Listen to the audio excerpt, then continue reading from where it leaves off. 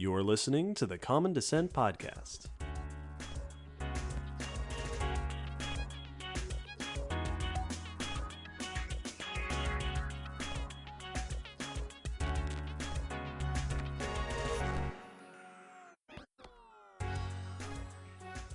Happy New Year, Will. Happy New Year, David. Happy New Year, everybody, and welcome to Common Descent's annual, this time 2025, end of the year Q&A, where we spend the next several hours answering tons of questions submitted to us by you, our dear listeners. We do this at the end of every year. It's a big celebration of another year come and gone at the Common Descent Podcast.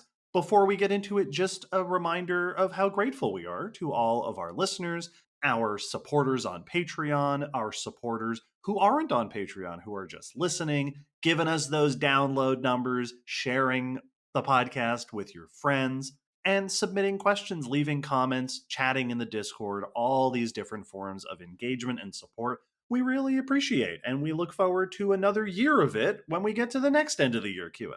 Yeah, it's always so much fun to do these and so nice to just get to really revel in the amazing audience and support that we have from you all. So thank you for another year and another gigantic list of questions. We hope that you all have a happy new year and a good holiday season, whatever holidays it is that you're celebrating. And we hope that you'll join us at the end of January to celebrate the 9-year anniversary of Common Descent. But that's enough rambling because there's so much rambling to do. We received tons of submitted questions. We have randomized the list, and we're going to get to as many as we can before we both are exhausted and have to stop, or one of us has to leave the country. So settle in. We got a lot of questions to answer. The first question comes from Petra, who asks, "What cool animal have you seen recently?" That's a fun question. I haven't seen too many noteworthy animals lately. My brother went to Mexico recently and sent me a picture of a spiny-tailed iguana, asking me to help ID it, and that was very neat. And when I went to visit him in Florida, I saw sandhill cranes, which always make me happy because they're very cool birds. Yeah. I told this anecdote on episode 231 that Nora and I saw a harbor seal recently in a harbor, which just feels right. Also, the other day, I went to go visit my favorite former coworker, whose name is Emma, who is a service dog, who worked with one of my other slightly less favorite former coworkers. And I went to visit Emma because I don't get to see her as often anymore. And every now and then I like to stop by the museum and make sure to get in some good cuddles with that very good dog. For everybody out there, I go and I visit Emma and I get cuddles while she is not working. Yes. Yep. She's a very good dog. She knows when it's time and when it's not time. Yay. Next question is from Ava. If I manage to find a time-traveling portal and I go back in time to visit the Mesozoic, what souvenir would you like me to get for you? I can run fast so you can think in a broader extent. Want one of those jars of T-Rex pee that I hear about all the time. I don't want to know how you got it, though. I do not want to know. What would be a souvenir? It's a little bit of a tough question because I'm torn between I want something cool, but also the Boy Scouts naturalist mentality of leave no trace, leave things how you found them. I figure if anything is going to follow natural park rules, the past should follow those rules. Yes. Yep. So, I don't want you to bring me a baby Deinonychus. But answer that I feel like this is one of those slightly cheating answers, but it also follows that mentality. A bunch of pictures. Yeah. Just fill your entire camera's memory bank with pictures, video, and just every single thing. That would be easy and safe for you to do, so you don't have to put your running skills into use as much, and naturalistically much kinder to the environment, and will get us more bang for our buck. So I have two thoughts as far as physical souvenirs. One is a feather Yes. from any non-avian dinosaur. That'd be like a T-Rex feather. Just like, how big were they? Huge? Like, get the biggest feather like an arm feather off of a therizinosaur. Like Yes. a giant, like a feather I could fan myself with. My other thought is a fossil. Yeah. A fossil from the Mesozoic. Like, how cool would that be? To have like, yeah, here's a trilobite, but excavated in the Cretaceous period. That's a souvenir though that's going to make people think you're crazy. But I'll know. It looks like trilobite. No, for real. Yeah, it's the same fossil trilobites like that we're finding today. Yeah, I got it out of the footprint of a giant dinosaur. Me and Ava. It's radioactive. Next question comes from David, not me, because this is a question I wouldn't have asked. It's about crocs. David's question is, how does the proportion of a crocodilian's tail change in relation to the rest of the body during its ontogeny? Does it get larger or smaller as it grows, or does it stay the same? And what does this tell us? Good question. I do, from everything I've ever learned about them, their tail does not like significantly change in proportion to the rest of the body, like lengthwise. The tail is roughly half the length of the total length of a crocodilian for our modern species. You know, I'm sure there's variation there, but roughly speaking, that's about it. And that is about the proportion when they're a baby. Like they've got a very long tail to their little body. The most of the changes we see are in their face.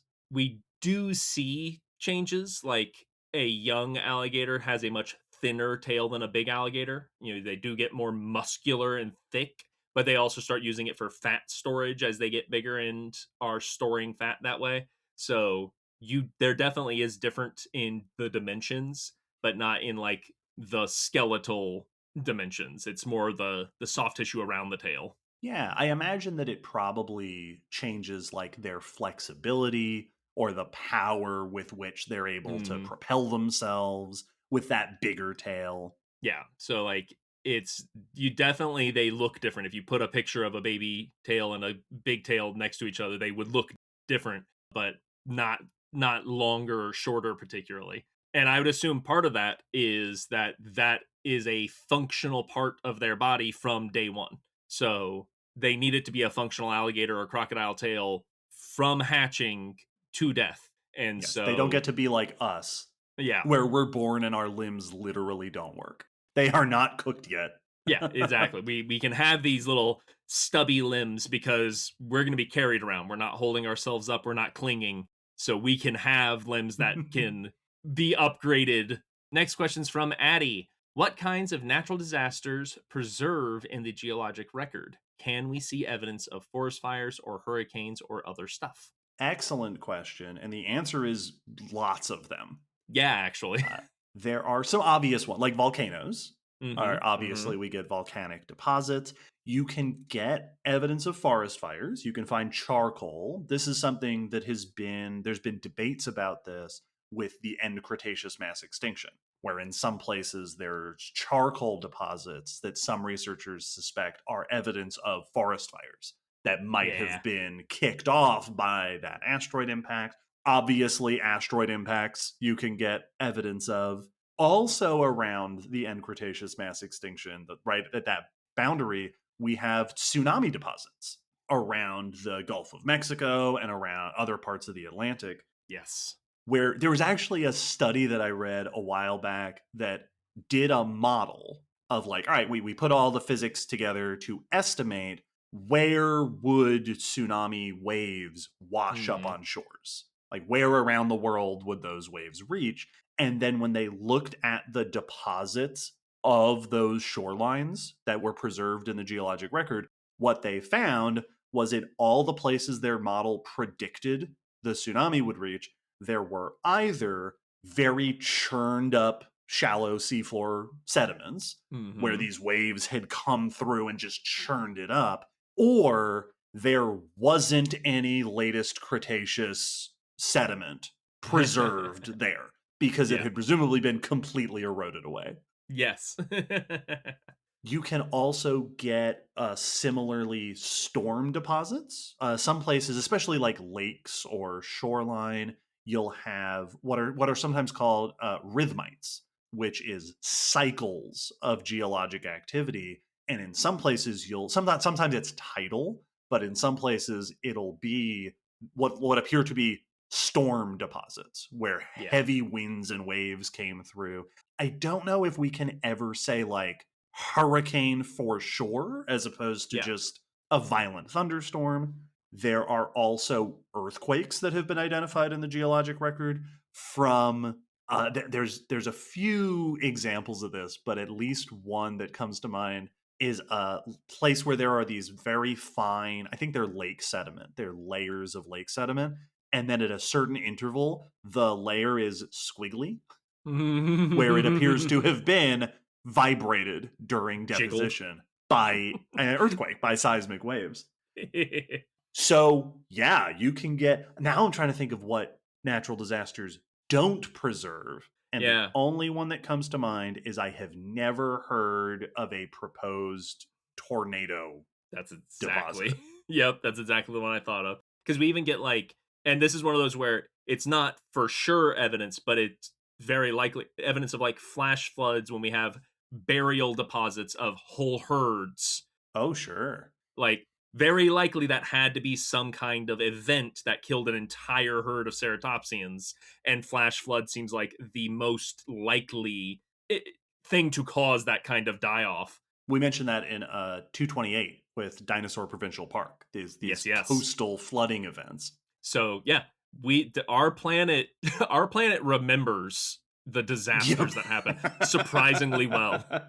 Next question is from Noah, who asks, how can we learn more about natural history to help benefit animals in institutions today?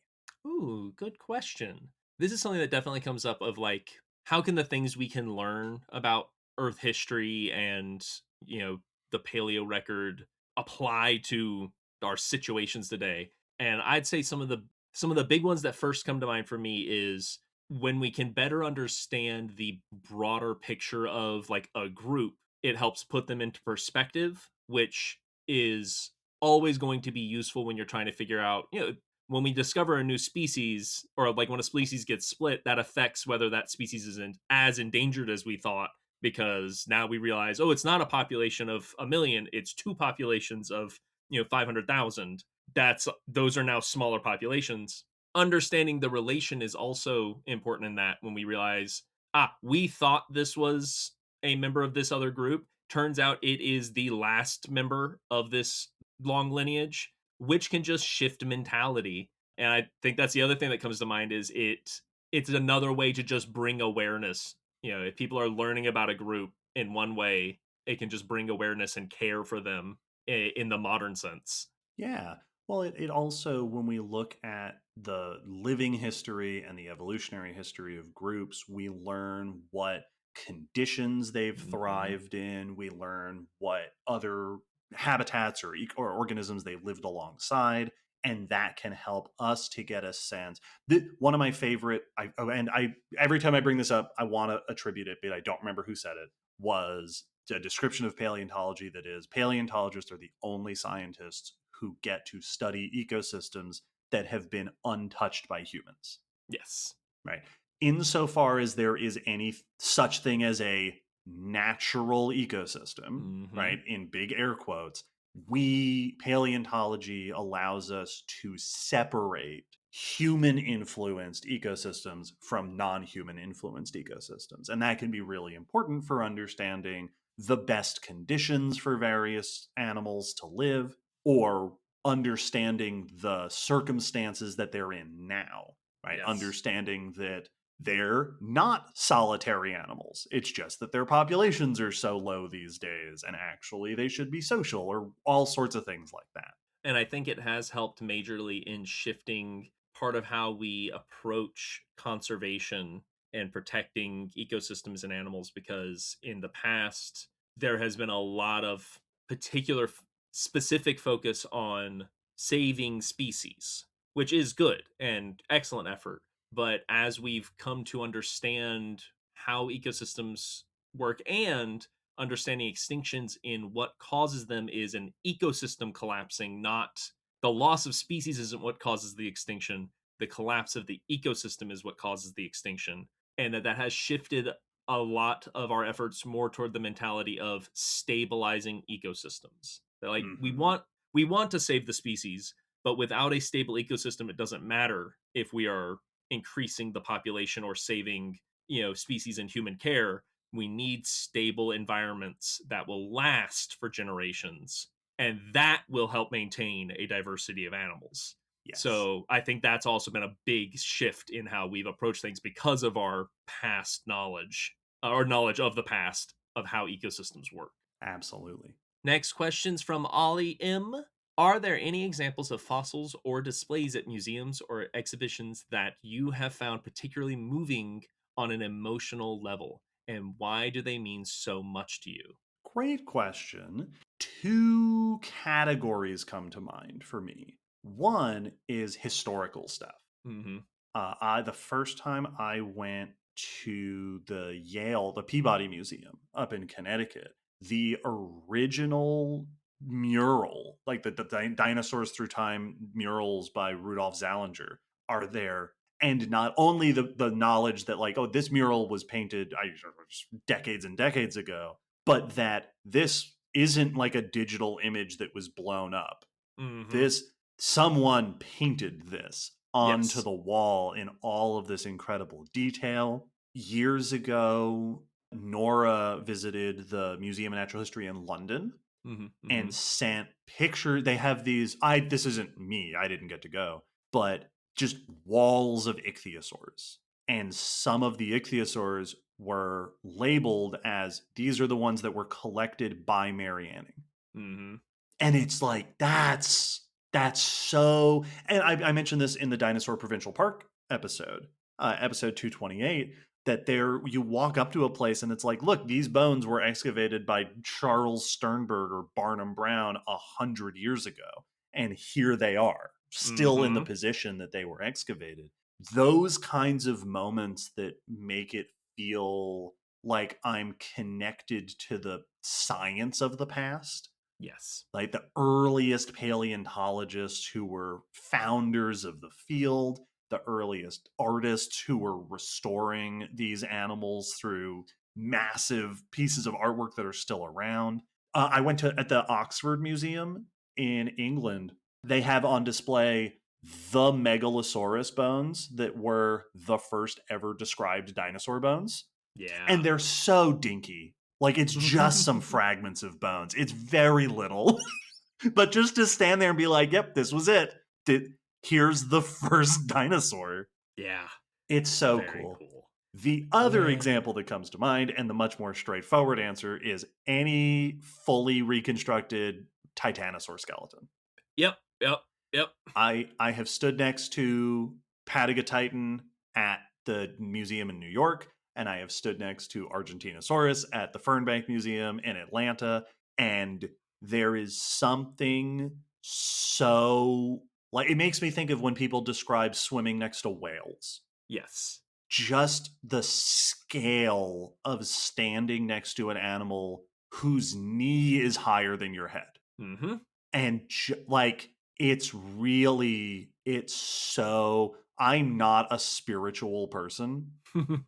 It is an overwhelming feeling to Yeah. imagine standing next to a creature so incredibly vast and unknowable. Yeah. No. That was one of the thoughts I had, was standing next to just massive display. And even I don't remember which museum it was we were at, but they had the full whale skeleton hanging through one of the galleries, and it just took up the entire room. And I had the same Yeah. feeling of just how is that something that I share this planet with? How is Yes. that That this has got to be the what ants, if they could have existential thoughts, would think of looking at us. It's just, how is this physically possible? Yeah, yeah. The American Museum in New York has their ocean Hmm. room with the full. It's not a skeleton; it's the full model of a blue whale, Yeah, and just I don't remember. taking up the center of the room. I don't remember where it was I was at. It was some place we went in grad school with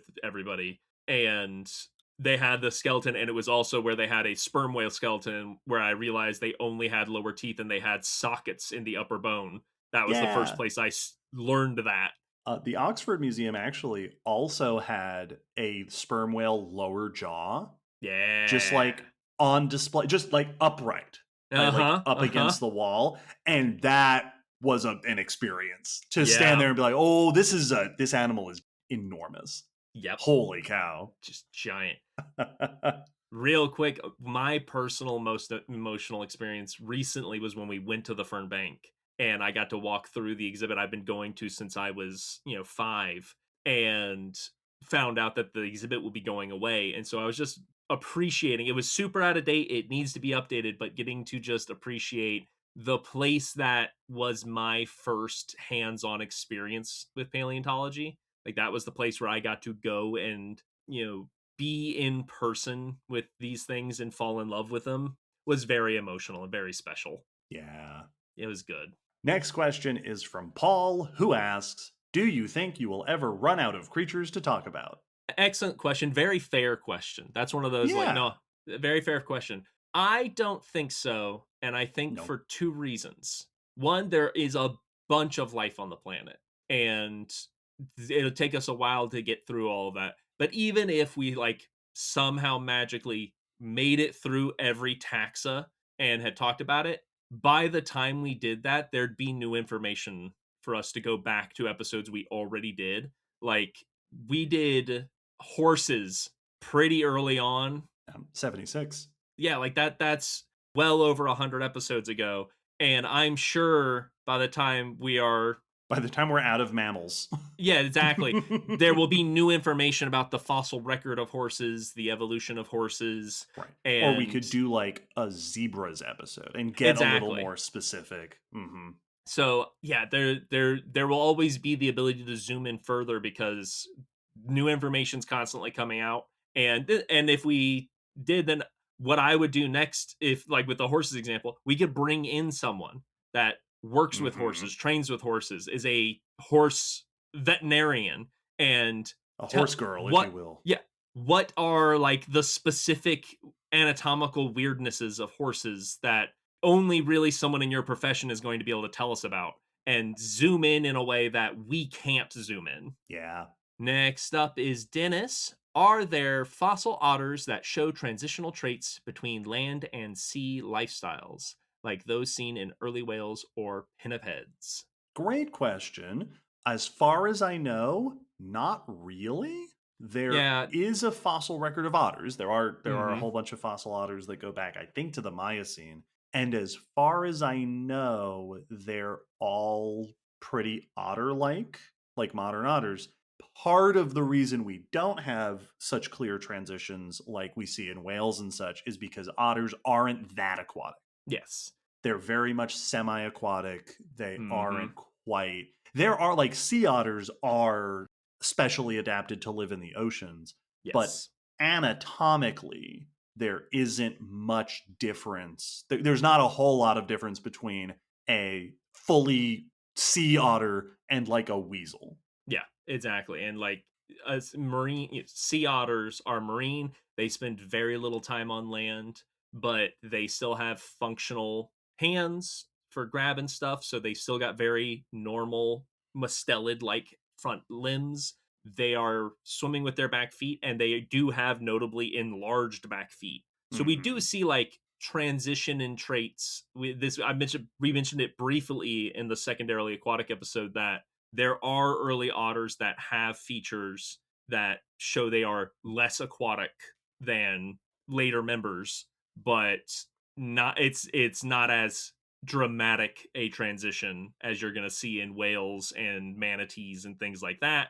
Yeah. And the early otters we have seem to have like slightly contradicting signals as to what features were evolved in what order. Like they don't seem to match the pattern we would expect to see. So it also might be that the transitional ones we would have are weird, but Yeah. I don't know enough to say that specifically. I just remember it being mentioned that they didn't follow an expected pattern the way we would think.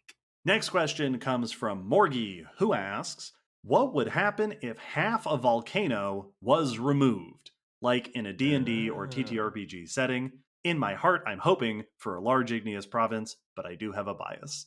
All right. Yeah. So like if you were just able to magically delete half a volcano and leave a cross section exposed, what would Yes. happen to that exposed cross section of a volcano? I am assuming that this is like the left half as opposed to the top half. Yeah, exactly. Yes, because if you remove the top half, it feels like you just unless there had been pressure building up. If it was not very pressurized, then now you just have an open lava pool, Right. which is not dramatic. But if you remove a left or right half, I guess it would depend on what kind of volcano you're dealing with, like how much lava is up in the cone, so to Yeah. speak. My first thought is that probably because a lot of volcanoes are empty. Like, there Yes, isn't like exactly. a pile of lava in there. So there's a good chance that you just have half of a mountain. Yes. But even if there is a bunch of molten rock sort of material in there, what makes volcanoes erupt is that buildup of pressure and then the very like specific release, like unscrewing a soda bottle. Mm-hmm. So I think you're probably pretty likely if you removed half a volcano to just get like some lava spilling out. Yes. The same way that if you removed half of a soda bottle, it would just be like you wouldn't get the fizzing and the erupting that you do out the top. It would just slosh out of the bottle. Yeah, like it would probably be the equivalent of a eruption amount of lava, but not the explosion. So it would just Right. be a lava flow suddenly, Yeah. which would still be really cool and devastating, but not like suddenly a large igneous province. Yes. Unless for whatever reason the structure of the volcano is such that removing that half releases just enough pressure Yeah, that to then have an triggers. eruption, Hmm. which could happen, but it feels unlikely to me. Unfortunately, you would not get a large igneous province just from that because large igneous provinces happen more because of what's going on under the surface than what's going on up at the surface. It's more Yes. about the constant source of lava. They're often associated with rifting sites, places where you have lots and lots of magmatic activity. Yeah, it's similar to the soda analogy. It's like a faucet that if the water pressure isn't very strong, if I knock that faucet off the wall, it's not going to come jetting out. It's going to dribble out. Right. If the water pressure in the pipe is extremely strong, when I knock that faucet off the wall, it's going to jet out of there with all that pressure. If you don't have that lava, that magmatic pressure pushing up, then you're not going to get that sudden release of a just massive amount of lava. Cool question though. Good luck to your party members whenever you do that to them. If you're the DM, and good luck to you. Good luck to your DM whenever you do that to them. Yes. Next question's from Eli. If you could time travel to any point in time to explore and do science, when would it be? That's an excellent question. Oh man, to explore. I mean, my go-to example is usually the Cretaceous period, like the Yep. late Cretaceous, just because it's where all my favorite stuff is, and 'Cause it's there's a cool. lot.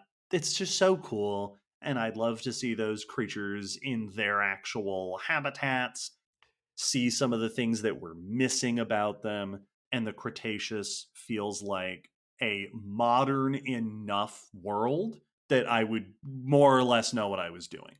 Yes, exactly. It's not a I don't need a oxygen mask and I don't need a to worry about like being poisoned by the air. Yeah, the latest Cretaceous is kind of the go-to answer. If I wanted to be more specific, Madagascar would be a cool place to go Mm, specifically because it's got a lot of cool, weird stuff going on there. yeah, go catch Simasuchus and Beelzebufo. Exactly. Like Start a little petting zoo. it's got I can't remember the dinosaur's name. Was it Majunga Yeah, Saurus? Majungasaurus is over there. Yeah. So it's like, yeah, there's a good selection there, and so that feels like that would be cool. That'd be a Yeah. fun place to go if I had to pick. If I need to put a pin on a map and a time, Cretaceous Madagascar would be very cool. Next question is from Caleb B. Why did sauropod diversity in North America decrease so much from the Jurassic period to the Cretaceous? I have always loved sauropods and always wondered why they almost disappeared entirely from the continent after doing so well for so long. Excellent question. There are lots of reasons that that could have happened, and it's often difficult to know precisely. It could be likely a big part of it is going to be that something about the shifts that happened from the Jurassic to the Cretaceous changed the environment in a way that no longer could support such big specialized animals. That extremely large animals, even if they are quite versus like elephants can live in a lot of different environments, but they need a lush environment to be able to do particularly well because they need so much food just to sustain such a large body. And if that environment becomes less ideal, sometimes it just isn't enough to support such big animals. So if particular foods or if the season cycles shifted in a way that no longer were giving the resources needed, that very likely played a role in them disappearing from the North American landmass. Yeah, it's also noteworthy that Cretaceous North America becomes home to the two most famous Cretaceous groups of herbivorous dinosaurs, which are ceratopsians and hadrosaurs.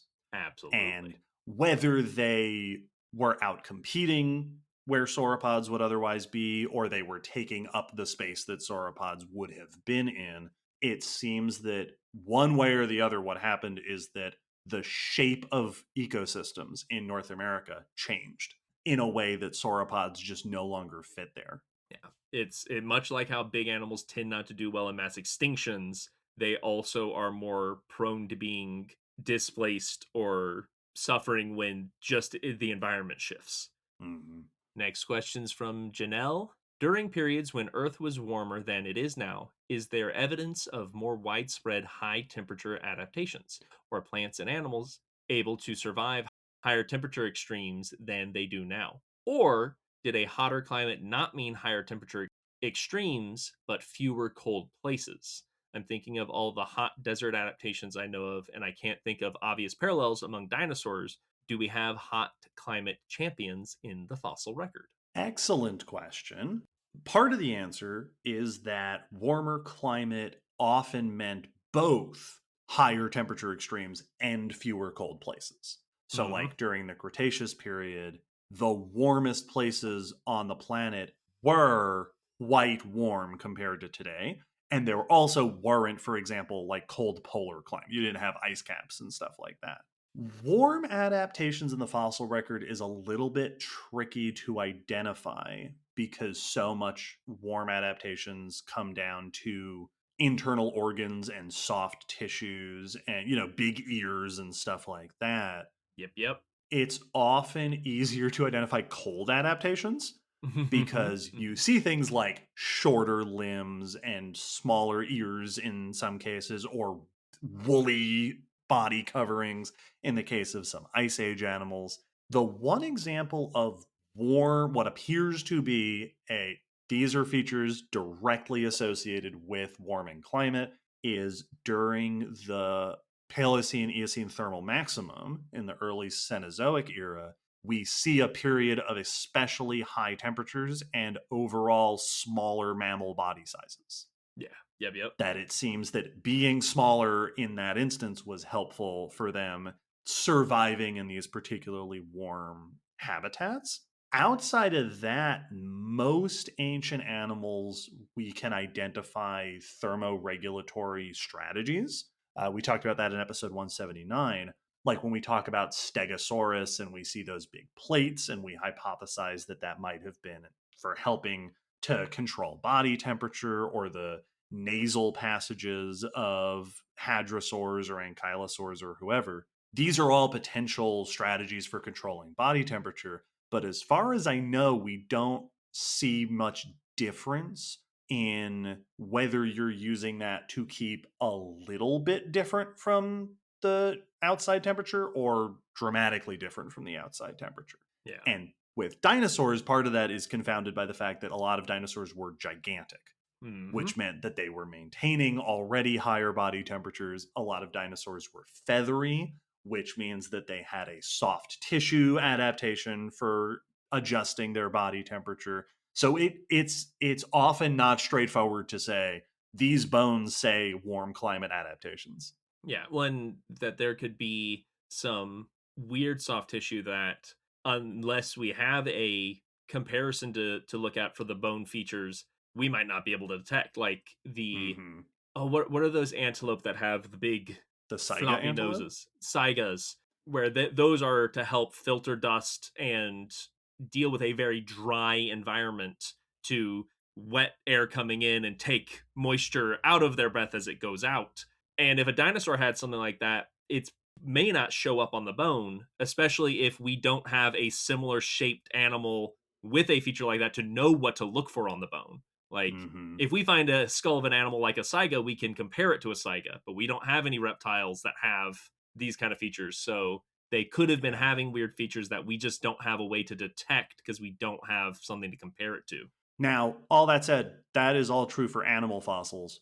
Plants, it seems to me, there Yes. are much more distinct. This is what tropical plant leaves look like. These are C4 plants adapted for warmer or drier conditions. So you do get that. And in fact, that's often how we interpret the climate of ancient habitats, is not from the animals, but from the plants or from microbial fossils like Foraminifera, because they do change more significantly to adapt to their environment, to particularly to the climate of their environment. Because as we often like to emphasize, a lot of these animals could also be handling the heat with just behavior. They don't Yes. have any ridiculous structures, but they know to go find shady areas, or they bury themselves in the sand, or they whatever it is. And like a lot of desert lizards just look like lizards, but they behave differently than Yes. a lizard that lives in our area where it's more temperate. But like our friend Allie is fond of saying, Yep. plants can't move. They can't do any of that, so they have to change the way they are a plant to be able to survive in those situations. Next question comes from Buffalo MJ. You get to be the paleo consultants on a brand new Jurassic Park venture. Ooh, we're moving up in the world. Look at us go. Excellent. Excellent. Without repeating any dinosaurs or species that have been featured so far, what 3 dinos are each of you bringing to the franchise and why? Pick one from the Triassic, Jurassic, and Cretaceous. Excellent. All right, I've got a couple of mine already, I think. So I for my Triassic, Jurassic, I know what I would pick. Triassic, Coelophysis. Sure. I feel like Coelophysis, it's it's going to have similar feelings to Compsognathus, but it is different, and I feel like it would be a good for an action scene. Yeah, my Triassic, I would probably want to go with one of the prosauropods. Yes, like a Plateosaurus or something, because that's a shape of dinosaur we haven't gotten very much in the franchise. Absolutely. It would be very cool to watch them moving around and even like maybe swiping at something with their more clawed hands. Jurassic, I'm going to pick the obvious one just to get it out of the way. Allosaurus. I'd like to actually see Allosaurus in a Jurassic Park like the fact that it's Jurassic Park and we aren't featuring what, at least for me as a child growing up when I did, what was the rival to T-Rex of popularity, Allosaurus, is very weird. I think Allosaurus did make a brief appearance in like Fallen Kingdom. I think yeah, I've heard of that film, but I didn't. Yeah, exactly. I'm not familiar with it.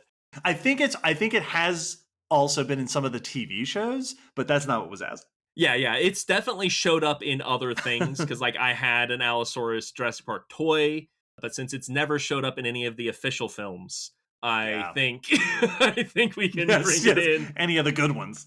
Yeah, it's never, none of the ones that count, so. Mine is also like off the top of my head, easy choice. Well, I have 2, I guess. One, which is kind of cheating, would be Dilophosaurus. It'd be great to see Dilophosaurus in a Jurassic Park film. Oh yeah, that'd be awesome. Wouldn't that be so cool?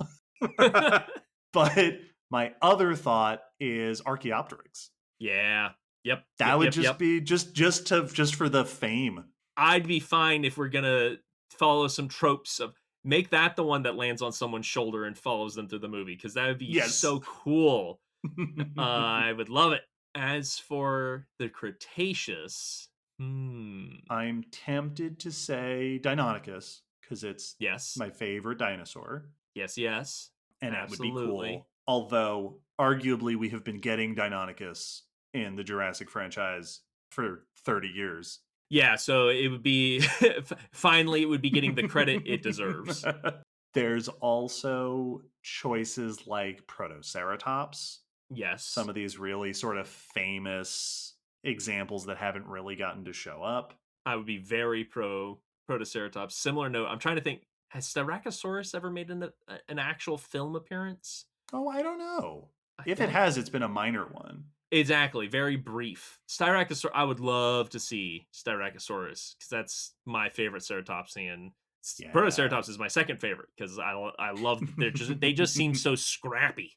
The other thought that I have is like Hesperornis. Give me one of those weird birds. Yep.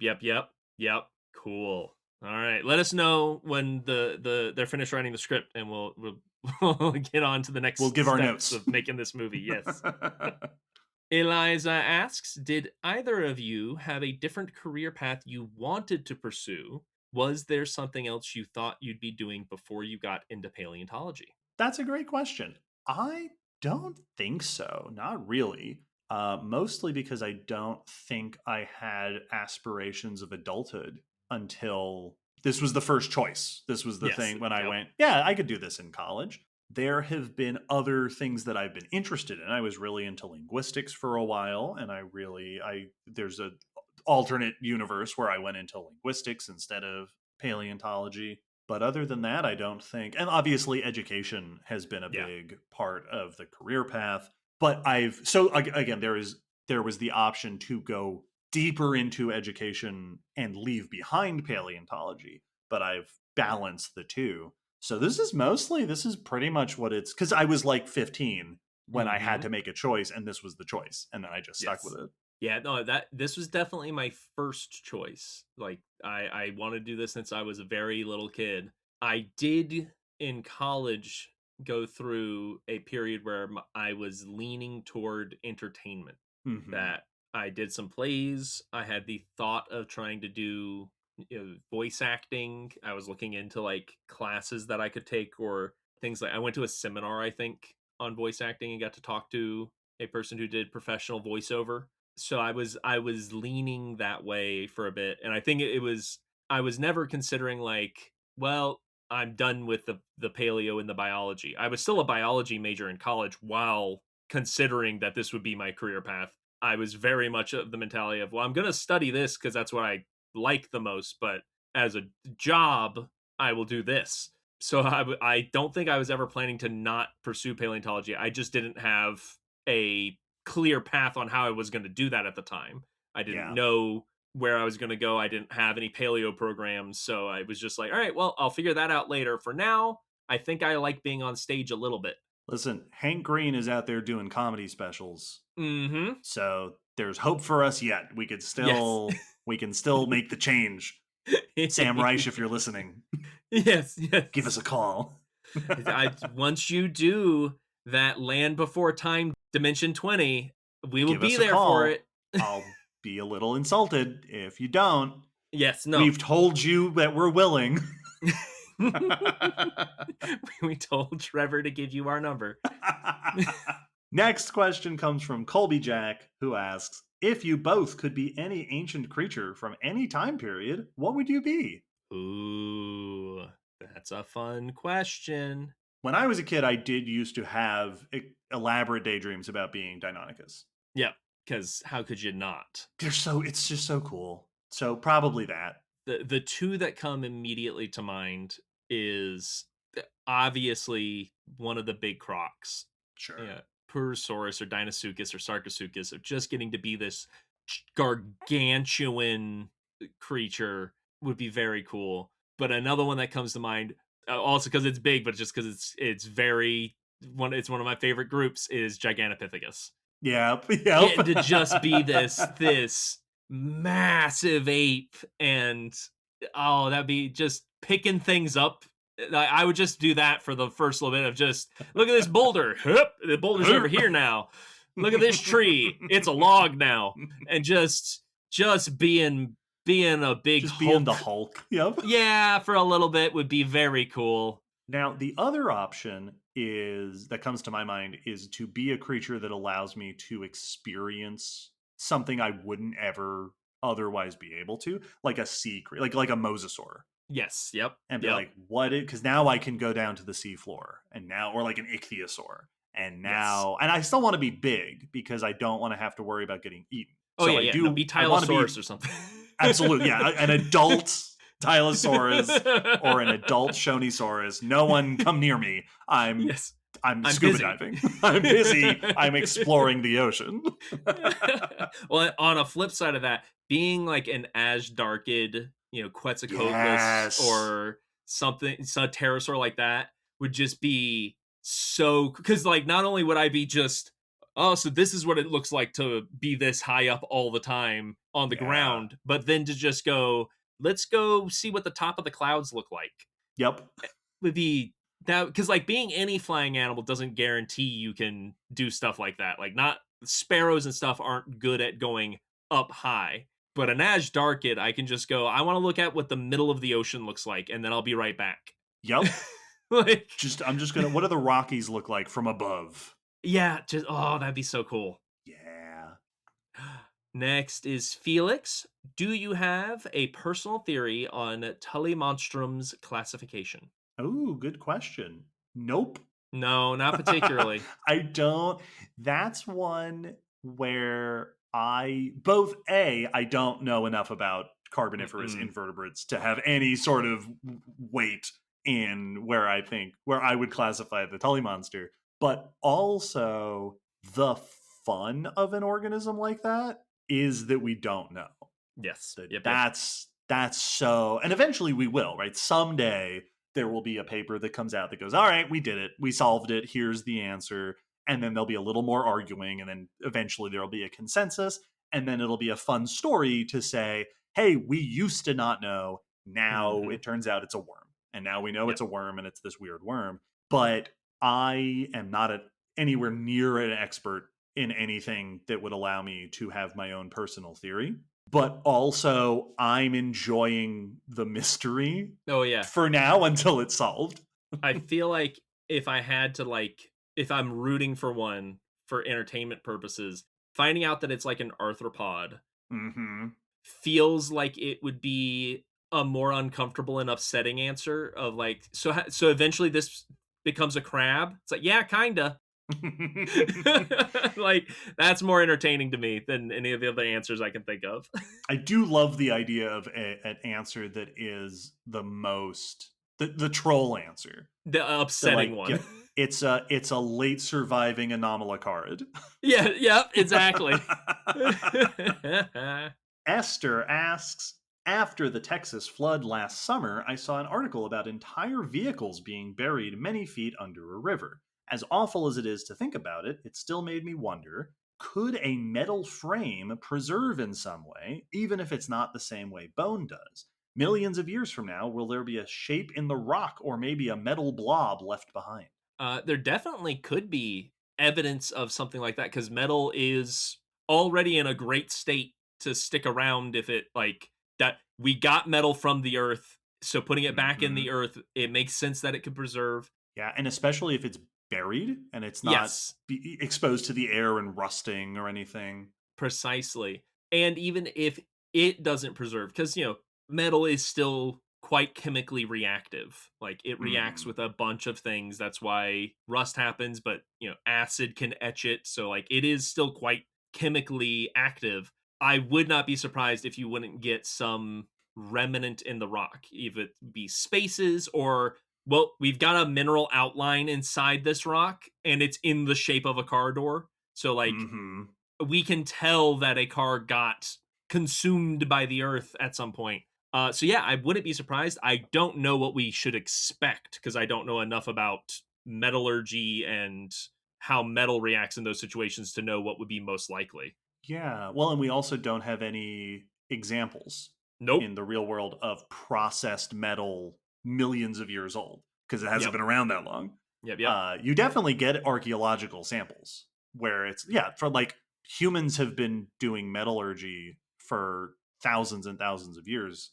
Copper was the first metal, I believe, that is recorded as being like shaped. Yes. One of the nice things about copper is that you can find just like pure, you don't always have to refine copper. You can Yes. just find like a chunk of pure copper, and you can also just beat copper into submission. Well, yeah, you can Like either it's soft enough that you don't need to heat it and purify it necessarily if you find can the just right chunk of it. hammer it into shape if you want, or if you do want to get fancy and it still isn't needing anything crazy, you can cast copper into the shapes you want with a very Mhm. low heat. Yes. And like I've seen there's craft, where you can go learn a skill of making a copper dagger, and you make a sand mold and then you pour molten copper into it and then you file it sharp with some stones and with some tools, and like it won't hold an edge for very long compared to steel, but it's Mhm. also much easier to sharpen, so it is going to be a good tool for a while for you. So yeah, copper was super versatile. It's very Yeah. cool. It does raise the interesting question of, if you tried to fossilize a car, which parts would preserve? Yes, absolutely. Because a lot of a car is plastic, Hmm. which, like a modern car, which arguably has an even better chance of preserving. Yeah, like with how much of that would last? Would it degrade over the pressure that it's going to be exposed to as it gets buried in the Mhm. earth? You have like the tires. Yeah, tires. There's also a bunch of glass. There's glass, which I think is going to preserve pretty well. Hmm. The tires, I have no idea. I don't know how Yeah. rubber fares in geologic timescales. I feel like with a lot of the rubber and plastic, that very likely what you would end up getting is chemical traces of microplastic, because Mm, plastic and rubber is not physically robust. It breaks down and it can be broken down through like chemical means, but the polymers are quite robust. So yes. I bet in the rock that a car was preserved in, you would be like, you see this rock? This is rock that's been infused with plastic particles. This is a notable Yeah. kind of rock that we can detect and know that some artifact was buried here. Yeah. Also, petroleum, which is going to do just fine under Yes. the ground. Finally, I'm home. Yes, I've returned. Next question's from Lydia. Who would be the narrator for the spooky nature documentary? And would Cutie have the same narrator? That is an excellent question. Mm-hmm. Oh, there's so many good choices. The first name that comes to mind is Keith David. Oh yeah, Keith David would be really good. Keith David. Keith David was the voice of Goliath and Gargoyles and a thousand other things. Keith David has been in a ton of stuff. The second, okay, well now I'm thinking of who are voice actors that have done sinister characters. And the next Yeah, two that yeah. come to mind are Clancy Brown, just because I'm always thrilled to hear Clancy Brown's voice. That would be Yes. delightful. Absolutely. Or Gray Delisle, who was the voice of Azula. Yes, thank you, thank you. I was like, I know Like, this name, but I'm blanking on it. she might be Gray Yes. Griffin now. I don't remember Gray what the last name that she is currently using. Yes. But just Azula narrating a spooky documentary would be very unsettling. That would be really good. I like that a lot. Yeah, those are excellent selections for spooky. I've been pondering Cutie because I do think it should have a different narrator. Tara Strong. Tara as Strong. Bubbles. Yep, right. Tara Strong's a good one. The first one that came to mind was Jack McBrayer from 30 Rock. Oh, sure. Did he do Fix It Felix? He's Fix It Felix. Yes. that's a great choice. I would love it. Just super optimistic, super bubbly. Alternatively, the full cast of Critical Role for both. Yes. Yep. And just let them decide. Yep. You decide how you want to separate out the voices. Put on performances. Yeah. That's awesome. Be so good. Jason asks, I'm an old man and I'm going to go back to school, hopefully. Which field of science that intersects with the podcast do you think has the most potential for doing some good for the world? Define good and world however you want. Oh, interesting. Yeah. First off, good luck going back to school. Yes, best of luck to you. I hope it goes swimmingly. And as far as fields of scientists that have the most potential for doing good, conservation sciences obviously have major benefit and Hmm. are needed right now and intersect directly with the things we discuss. There's also things like wildlife management and you Sure. know land management sciences that are tangential to and parallel to conservation but are much more about like how do we use the land in the most optimal and stable way that will last going Hmm. forward. There's a bunch that's a area that I think gets overlooked very often of studying how can you farm on this land while we can also maintain the land, Right. trying to accommodate the human needs and the natural needs at the same time instead of making those kind of a competing force is a area of research that it doesn't get discussed as often. Yeah. I'll throw in, and this is another sort of not even necessarily an alternative. This could be an accompaniment. Education. Yes. There Yes, is, indeed. and obviously that is what we have chosen to do.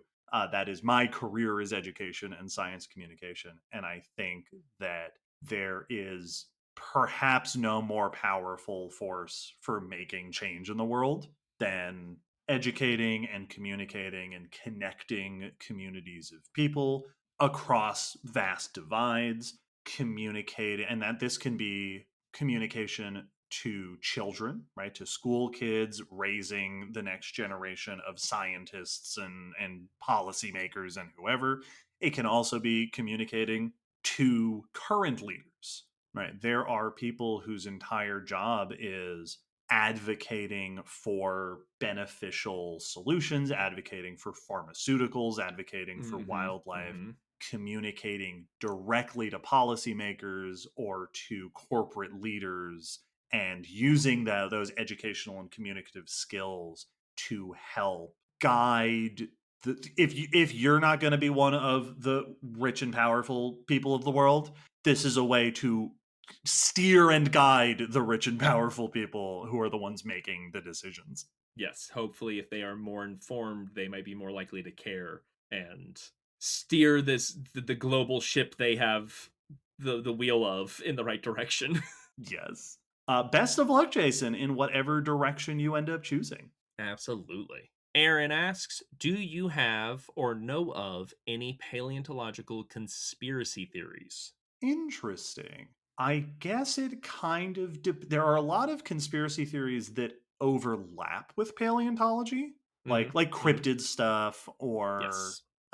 ancient, giants and things. There's a lot of conspiracy theories out there about paleontology being itself a conspiracy and Yes. making things up or hiding information and whatnot.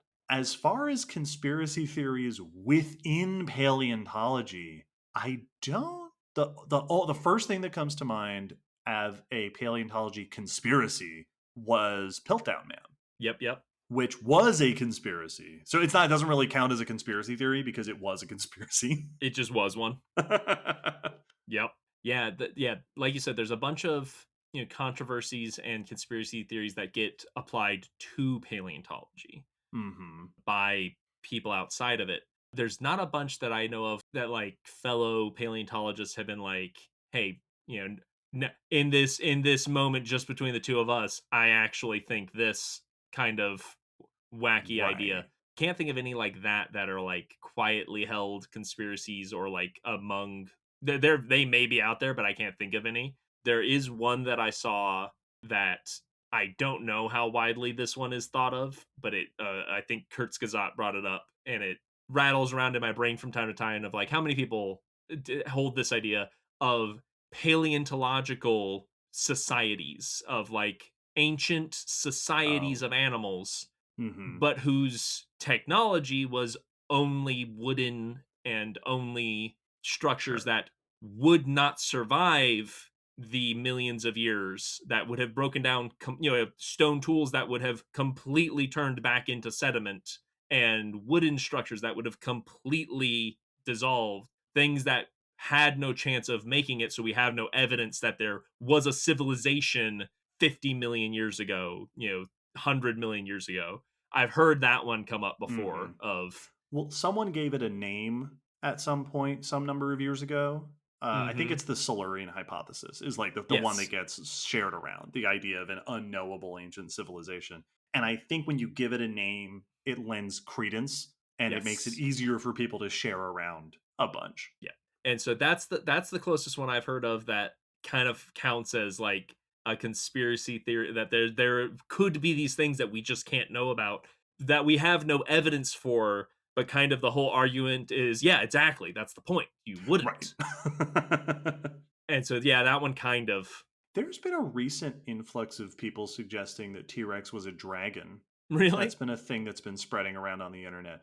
But as with so many things that are spreading around on the internet, it's very difficult to know, is it being spread by people, or is it that like one person said it and then a bunch of bots were repeating it, or is Yeah. it being spread by like teenagers or people who are Yes. just messing around? So Well, it's who knows? is that the joke to spread this around? You're like, Right. oh yeah, no, I've stopped thinking about it since I made that post. Like, Right. I haven't given it any further thought than the post I made about it, and then now I'm on to something else. The fact that it's living its own life on the internet now is not my problem. Next question comes from Stephanie P., who asks, as you navigate your own bipedal, bobble headed human body through the world on a daily basis, which particular structural development in the evolution of Homo sapiens gives you the most grief in your daily life? Mine's backache from having all those vertebrae stacked up vertically instead of running horizontally. Yeah, no, I feel you on that one. I definitely get stiff. My shoulders get stiff because I got these big long arms, but they're just hanging down from my shoulders. Mm-hmm. They're not being used to support my weight, and they're not being rested on things. And yeah, my back fusses at me. My hips also Yeah. have been unhappy with each side having to support 50% of my weight all by themselves. I am grieved by the fact that my body was produced by a long evolutionary lineage of very active animals, Mm-hmm. Mm-hmm. and that it's meant to run on more activity and less sugar than Yes. I provide, Yep. Yep. Yep. and Mm-hmm. that's a real shame. It's if our ancestors were sloths, tree sloths, I think we'd be doing much better at our desk lifestyles. Yeah. Yep.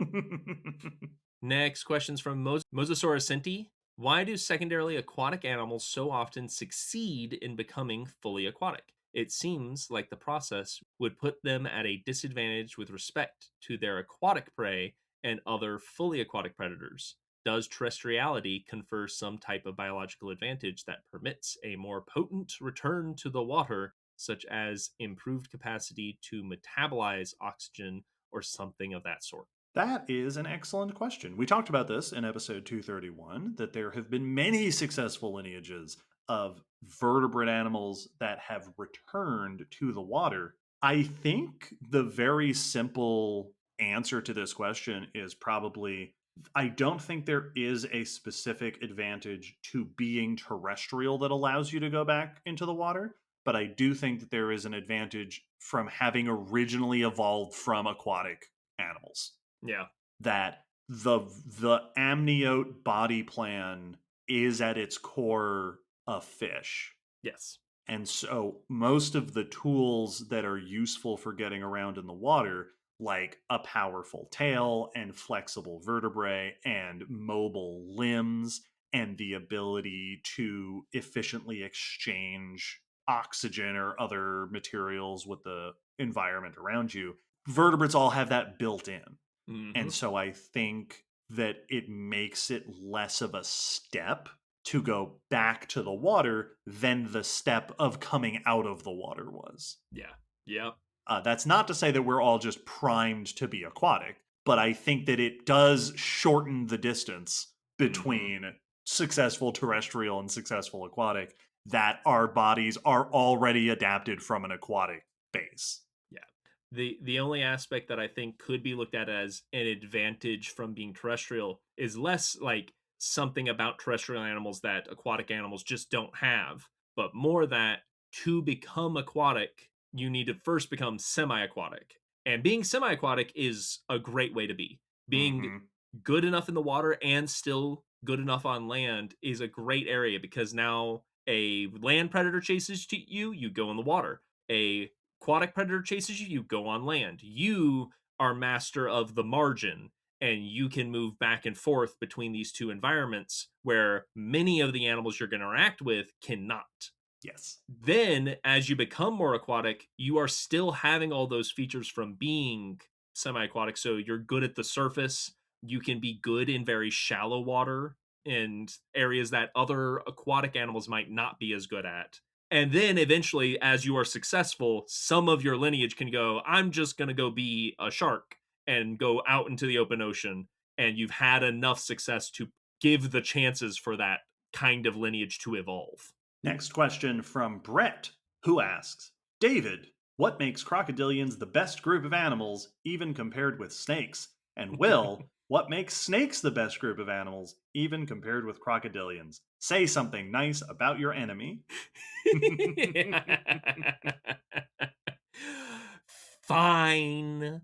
I think the thing that makes snakes the best is the very unique ways in which they get jobs done. That they are doing the same thing as a lot of other they're climbing, they're swimming, they're gliding, they're catching prey, they're making nests, but they're having to do it with a body shape that most of those animals doing the same things as them aren't dealing with. So like when they make a nest, they're having to like slide part of their body to scooch leaves over. And when they're wanting to climb, they have to wrap themselves around a tree or tie knots with their tail. And so they're having to achieve things in these really interesting, unique, and like art. Like if a game designer were to have done it, I'd creative ways. Yeah. Like they're not necessarily being creative problem solvers when they do. That's how they evolved, and their instinct is to do that. But it is a very creative solution to get that job done. You know, the fact that they can build burrows, that some of them can actually burrow with no arms or legs, is really cool. Yeah, I agree. Next question. No. I think crocs, they just have this extremely simple appeal. They're Mm-hmm. gigantic, they're powerful, they're extremely straightforward. You look at a croc and you get it. Yep. Like there is nothing, there's no like mystery or it's you look at a croc and it's just so cool. And they've been that way for so long because it is this very understandable and very intuitive way to succeed as an organism. And I think that what makes Crocs extra interesting is that they fit all of they check all the boxes of just a big monster, Mm-hmm. but they're also extremely stealthy and extremely communicative and often very social and very parental. So they feel like this is like if someone made a movie monster, but it is also just an animal that does all the very interesting and nuanced animal things. And that's very cool. The thought I had after these 2 points was snakes are very cool in the same way that like James Bond is cool, where you're cool, like cool looking and suave and slick, but then also like, oh, that's clever. Oh, you're Yeah. using that gadget this way. Okay, I didn't expect him to use it this way. Well, Crocs are very cool, like Godzilla's cool, where it's like, Yes. listen, I don't need to really explain. Just look at them. It's like Black Widow and the Hulk. Yes, yeah, exactly. These pair nicely. Yes. Lily asks, all the epochs of the Cenozoic get their own special names, Miocene and Pliocene, instead of early and late Neogene, for instance. Whereas only some Paleozoic epochs get special names, and the Mesozoic gets Jack. if it were up to you to name these unloved epochs, what would you come up with? I would just be tempted to name them after cool dinosaurs, Oh, yes, absolutely. right? The Absolutely. Tyrannosaurian or whatnot. Yes, yes, for sure that would be fun to do. Because epochs are often named after either like it's like in the Cenozoic, they're just Latin, they're just words, right? It's just Mhm, recent this and ancient that, or they're named after places, which is where a mhm. lot of geologic time periods get their names. Both of which strike me as boring. I Yeah. would want to give them cooler names and name them after neat fossils. Yeah, well, and I like that also because I feel like that's gonna be easier to remember, if there's Yes. a clear reason it's named that. Like, I struggle to remember all the time period names because a bunch of them sound similar. Hmm. A bunch of them, like, they have the naming convention that they have, but it also means that they can kind of blur together, and there's not, like, a clear reason why they are in the order they are, or why they like, not one that is obvious from a person who doesn't know the deep Latin origins to it, of Right. why that name is there. So using something that is going to be a bit more iconic also feels practical. Of Yes. when is the Tyrannosaurian? The end Cretaceous, obviously. Right. When Tyrannosaurus was. When Tyrannosaurus is around, like, and even if it's like technically it's this many years because the first Tyrannosaurus shows up, but you know where it goes on you can put it in order Yes. because you know Either when that, Tyrannosaurus was around. either that, or just name them after numbers. Yep, yep, yep, yep. Mhm. Epoch number one. Yep. Just Dewey Decimal System it. Alexandra asks, "What's an episode topic that you would like to do that hasn't been requested yet?" Ooh, I don't know right off because I So we don't. have a lot of requests. Yeah, I don't think there's been a time where I'm like, oh man, I'd love to do an episode on that, and then I've gone to check and gone, huh? Okay, well, I guess not yet. Um, Yeah, same. I don't, because usually we're not looking for a topic to do. Like, I'm not sitting around going, "Oh, I'd love to do an episode on this topic." yes, I look at the list, or I'm pulling it from comments from our listeners. So it means that anytime I think of an interesting topic, it's because it has been requested. yes, exactly. So, yeah, there's nothing that like I've been waiting to do and just haven't gotten the chance to because no one's asked for it. There definitely are things that we've noticed and gone, oh, that's not been requested, or Yeah. there's only one request for it. I can't think of an example off the top of my head. Be much better anecdote if I had one, but Yes. We used to joke that way about pterosaurs. That yes, it yep, took yep, years to get the first pterosaur request, and it exactly. was a funny thing we were waiting on. But at this point, it's all like just about every topic that would come to mind is on the request list. Well, and it is also part of the reason I don't have a satisfying answer to this question of like what topic have I been waiting to, is because I that's not how I think of episodes anymore. Hmm. I kind of actively don't think of what topic I want to do. I go to the list and I scroll until I see a word and go, oh, that sparked joy. That's my Yep. next topic because now I'm engaged. I'm excited to do it because I saw it. So I kind of let the list tell me what my next topic should be based on my reaction. Jessica asks, David, off the top of your head or within easy reach, can you tell us any statistics about the podcast? Yeah, absolutely. I did throw some numbers together that I think are interesting. Here's one. We just got a message after episode 232. Podbean says that was our 350th upload. Ah, cool. So that's cool. I went via Podbean, which is where we host the podcast. Our top 5 most downloaded episodes, according to Podbean stats, starting from 5. Episode 100, The Origins of Life, makes a Makes lot of sense. sense. Episode 161, Sleep, Ah, which is that was a fun one. probably Sabrina and Garrett's doing. That was the one that we Yes, were. yes. That might Very be true. partly because we did do the crossover. Very true. At number 3, episode 120, Tyrannosaurus. Yep, makes sense. Makes a lot of sense. At number 2, episode 1. Mm-hmm. Mm-hmm. And And some of those are close. Like I think Sleep and Tyrannosaurs are very close, which is very strange. But by a significant margin, the number one most downloaded episode of the podcast is episode 177, Neanderthals. Yeah. Yeah. Which also makes a lot of sense.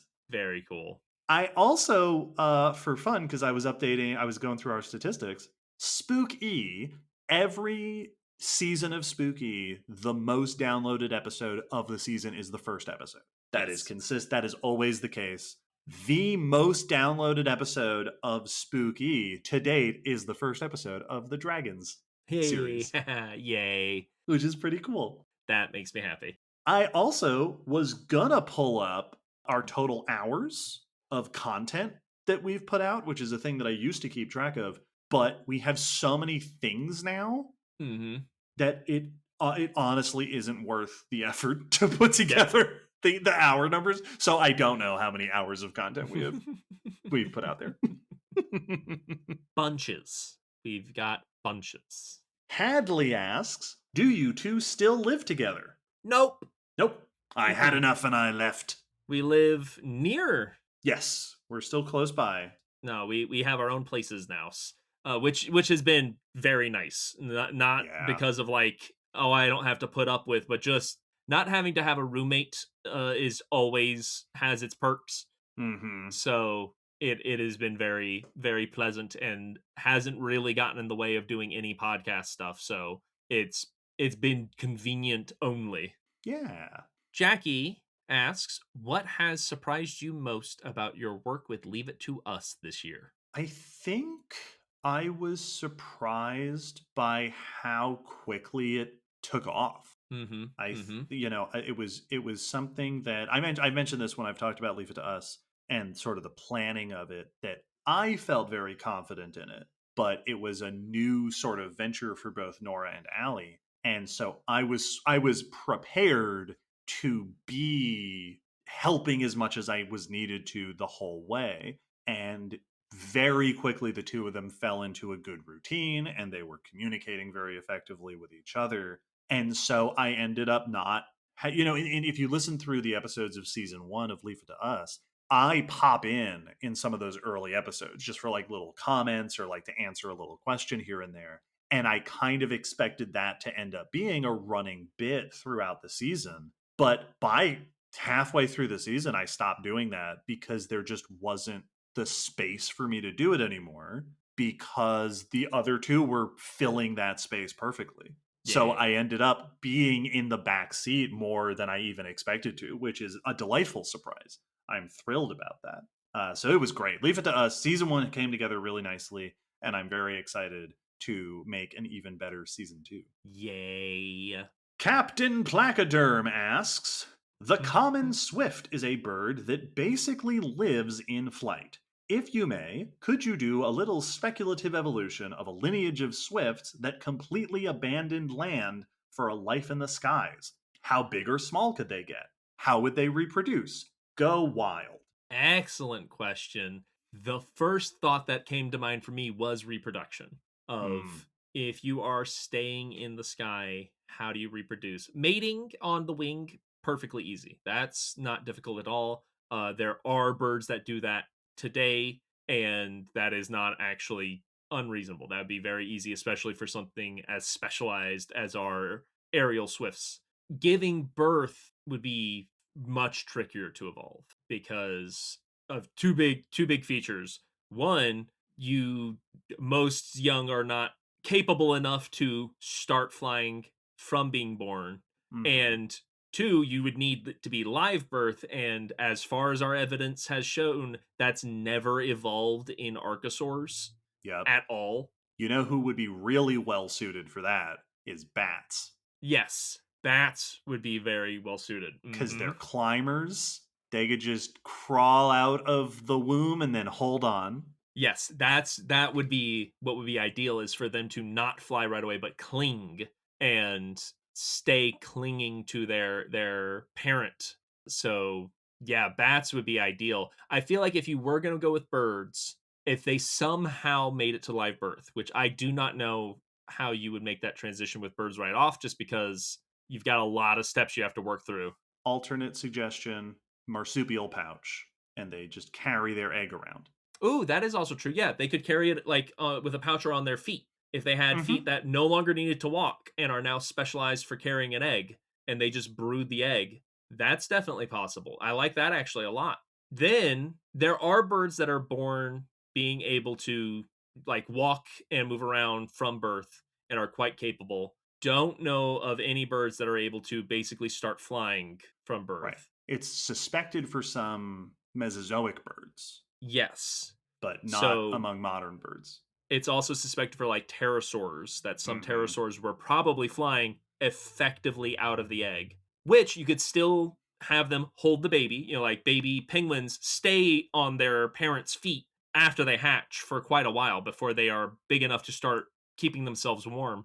So if you got one that was very, very active after birth, I feel like you would have to have a special behavior for that of they go particularly high to Yep. give the baby its first efforts because you're gonna fall for a while.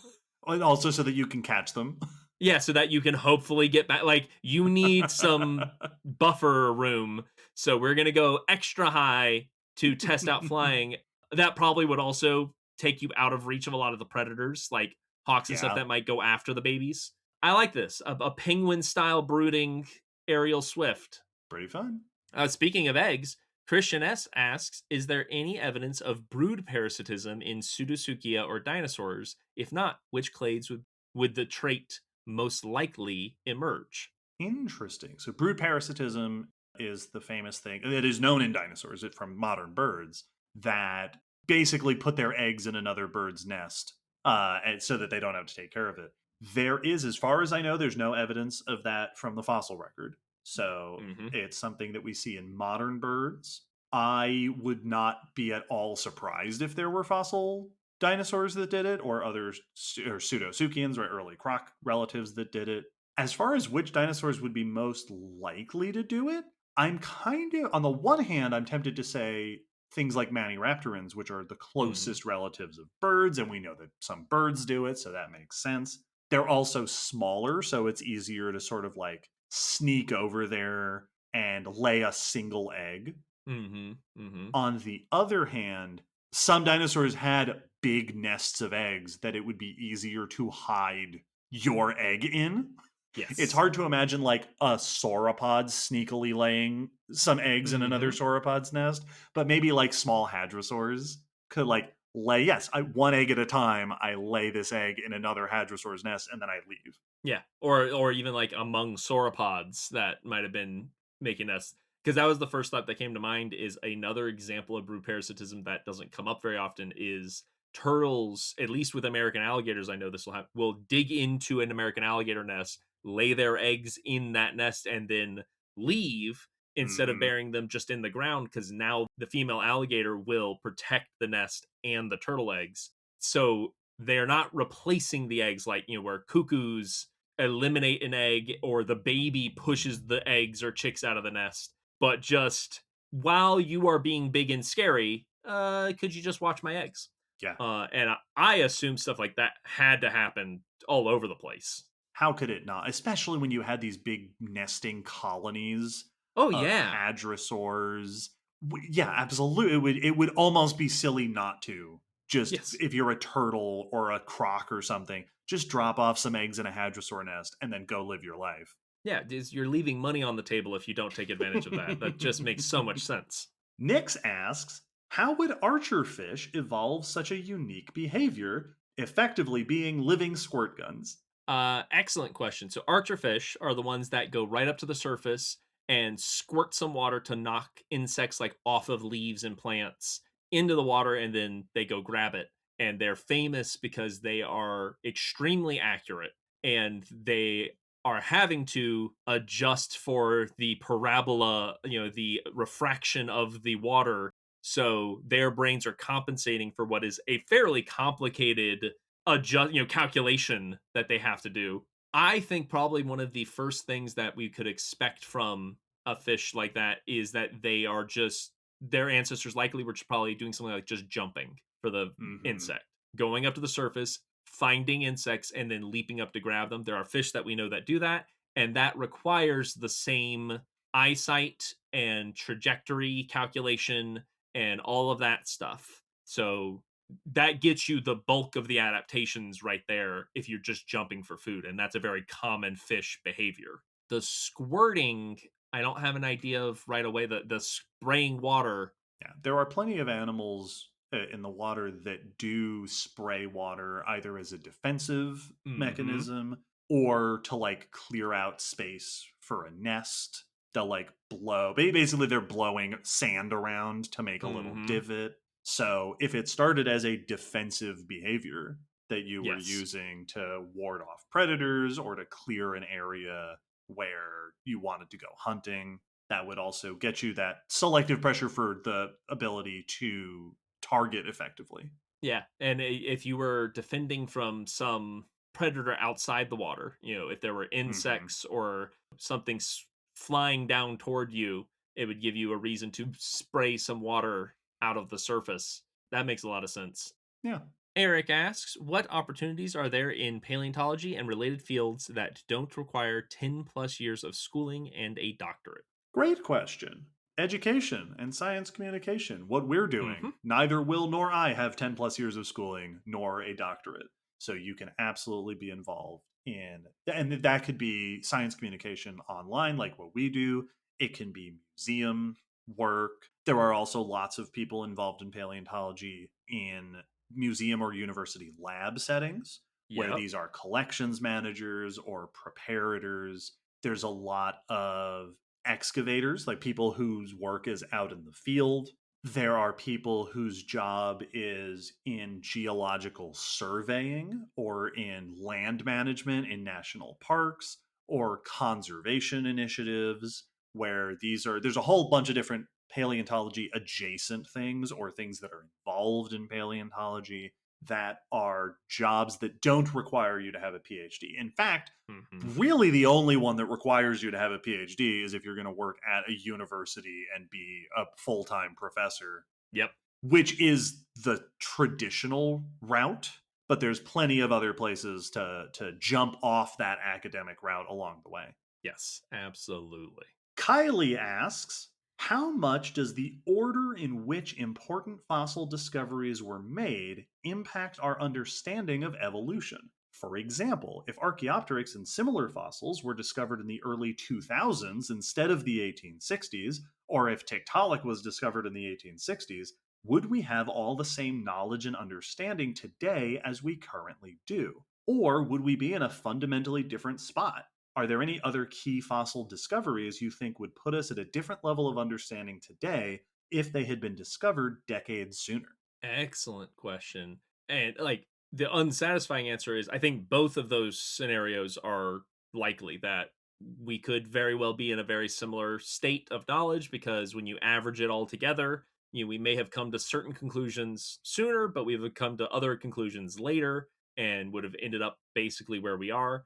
But there is also the potential of, yeah, if we had found Tiktaalik way early on and gone, this really does seem like it's suggesting some fundamental things about the way life on land evolved that it might have bumped us forward, and we might have been starting from a further along on the less the path of understanding but the path of acceptance, I think, Yes. potentially. Well, and I'm thinking of things like Sinosauropteryx, which was Hmm. the Hmm. first non avian dinosaur discovered with feathers. So, Yes. like, yeah, if we had been discovering fully feathered dinosaurs back in the 1800s, that might have really accelerated the general acceptance of the link between dinosaurs and birds. There's Hmm. also a lot of examples in human evolution that would have Yes. been really handy to have made earlier. I think that there is, on the one hand, there are the discoveries like Tiktaalik, like Sinosauropteryx, like, evidence of Neanderthal lifestyles and things like that. But there is also the point to consider that if we sometimes we make a discovery, but we're not ready for that discovery yet. Yes. Like Archaeopteryx was discovered back in the 1860s, and it took 100 years for the link between dinosaurs and birds to become the consensus. Yes. And that isn't just because, same thing with like Neanderthals, right?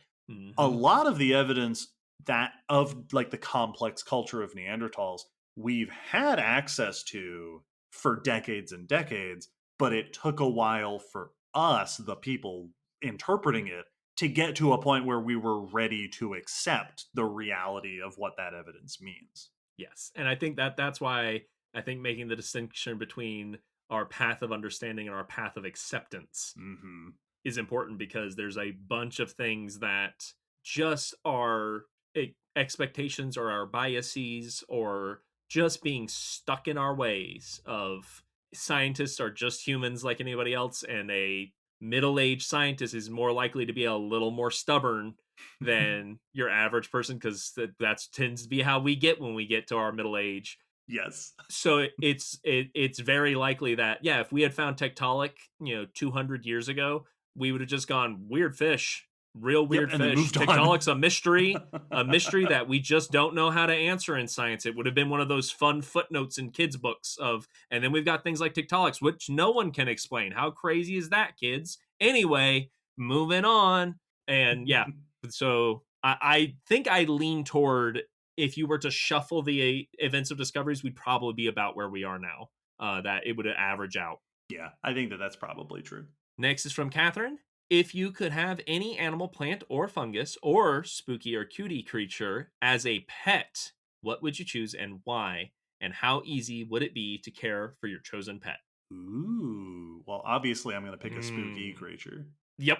What would be the best spooky creature to have as a pet? I mean, we did make a bunch of dragons. Bunch of dragons. It would be very satisfying to have a pet, like one of our like big herbivorous dragons, Yep. or one of our wyverns. Yeah. Ooh. I do think, based on how we constructed our wyvern, it would be extremely difficult to keep one of our wyverns as a pet. Yes. Yep. We did like design them to be socially aggressive and difficult to, and then very like physically aggressive with each other. Yeah, so those would be tricky. Our other dragons, would be, the European dragon would be a bit easier because it's just a big lizard, basically. Yeah. So you need space, but lizards are pretty easy to take care of. I feel like that's one where it'd be easiest if you live in like Arizona, where it's going to be warm enough and you can just reconstruct your backyard into a zoo enclosure. The other one that came to mind is our gremlins. Like, if we don't get one of the ones that's going to grow into an aggressive, nasty male that gets all crazy, could be just a cuddly little mogwai its whole life. That's true. Maybe only the females make good pets because they don't go into that phase of life. So that could be, and I feel like then it'd be pretty easy. I'd love to have a garden of piranha plants. Yeah. Yep. Mm-hmm. And then that's, in theory, that's easy, because if I can just throw food to them, then they never have to move. Yes. They can just stay in one place and live happily. Also, I feel like our fairies could be very cool. Little terrarium pets, and like have a little bit of interaction between them. Yeah. I had the thought of our sirens. Yeah, I also did think about that. Of just big flightless bird. But I also feel like my neighbors would hate that one, so that would be troublesome. Or like our walking trees. Yeah. Just have an orchard. Yeah, that would be pretty easy to take care of. I say that as a person who's never managed an orchard. Somewhere there's an orcharder. It's like, no, it's not. No idea. You don't know what you stick with the wyverns. Maddie asks, what do we know about the evolution of sea urchins? I'm doing a research project on a specific species, and I would love to know more about the animal in general. Ooh, good question. I don't have like detailed info to give you, but sea urchins are echinoderms. They're in the same group as sea stars and crinoids. They're specifically a group called echinoids. Yes. As opposed to crinoids, which are your sea lilies, and asteroids, which is the very funny name for sea stars.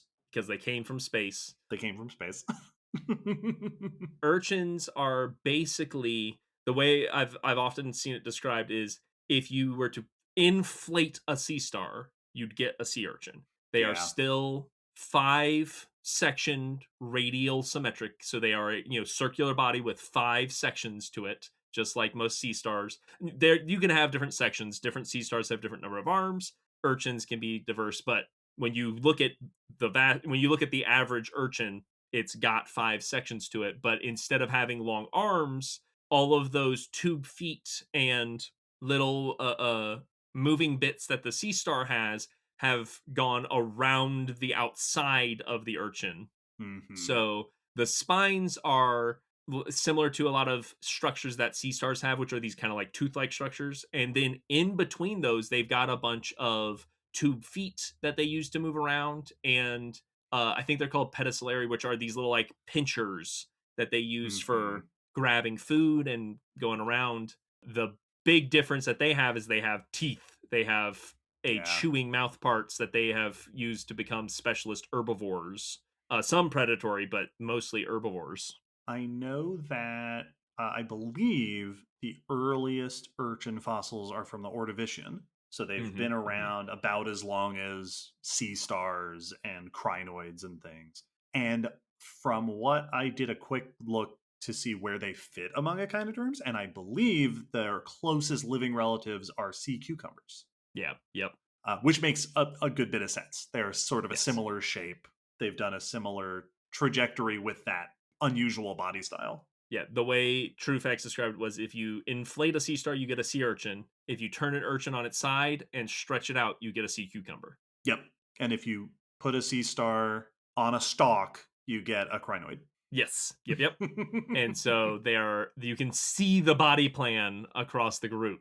Good luck researching your species. Sea urchins are super cool. Next question's from Jamie. David, how do you reference a previous episode number on the podcast so quickly? Do you have all of them memorized? It's very impressive. Yes, I do have all of them memorized because I look at the list a lot, and then Mm-hmm. it became a bit. And then once it became a bit, I started making sure that I could continue to do it.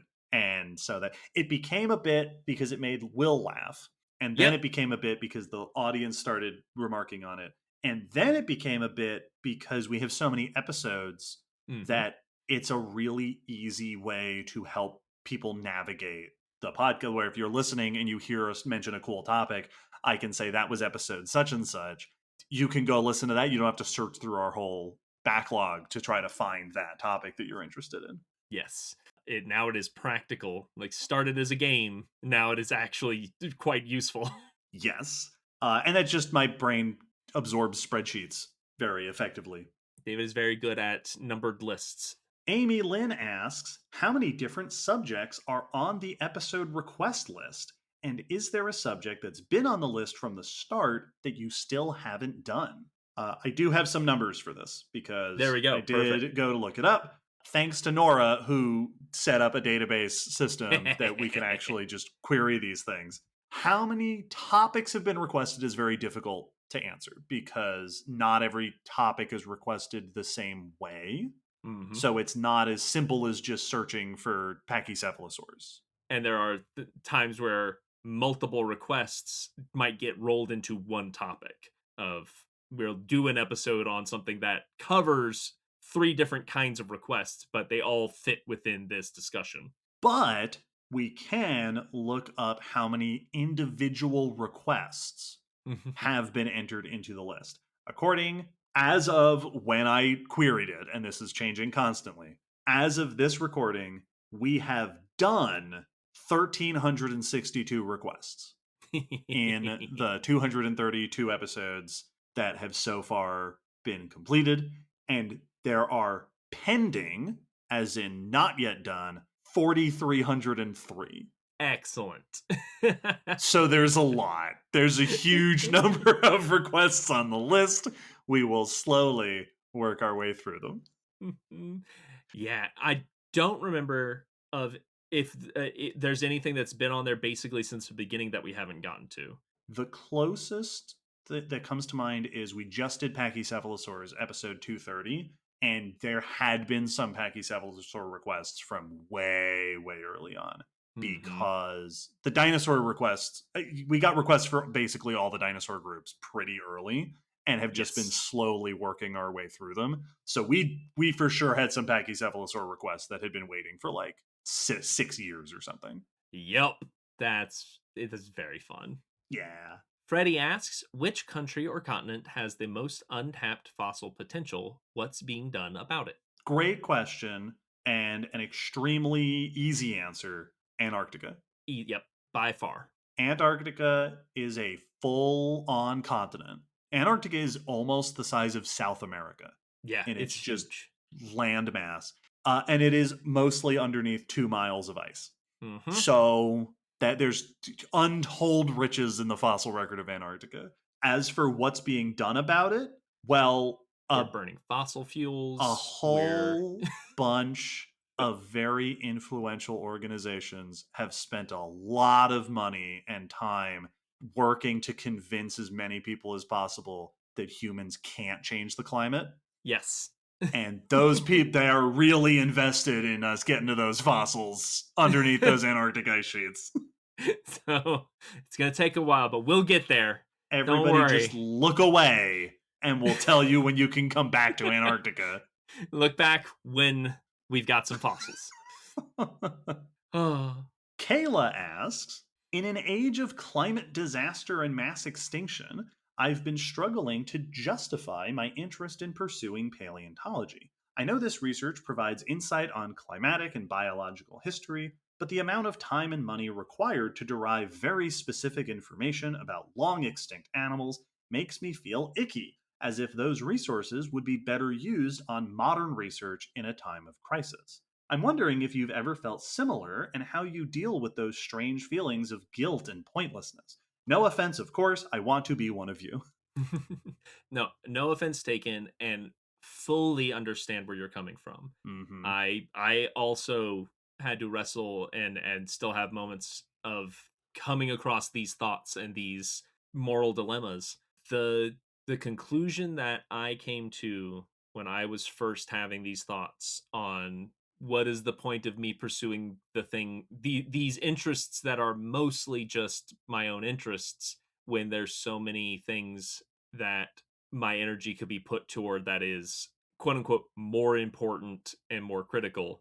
The conclusion I came to that helps me when I get these feelings of am I misusing my time or am I not doing enough is that I it is impossible for any person to fight all the fights. There will always be more fights out there than you can fight. And that sucks. That's rough, because if you're trying to be a conscious, a mindful person, you are aware of many of these fights, and therefore it can feel stressful that you only have so many hands and you can only fight so many of them. But if you can make peace with the fact that it's impossible, just like you can't be everyone's friend, there's too many humans to be friends with, there are too many fights to fight. So fight what you feel able to and fight the ones that you feel the most calling to fight. But that does not mean you can't use your time for yourself, because the other side of it is if you want to fight those fight, you have to have the fuel in the tank to be able to go fight.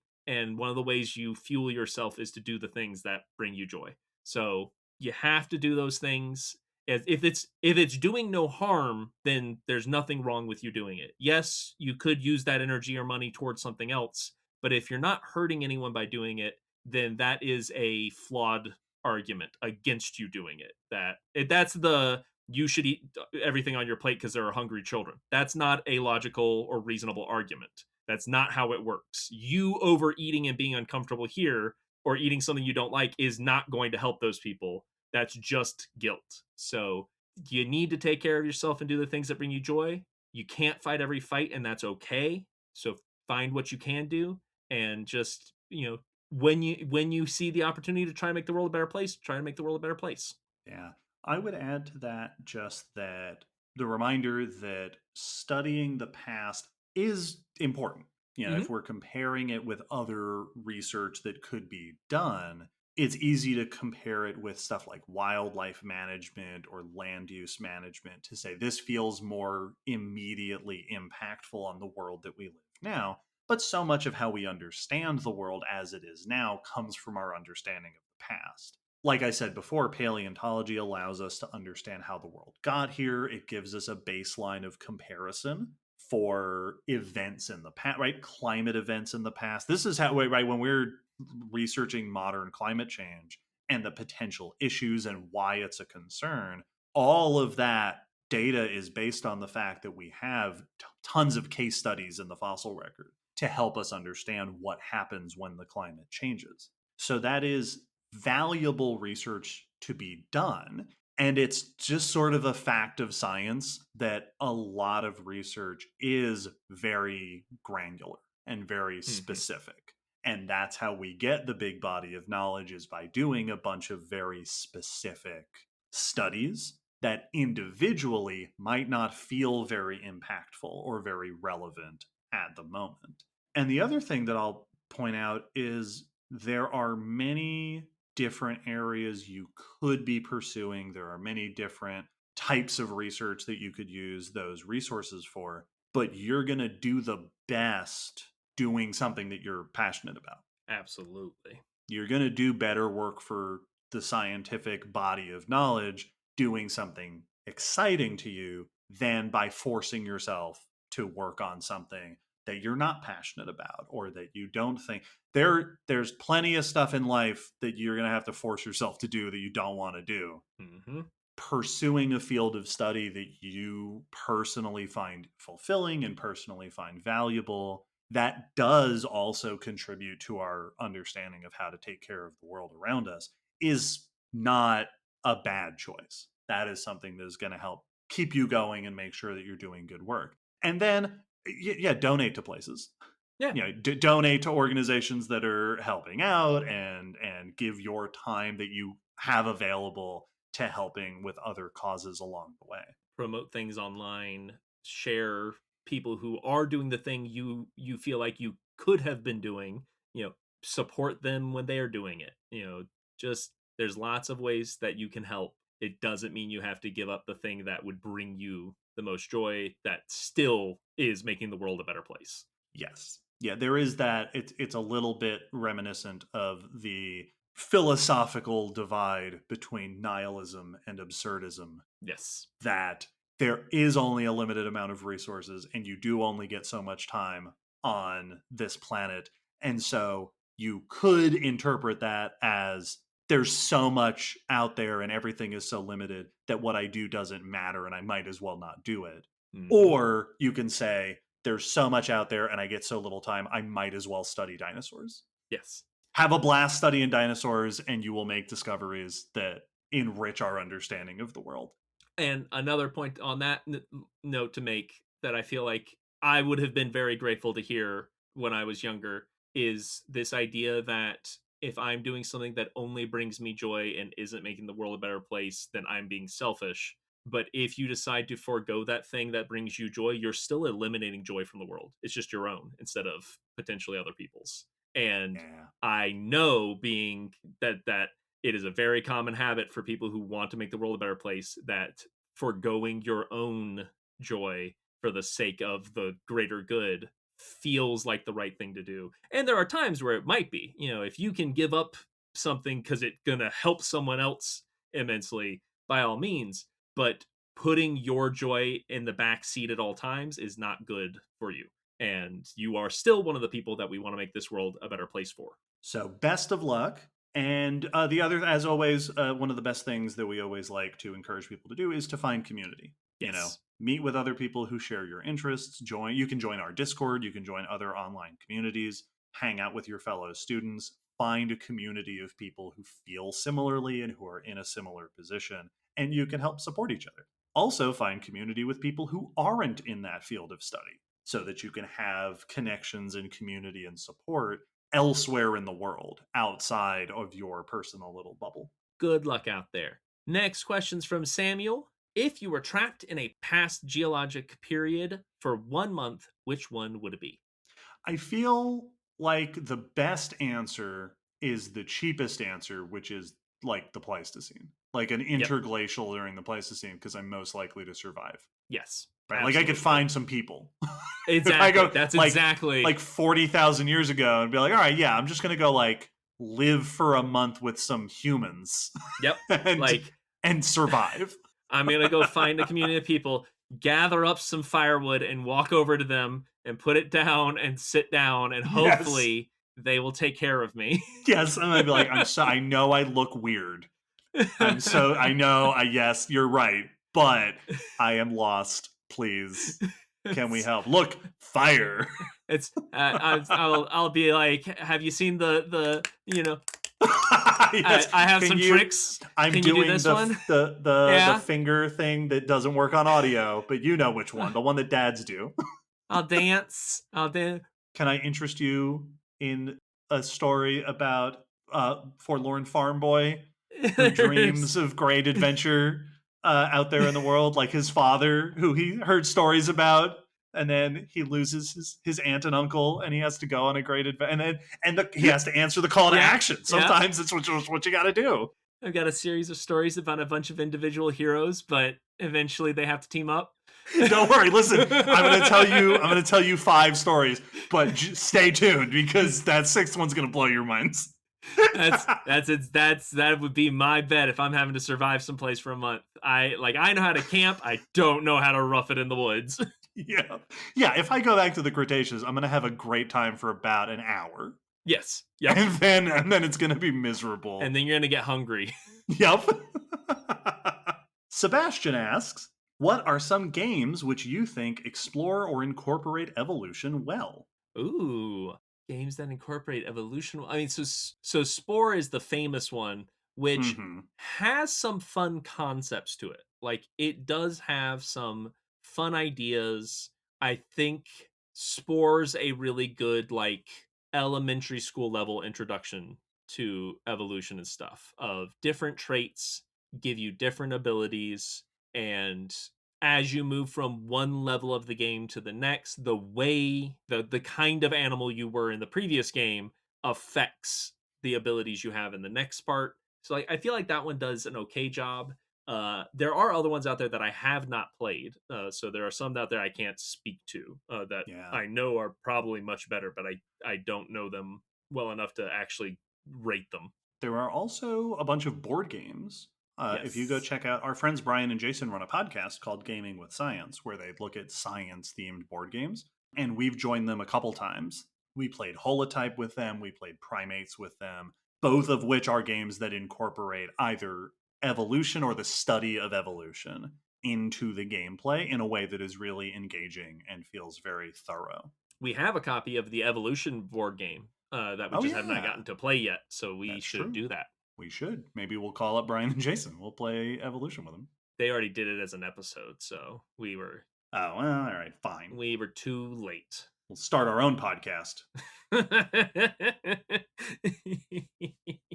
Chris asks, in an alternate universe where Common Descent is about technology, history, or the humanities, what topics would be your AU, snakes, or crocs? Ooh, interesting. The first thought that comes to mind is that just based on our interests would be like physical technology versus verbal technology. Yeah. Like, I'd be a linguistics champion and you would be like a physical... Yeah, a tool. Like a tool, yeah, exactly. Like a tools champion. Yes, absolutely. Yeah, no, I definitely think that if we were doing like human history and stuff, that would be... I'd be much more a part of, like, when we discovered this tool is when it mattered. Yeah. We could argue science fiction versus fantasy. Science fiction versus fantasy. I could also see, if we were doing more of like human endeavors, space versus... not space. Yeah, not space. Whatever the boring other one would be. Yes. Time. Serious Worm asks, how do you think our current biosphere would look if the end Permian extinction had never occurred? I think if the end Permian had never occurred, we'd be in a very different state when it comes to like dominant land animals. Yeah, because that really set the stage for the rise of reptiles. Yep. On land and in the ocean. That's also where you get your radiation of marine reptiles. So it could be that the therapsids and stuff would have stayed more dominant that Gorgonopsids and your other animals like that would have continued to be the dominant Mhm. members on land, and like reptiles would probably still shown up and diversified, but we might not have gotten dinosaur as the way we Right. got it. Well, because then what would the Triassic extinction have done? Yes. Would it have just shifted the extinction pattern? And then the Mm-hmm. Triassic extinction is what clears the path for reptiles. And then dinosaurs don't really get started until after the Cretaceous Mm-hmm. extinction. Would it have just nudged it? These questions are always really difficult because there's so many variables that it's hard to make any realistic predictions Mm-hmm. other than just asking these questions. The simplest way to answer ones like this is like, if the inpurring didn't happen, then your the quote unquote mammal like reptiles, the Gorgonopsids and Dicynodonts and all of those kind of things would have continued to be dominant. And then if they experienced the Triassic the same way that Triassic life did, then it's possible that, because dinosaurs showed up before the Triassic and made it through. So if they made it through that, then we might have gotten a Mesozoic of dinosaurs or archosaurs, because maybe we don't get to Dinosauria. Maybe we now are just archosaurs, Mhm. are the are kind of like reptiles are on our planet today, where mammals are the big dominant members in most environments, and reptiles are significant members, but not the big dominant members. But yeah, there's a million ways it could go, so it's impossible to actually to know. Next up is Evan the Kaijuologist. It seems that a major part of the Ice Age megafauna going extinct was climate change, especially during the Big Melt about 12,000 years ago. But this is only one of several interglacial phases that the Ice Age has undergone, and most of those megafauna have origins dating back to the start of the Pleistocene or even the Pliocene. What made the end of the last glacial maximum so different and more devastating than the previous interglacial transitions that finally did these animals in? Did it occur faster than usual, or were humans the straw that broke the camelop's back? An excellent question. Two things come to mind that are important to keep in mind. One is that we often talk about the Pleistocene megafaunal extinctions as being something that happened right at the end of the Pleistocene. But in reality, there was a pattern of megafaunal extinction going back some 100,000 years. We see these sort of pulses of extinction. We see different timing in different places. So it was something that was taking place over tens of thousands of years of time. The other thing to keep in mind is that, yeah, humans had also shown up at the end of the Yes. Pleistocene, which, again, humans were also spreading around the world over an extended period of time.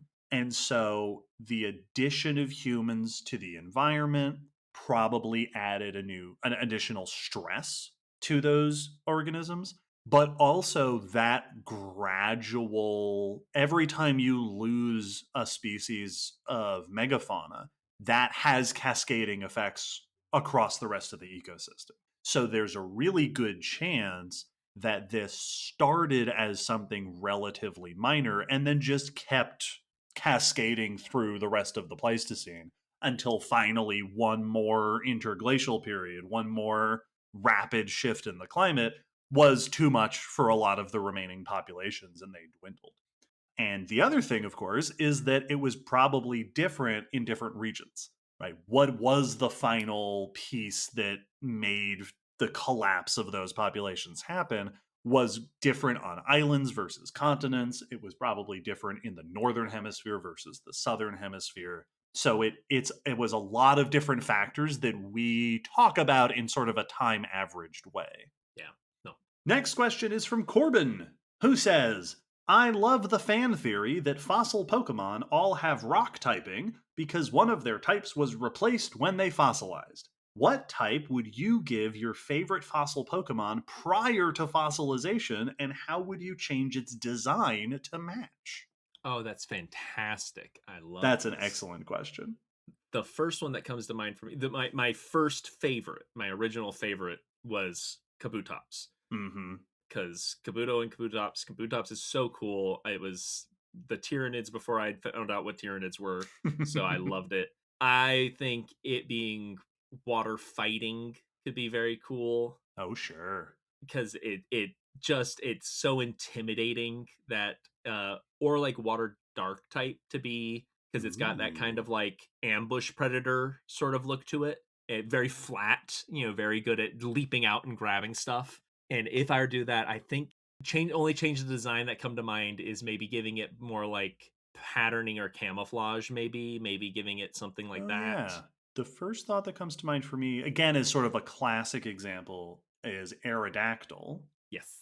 who is rock and flying. It would be very tempting to make an Aerodactyl that was dragon and flying Yeah. and give it like feathers or pycnofiber. Give it these like flowing ribbons and this mane of fuzziness that would evoke that sort of draconic feeling that is then lost as when it becomes a fossil and you lose Yes. those soft tissue features. I like that a lot. I It's do pretty like that a cool. lot. I also really like Anorith, Mhm, which is mhm, very easy, a very easy bug water type mhm. of an anomalocarid, just to being a little ocean predator. Yeah. Very fun. I also like that. That fan theory is very fun. I think that that's a very fun interpretation. It's one of those that I have to remind myself it's not official Yes. because it makes so much sense and is so satisfying. And yeah, I absolutely want there to be accurate life reconstructions of each one of them. Lagerstatten asks, if you were a prehistoric human, which Pleistocene animal would you want as a buddy? The Hobbes to your prehistoric Calvin. Adorable. Hmm. Well, if we're basing off of Calvin and Hobbes, then a saber-toothed cat. That would be Yeah, so yeah, fun. yep. Be very cool. Or Deinonychus. That's Yes. the lace to my arsenic. First Pleistocene animal that comes, like Smilodon was the first one that came to Oh, it mind for was me. Pleistocene. I did It ignore does that say when I said Pleistocene, Deinonychus. That's true. but Deinonychus is cool enough that I'm willing to allow it. The first one that came to mind me, other than Smilodon, was a big ground sloth. Yeah. Because I could ride around on it. I feel like it'd be very Manny from Ice Age and just riding around Yes. on this big lumbering, fluffy, probably musky smelling, but Well, because they would be like Mowgli, and you yes, there we have it'd be go. like the Baloo to your Mowgli. Is Yeah. my Baloo, and it's what I'd name him. I will also point out that Gigantopithecus is a Pleistocene It's very animal. true, very true. Throwing it out there. Be like you, woo woo. The next question comes from Sophie's wife. What are your thoughts on conservation organizations receiving funding from the companies that are destroying the planet? For example, a coal company giving some of their profits to a climate organization. Is it morally correct to take that money? Should the company be given credit and allowed to greenwash their image? That is a very valid question, and Mm-hmm. I think this is one of those. I feel like it's going to depend situation to situation because Sure. there are examples where there's communities, like coal towns, where that town is built off of this industry that is tied up in a lot of ecological issues. Mm-hmm. Coal is not great for us health wise, nor is it mining it great, nor is burning it great for the planet.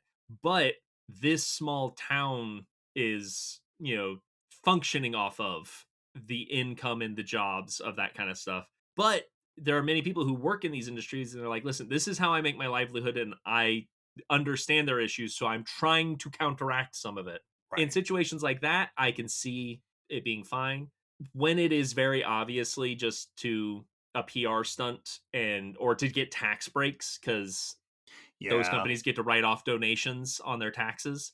So they get to make it look like they're helping and while they are also lobbying people to not make regulations Yes. against them. As far as whether or not you should take that money, I guess part of me feels like not taking the money is not going to do anything to the company.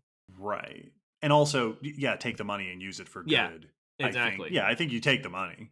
Like, and I think what you don't do, and this is where I think the line blurs. If you don't take the money, it doesn't hurt the company. It makes a moral stance, but that moral stance doesn't actually get anything done. It just makes a moral stance. What you don't do is go, well, but if we want that money next year, then we need to not speak out. no, you can Right. take the money and go, thank you, and go, yes, we received this money. Here's all the things that company is doing bad, Yes. and publicly denounce. And if someone's like, well, you took their money, it's like, well, yeah, we're a nonprofit. We're trying to do good. I don't care Yes. where I need the money to do the good. That company's still evil. And if they go, well, we're not giving you money next year, fine. Yeah. Well, and I think that to the question, should the company be given credit? And I think that yes, I think that if a big evil corporation gives money, I think that praising them for that is valuable because that's what companies respond to, right? If Yes. they get, this isn't a person, this is an organization. If you make a donation and everybody, that makes people like you and that makes people Mhm. look kindly upon the company, that is good, right? You want to do that positive reinforcement. But I think so giving them credit, yes. Greenwashing their image, no. Yeah. I think you can say that was really good. We're very proud that you donated that. Thank you so much. While you're at it, please continue to also make changes in the places that you need to make changes. Yes. I think we can accept help from places like that while also because you can't shame a company. That's not No. really because again, it's not a person, but you can take or adjust incentives. And Yes. with a company, and incentives is money and it's branding and it's recognition. And so when a company makes a donation to a climate organization or something, saying thank you so much, here is what that money is going to help us do. This is really helpful. We encourage you to do more of this, while at the same time saying, by the way, this doesn't undo all that other stuff that you're doing that is harming the efforts that we're trying to make. And it's making the point that we want them to do the right thing. They're not going to do the right thing for the right reasons because they don't care. Yes. Yes. We need them to do the right thing for the reasons they care about, which is increasing revenue and things like that. It's the same Hmm. thing as like going to see the movies. If there's a movie coming out and you think that's a bad idea of a movie or even like a problematic movie, then don't buy a ticket to go see it. Leaving a bad review online does nothing to the movie because you already bought a ticket to go see it. The only way that will have an effect is if you have so far a reach that you discourage other people from doing it. Right. But there's people whose professions are to do that. So just let them go see the movie and leave a review. If you disagree, don't go see it. If you see a movie that's doing more of what you want to see, go see that movie because that's the only language business speaks. Yes. And so I think having a general approach that is this big corporation made a donation to such and such, whatever, and having the general stance of that's great, more of that, and I will start engaging with the company. Yes. And I think that's the key is don't, and for everyone else out there, when you hear about a company that made a big donation to something awesome, don't think that makes the company your friend. The company made that choice for Right. company reasons. Yes. And again, a company can't be your friend because a company is not a person. It's not a person.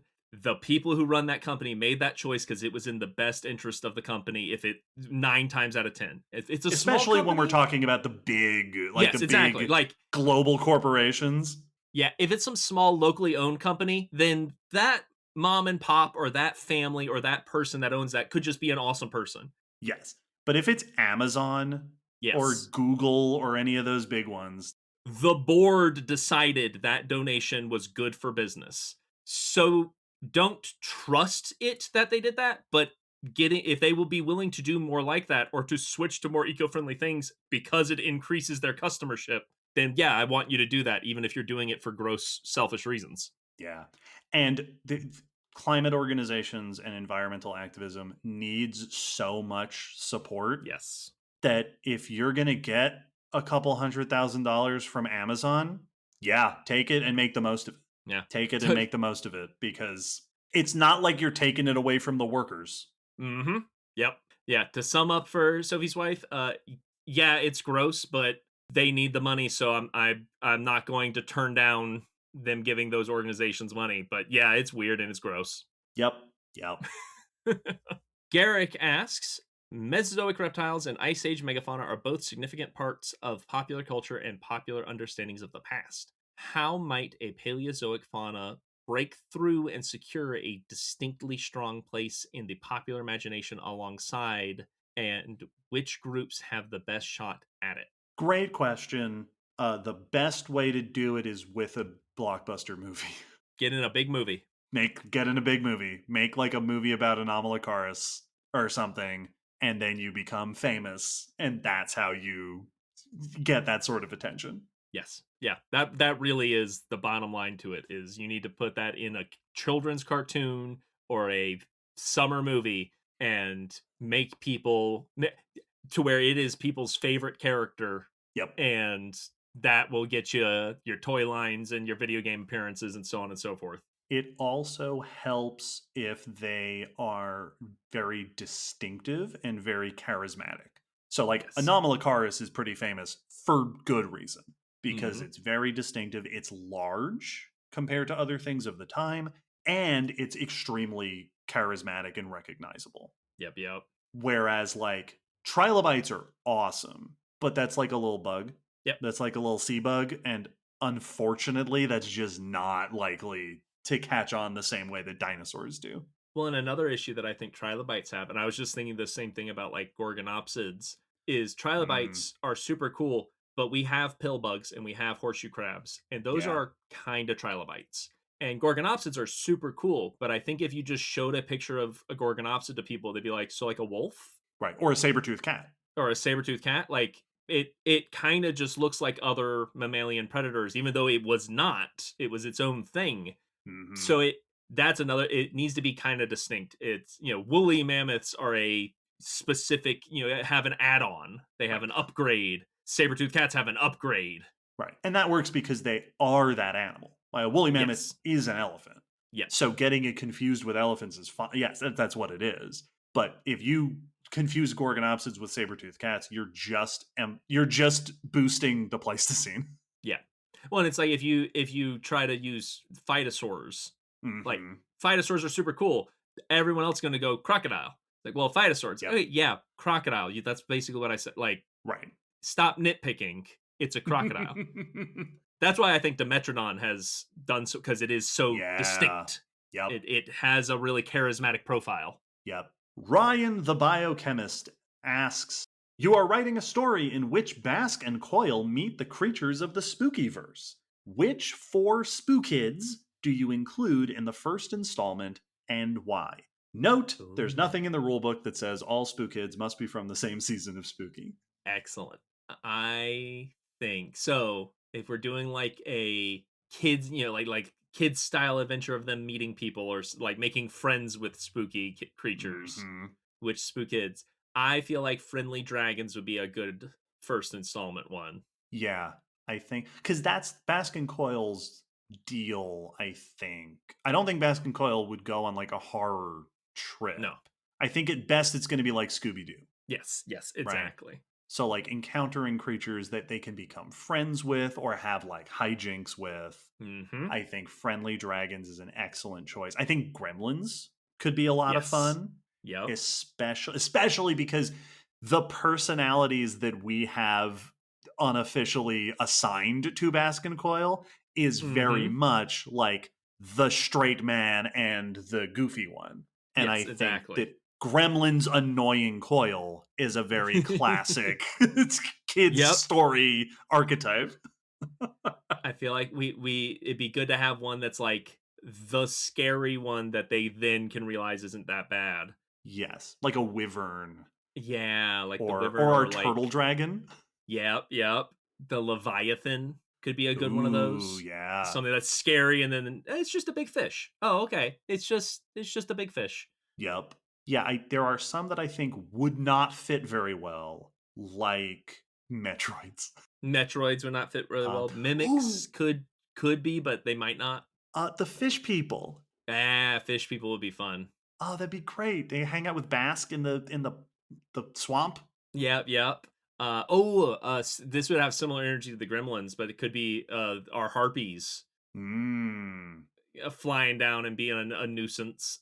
Or our Gorgon. Oh yeah, that'd be another good one. That's like, ah, what is that? And then it's like, oh, it's just a female with their Yes. babies. Or Owlbear. Yeah. is our big scary. See, this is the thing. I would want to pick one from a different. Yes, I want each one to be Right, we from a have a different friendly one. dragon, we have an owl bear, we have a gremlin, we have Yeah. whatever combination. Yep. Yeah, Absolutely. that'd be Also, it awesome. feels like putting a plant one in, because that would be a good, like, let's just rest against this tree, and then the plant does something weird. Yes, absolutely. Or like the Triffids, they can Yes. encounter Baskin Coil meet the Triffids. It'll be like the old Abbott and Costello. Just Yes. Baskin Coil meet Frankenstein. So four of those. Four of those.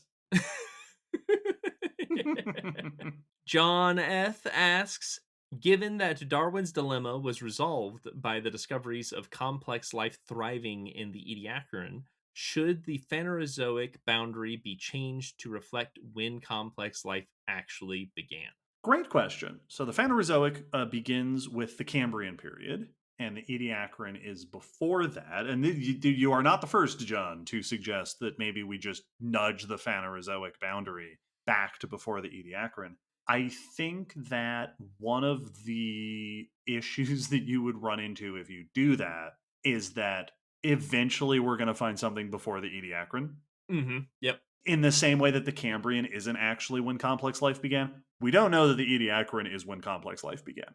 Like, Yep. we actually, the Ediacaran's not particularly well defined in that sense. So, and the boundary of the Phanerozoic at the beginning of the Cambrian is a very well established geologic boundary that isn't actually demarcated by complex life. It's demarcated by specific forms of abundant fossil organism. And I believe it's a lot of like shelly things that become very abundant in the fossil record. The Ediacaran doesn't have shelly things. And so you might have a hard time identifying a fossil indicator. That is, when you see this fossil group, that's the beginning of the Phanerozoic. And on top of all that, it's kind of whatever. Yeah. At the end of the day, it doesn't super matter when. It would feel a little cleaner just from that like organizational standpoint, but at least for the time being, the beginning of the Cambrian is a more stable and a more historically consistent boundary for the beginning of the Phanerozoic. Yeah, so it's your logic is absolutely sound, but it's probably as sound as the logic for keeping it the way it is. So yes, it works either way. Fengi asks, have you ever played Minecraft? If so, any memorable experiences while playing? Yes. I haven't played Minecraft recently, so I know there's been like crazy updates. Yeah, I haven't played it in a number of years, but have played it. The biggest things that I remember from playing it is Minecraft is the kind of game for me that I get very lofty ideas and then realize how much work that's going to take and stop playing on that server for a while because I'm discouraged of like, oh man, I could make a pyramid and I could make it this big, and I go, oh, that's a lot. I think I'm good. I also used to run into the issue with Minecraft where I would make something cool and then I'd be like, "Hi, I made a cool tower or whatever," and then that's it. Like, Yep. I don't have anyone to share it with, or I don't have anything else to really do with it. And again, there's new stuff in Minecraft these days that might make it more engaging. And we did play a little bit on a shared server at one point, which I feel like is the way to do Minecraft. But I had a great time with Minecraft for a long time. That would be a game that I would absolutely get lost in. I lost at least one entire weekend to Minecraft. Yeah, it's really good at that. The other thing that I liked doing once I figured it out was I found a village, and I didn't do the typical joke that comes up of like conquering the village and forming them into. I was like, no, you just be a village. I am just now your protector, and I'm gonna build a whole bunch of iron golems, so you will be protected from all threats. I'm going to start building new houses with lots of beds in them so that we can start getting new villagers. I'm going to start building a whole bunch of stations. Like, I'm just going to start upgrading your village and watch it slowly improve. Was very cool. The librarian asks, Foraminifera and some sponges have silicate hard parts. Are there any other organisms in the fossil record that use silica for hard parts? Why do you think it wouldn't have been more common? Great question. I don't know a ton about siliceous organisms. The only other group that comes to mind that is a big deal are diatoms, Mm-hmm. which is another group of microorganisms that are hugely important in the fossil record for environmental proxies and studying climate changes and mass extinctions and all sorts of stuff like that. Most organisms that are building bits out of, building hard mineralized structures are using calcium rather Mm-hmm. than, right, they're calcareous instead of silicate. And that might just be because calcium is abundant, particularly in the oceans. That if you're in Mm-hmm. the oceans are full of calcium carbonate, and that's what a lot of your marine organisms are building their hard parts out of. Other than that, I don't know. I don't have a lot of insight into the sort of chemical process. It might be the abundance of those calcium materials. It might also just be an ancestry thing, Yeah. that's what animals hit upon, and most of them just stuck with it because it's easier to stick with it than to evolve something new. Yeah.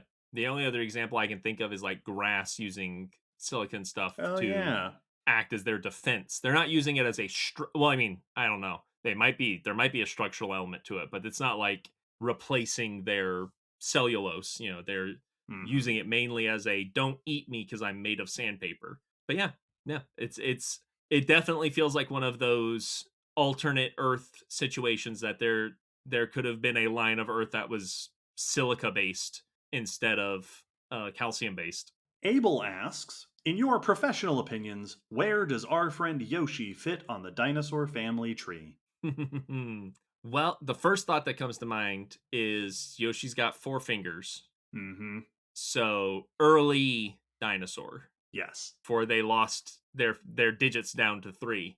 I sat down and thought through this in detail once a number of years ago, and I concluded that Yoshi is a therizinosaur Oh because yeah. he's got that kind of look to him. He does have too many fingers, which is really the one, and not Mm-hmm. enough feathers. So Yes. this might be an outdated interpretation. We can't see his feet because he wears shoes, which That's makes it I was hard to thinking the know. exact same thing. So maybe he's like an early branch, like a Mm-hmm. Herrerasaurid that Yes. convergently evolved a therizinosaur shape. It's a Yep. Yep. herbivorous Herrerasaurid.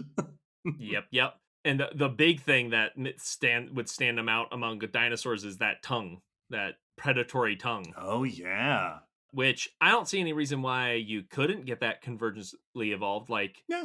chameleons and salamanders and frogs all evolved projectile tongues separately. So there's no reason that a dinosaur couldn't. And there are dinosaurs that have evidence of long functional tongues, Yeah. but that one doesn't distinguish it being like a specific group. So yeah, I like Herrerasaurids. Next question's from Gerald. What would I have to do to ensure that if I die, my skeleton would be found as a fossil 5 million years from now? Where would be the best place to put my body so that the skeleton would last long enough to become fossilized? Where would be the best place to avoid natural disasters that might destroy my fossilized bones? Excellent question. Your best bet is to find like a interior of a continent, like a nice stable continental interior somewhere. Mm-hmm. A mountainous region is good, but not like high on a mountain Yep. because that's where you're going to get a lot of erosion. If you're in like a mountain valley where you're going to get a lot of deposition, that might be good. And like a nice, deep, stagnant lake. Yep. Yep. So like an apple somewhere in the Appalachian Mountains, a nice, calm, deep lake with just consistent sediment deposition, not too high up where you're going to get a lot of erosion, not in like Tornado Valley, right? You want to avoid places that are going to have that sort of dramatic. It's also a very tectonically stable area. There's not a lot of earthquakes, there's no volcanoes. That's kind of place is probably your best bet. The other place that came to mind for me would be a cave. Well, the only issue with a cave is that most caves don't last that long. And that's the issue, is that if 5 million years is a long time. Yeah. Was trying to think of if there were any that went back 5 million years. Mammoth Cave. Mammoth Cave Yeah. is a great example because Mammoth Cave is covered with a sandstone hat that Yes. protects it from erosion. And that was going to be my suggestion is You put it in Mammoth Cave. find yourself a cave and then fill it in, cover it Yes. up so that way it won't degrade. Alternatively, put yourself in like a metal box. Yeah. Yeah. You're a human. You have the capabilities. Put yourself in that car. Yes, there we go. Because the other issue with putting yourself anywhere is that you have to try to find a place we're not going to industrialize and Oh mess yeah, up. that's true. Yep. Someplace we've already ruined. Yes, exactly. Our next question is from Ryan Kinsell. Ryan Kinsell, the celebrated author of the Stealing from Wizards book series, which now all 4 books are out and available for people to purchase and read. That Ryan? Ryan asks, if you were going to pick an extinct species to be your paladin's mount in D&D, what would it be and why? Ooh. One of the first thoughts that came to mind for me, was just kind of a random one, but I also really like it, would be a Calicothir. I was also thinking like big, or like an Indricathir was the first thing that came to my mind, which honestly is maybe a little too big to be an effective mount. That would be very big. Calicothir came to mind for me because they look very horsey. So like fantasy-wise, it fulfills that kind of... And there were some of them that were quite large. But also the idea of us getting into battle and it swiping at people with its big front limbs and big claws of it's got the riding a bear into battle kind of vibes, but it looks like and still would be able to be fed an oat bag. Like it looks like a horse and is very horsey. So you want something with that vibe. Yes. Right, with the mount vibe. I'm trying to think of something like I don't know how good Shringosaurus would be as a mount, but it's got that like with the horns on the head. It's got that old school stop motion dragon vibe. Yeah. Like I'm made out of clay. Or one of the big terrestrial crocs like Postosuchus. Yeah. Yep. Those would be very cool. I think the default answer, in my opinion, is a Ceratopsian. Sure. Like that feels like like Styracosaurus feels like a very just this thing is a tank. It is big enough to be intimidating, and then it can just plow through lines of enemies. I do feel like Styracosaurus might be a better mount for a cleric than a paladin. Yeah. Because a paladin, if you're a paladin who's riding around on a mount, you want to be able to like swing from your mount and hit. Oh, that's what lances are for. That's true. You just right between the spikes of the just one more horn on the front. Thomas asks, for financial reasons, I think I might have to drop out of college for a second time, potentially destroying any hope I would have of finishing all my education and becoming a biology teacher. In that event, I would still like to forward scientific education. The thought has occurred to me to write books for people wanting to relearn the math and science they forgot from school, but how would I go about that? What would I even have to cite as sources? I feel there is a spectrum between citing a source for 2 comes between 1 and 3 and citing specific paper about recent discoveries in the subject in question. Heck, is this even the right alternative path to go on if I want to be responsible about STEM education? This is a great series of questions. First and foremost, sorry to hear that your financial situation is causing you to shift your plans of the future. That is a real shame, and unfortunately, you are not at all alone in that boat. Yeah. That is a pretty common place for people to end up. Fortunately, there are lots of avenues, especially if you want to still be involved in STEM education. Writing a book, the kind that you're sort of thinking of, sounds very textbook-like. And depending on the kind of text, the easiest way to find out what you need is to go find some textbooks and see how they do. Because depending on what the topic is, you may or may not need to actually cite things. You may not need to cite specific studies if you're teaching basic level concepts. You might be able to just collate things from other sources. If you don't want to write a textbook, making content is another avenue, right? You can do a podcast like what we do. A lot of people do video content.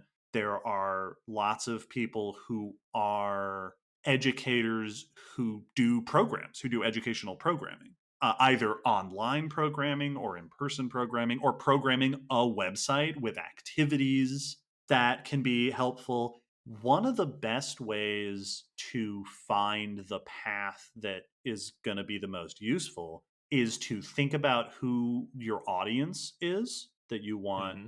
to deliver these things to, and then go either talk to those people or talk to their educators.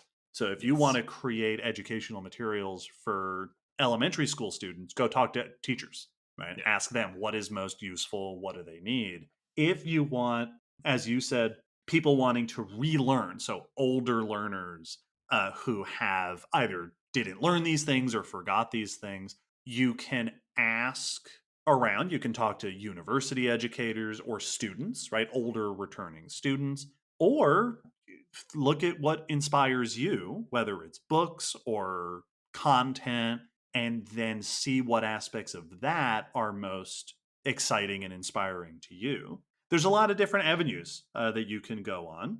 It really comes down to what you feel most comfortable and passionate about and what audience it is that you want to reach. Absolutely. I don't have really anything to add to that, but good luck on whichever path you decide to take going forward. Yeah. And like we said before, find communities. There Yes. are tons of other people out there who are doing education STEM content, people who are writing books, people who are listening to podcasts or whatever it is. There are other people out there that you can connect with and then help support each other. So best of luck with all of that. I think that your plan to go into STEM education is a noble plan. Absolutely. Ella Jade asks, what are your thoughts on animal feelings?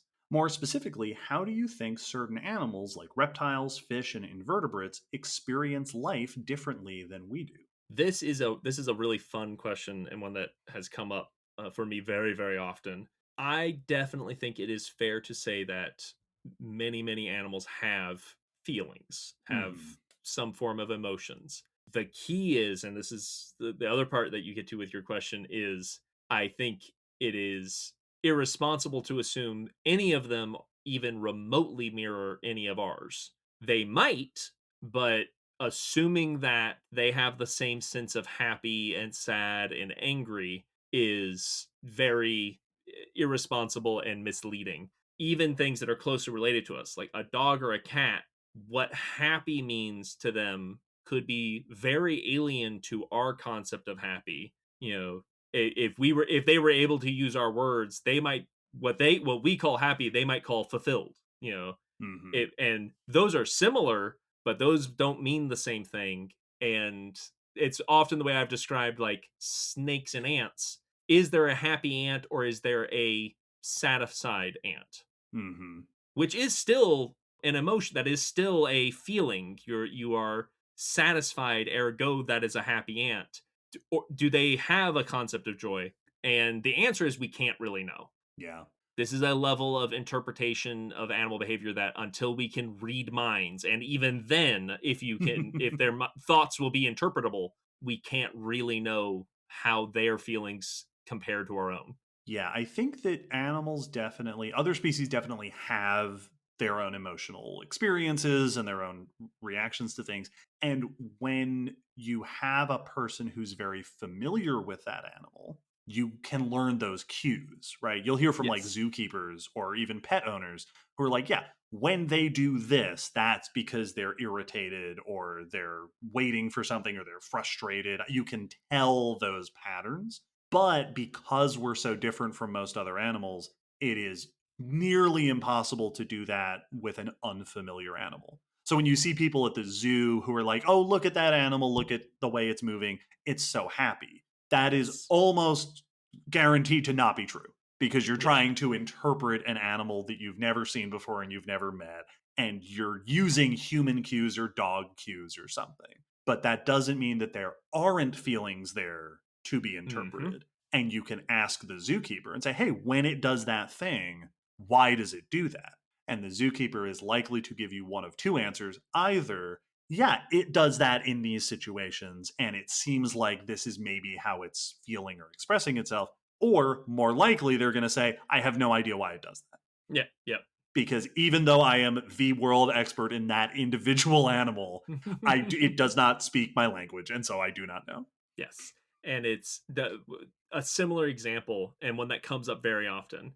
Famously, we know that dogs dream because they have the twitches, they whimper, they have rapid eye movement, they are in REM sleep the same way we are, and they are having the same muscle activation and brain activation that we have when we dream. Does that mean a dog is experiencing a little story in its head? We will never know. Mm-hmm. We cannot know that. We don't know why we dream. So we don't know why that story plays out in our heads when we dream. Right. Let alone trying to understand, do dogs have a sense of storytelling? Can a dog is that how a dog remembers events? Do they have a concept of beginning, middle, and end? We don't know that that's how their thoughts are organized. And it is very, very, very difficult to test for those kind of cognitive things. Mm-hmm. So we know they are experiencing something similar to how we dream, and it would make sense. But just because their legs are twitching does not mean they're chasing something in their dream. You twitch when you sleep. It just is something the body does when you're in REM sleep. So it's that kind of stuff. Yes, they're experiencing stuff. What it is, only they know. Next question's from Aaron. How do you communicate science to someone who isn't initially interested in what you have to share? How do you engage people in topics they didn't wonder about and convince them that what you're communicating is significant to them and their lives? That is an excellent question, and it really varies. It depends on what it is you're trying to communicate and who you're trying to communicate to.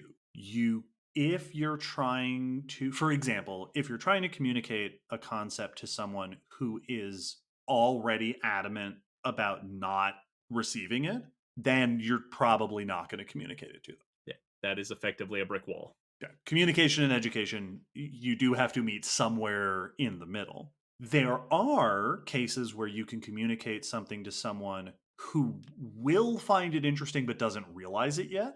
And that is one of the ways. Well, and that's when you can do something. It's not sneaky, but it is kind of like hiding your dog's medicine in a treat, where like you start with something fun or catchy or silly, like what we do with Spooky. Spooky is an extremely silly, cartoony concept. We're going to explore these fictional monsters, and that's exciting to a lot of people. And then by the time you get to the end of the episode, oops, you listen to a discussion about evolution and natural selection and how natural processes and wildlife work. The Mythbusters approach. Yes. I did a TikTok reel recently because I got a message from a parent whose child asked, could T-Rex get its tail in its mouth like a dog? Mm-hmm. And I made a little video about it. And I was like, could T-Rex get its tail in its mouth? And that's one of the best performing videos that I've ever done, because could T-Rex get its tail in its mouth? People are going to stop and listen to that. That's very fun. That's very evocative. And then along the way, we're learning about how we interpret musculature and what do we know about these dinosaurs and what do fossils look like and so on. So that is one approach, is to hide the medicine in a treat. Then the other thing, the last part of the question, how do you convince them that what you're communicating is significant to them in their lives? Talk to them, ask them, right? That the best way to understand what people are interested in and what connects with them is to talk to them about what they're interested in, and then find those connections. This is a lot easier if you're communicating one-on-one with people. This can be a little tougher if your audience is nebulous, like on the internet, or if you're talking to a whole classroom. But if you want to convince somebody, if you want to show somebody the connection between what you're teaching and what they care about, find out what they care about and then draw the connections there. And it is worth pointing out that one thing that can help you not necessarily achieve your goal, but be less frustrated in pursuing your goal, is to shift the way you're thinking about the interaction. To, not nitpicking your question, but the word convince is the wrong way to approach this idea. You cannot convince someone. Studies have shown time and time again that that is not how the human brain works. If a human brain thinks one thing and you come with opposing information and present it to that person, the brain takes that as an attack. You are attacking my way of thinking and what I believe, and that is an attack on my person, and it goes into defensive mode. Mm-hmm. You can't convince people who are not open to a new idea, who are not open to learning. So if the person is not receptive to learning, you can't force them to learn. That is just how humans work, unfortunately. It's Mm-hmm. frustrating, it's annoying, and at times it is dangerous, but it is the truth. Humans don't learn unless they are ready to learn, and those are really the only people you can educate. If they aren't open to it, they won't receive it. And that's why it's, you can't change a person's mind, but you can help someone change their own mind. Yes, So if you exactly. want somebody to learn something that is relevant to them, start by talking to them about what they care about and find those connections. Because if the thing you're trying to teach them is important, then they will want to learn about it. They just have to recognize that it's important. And you can help them to recognize it. If it's not important, then you can't. Then that's the, if it isn't, if it's just like, this is what I want to talk about and come listen to me, that doesn't, that's not how it works. But if you are trying to communicate something important, if it is important, it will be important to them. You just have to help them find that connection. This is the classic. You can take a horse to water, but you can't force it to drink. Yes. You just have to keep offering the information. They might reject it many times, or they might not take it the way you present it every time. But if the information is always available when they are ready, or when it does connect, then it will be there for them to receive and to hear. Yes. Our next question is from Ben. Hi, Ben. What are some paleontological discoveries published this year that you think have the most implications for our understanding of the ancient past? One that comes to mind for me is the validity of Nanotyrannus again. I'm writing this literally days after it was announced. Or, to use an example from last year, the presence of planetary rings around Earth during the Ordovician. It's a good question. I always struggle with these because we go over so much news that now I have to parse out which things we talked about. I think the potential discovery for chemical evidence of life on Mars Yep, would that's the be one. my vote. Yep. And it's such an interesting question because it forces you to think in perspective, right? Like the Nanotyrannus study is very interesting, right? That the Yes. realization that ecosystems in Western North America during the late Cretaceous had, it seems, multiple lineages of Tyrannosaur coexisting in them. That's cool. That is very interesting for a very specific set of ecosystems through time. Yes. The discovery of the most convincing evidence thus far of potential metabolic processes having taken place on Mars is mind-blowing. Yeah. And similarly, a very recent news we talked about was a new approach using machine learning approaches to help identify metabolic, chemical evidence of life. Those are discoveries and studies that have such wide-ranging implications for our understanding of the history of life that that's so exciting. Yes. Like if we continue to learn about stuff on Mars and it turns out life was there, this could affect how we define life. Yep. Because right now we only have one example. If we get another example, we've doubled the instances that we know of about life, and that could fundamentally change how we look at it, which is very cool. Yes. Our next questions are from Rebecca and Ollie. Rebecca asks, have you ever started to research a topic, then decided that you couldn't do an episode about that topic after all? If so, what made you decide that? If not, what do you think could make you decide that? And Ollie asks, have you ever started preparing an episode and decided the topic was either too big or too small for the time slot, or that it won't work for some reason and you have to shelve it?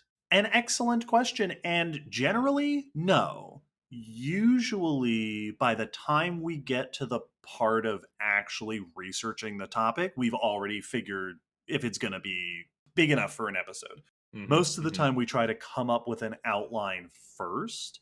there have been, I think, a handful of times where we've considered a topic and thought about the topic and started trying to outline it, and then realized that it was better to either split it into multiple topics or combine it with another topic to fill out the whole episode. Yeah, like where we haven't gotten into the heavy duty research, but we were like, all right, let's pull up the wiki and take a glance at Mhm. what there is, and gone, there's not as much on this aspect than I thought there. I thought this would be a whole section, and it turns out there's not enough there to say that anything. So, or Yes. to discuss. So we will need to adjust. There have been some cases where we've started, we've looked at one particular topic and then gone, I'm not sure yet if this Mhm. is going to be its own. So we've had things like mimicry and camouflage, were two Yes. different episodes where this kind of came up. We did symbiosis and parasites, where we'll have multiple topics that are related and similar. And the plan when we start preparing to do that episode is this is the tentative plan that we're going to combine them or that we're not going to combine them. And then once we start getting an idea for what resources are out there, we'll make a final decision on whether these are going to be separate episodes or not. Yeah, yeah. So generally, we're pretty good about it. Also, it helps that it's okay for an episode to be a little shorter or a little longer, right? We Yes. vary. We've had tons of topics where we go, you know what, this is just going to be a little bit of a shorter episode, or this is just going to be a longer episode, and that's fine. And we are both good at talking, so we're Yep. not. We used to worry about not filling the time, and Mhm. that I haven't worried about that in years. That does not concern me. No, we'll fill it. Sometimes you Yeah. can tell if it's an episode that's a little bit light on notes because Mhm. we do more chit chat. Yep. Because it feels less restricted. It feels like we have room for a little more chit chat. I'm not trying to cram it all in. Absolutely. Next question is from Helen. Helen says, I have a 1-year-old nephew who is going to like dinosaurs. Any suggestions on books or resources that will help to encourage this? Oh yeah. I'm trying to think. There are some like current books because some people we know have made books. Yes, we recently had some guests on the podcast who did children's books about dinosaurs. Amy Atwater published a book called The Fossil Keeper's Treasure, which is such a cool book. It's got physical, you can touch the fossils on the pages. It's so great. And our friends at I Know Dino, Sabrina and Garrett, published a book called I Know Dino, which is all about dinosaurs and stuff. Amy's book is really good for young kids because it's very colorful and there's a lot of stuff to feel on the pages. The I Know Dino book is probably a little better for slightly older kids because it's a little more words dense. There's more story going on there. But both of those are excellent choices for recent, up to date books, getting your kids started. Also, Ashley Hall, another superstar paleo SciComm person, published a book called, oh no, what is that book called? Hang on, I have to look it up. Called Fossils for Kids, which was published a few years ago, which is specifically a book about fossils for kids. Also, I think Ohenia Gold published a book called She Found Fossils. Oh right. Yeah. Yep. Which is about the history and diversity of women in paleontology in a way that is digestible by younger readers. So, all sorts of recent paleontology books written by current active people in paleontology and paleontology education. So, those are excellent resources. Yeah. The first one that came to mind for me as a little kid dino book was I had another one I think that went along with this, but I had a book called Dinosaurs Beware that was all about safety. It wasn't about dinosaurs, it was Oh. safety. Look both ways before you cross the road, don't play with sockets, all that kind of stuff. But it was all these fun, cute, silly animations of dinosaurs not following the rules and getting hurt, while the cautious dinosaurs would then be helping them after. Yeah. And I also really like getting stuff like that for kids because it's sometimes coming at it from another angle is another good way to connect with kids. Because it's kind of like if you come to a kid and go, "You want me to show you something really cool?" kids will sometimes go, no, Yep. because you came directly, and instead if you just went, hey, have you ever seen this, and just do a thing, and then they get to decide whether it's cool, then now they're the ones bringing the definition of cool to it. So Yeah. books like that, just stories about dinosaurs, is also really fun for kids, because kids sometimes just want to see the thing they like doing things, Yeah. and that's also a lot of fun. Best of luck with your nephew Helen. 1 year old is probably a little too young to watch Jurassic Park, but like in a year or two, you'll probably be ready for it. Next up is Miles. What are your favorite retrosaur designs? Examples: Knight's artwork, Harryhausen dinosaurs, and the swamp sauropods, etc. I understand why they were phased out in the wake of the dinosaur renaissance and Jurassic Park, but I feel they are underrated as creature designs. This is an excellent question, and I fully agree. A lot Mm-hmm. of those old school dinosaur designs, especially like the movie designs, the before Harryhausen, Willis O'Brien, Mm-hmm. who Mm-hmm. is the person who did a lot of the stop motion claymation animation in the earliest dinosaur movies, The Lost World and King Kong.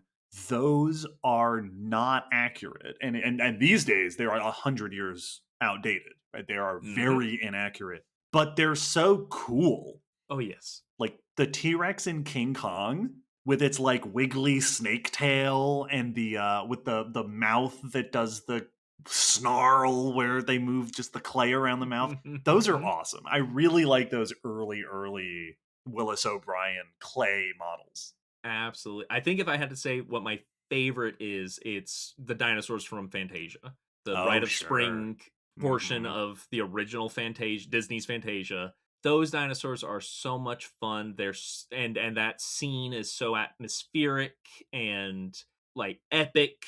The fight between the T-Rex and the Stegosaurus is very much it's framed like a kaiju fight in this very epic and grandiose fashion. Like there's a reason Godzilla has maintained its popularity, being designed Yes, off of those upright T-Rex models, that because there is something very satisfying. Godzilla's awesome. Yes, And like it's like absolutely. even like modern Godzilla is such a funny intersection because old Mhm. school Godzilla is built off of outdated images of what dinosaurs look like, and modern Godzilla is updated to be more realistic, but not a more realistic dinosaur, a more No. realistic Godzilla. Yeah. And that's that and the like recent movies with Godzilla in it, Godzilla looks fantastic.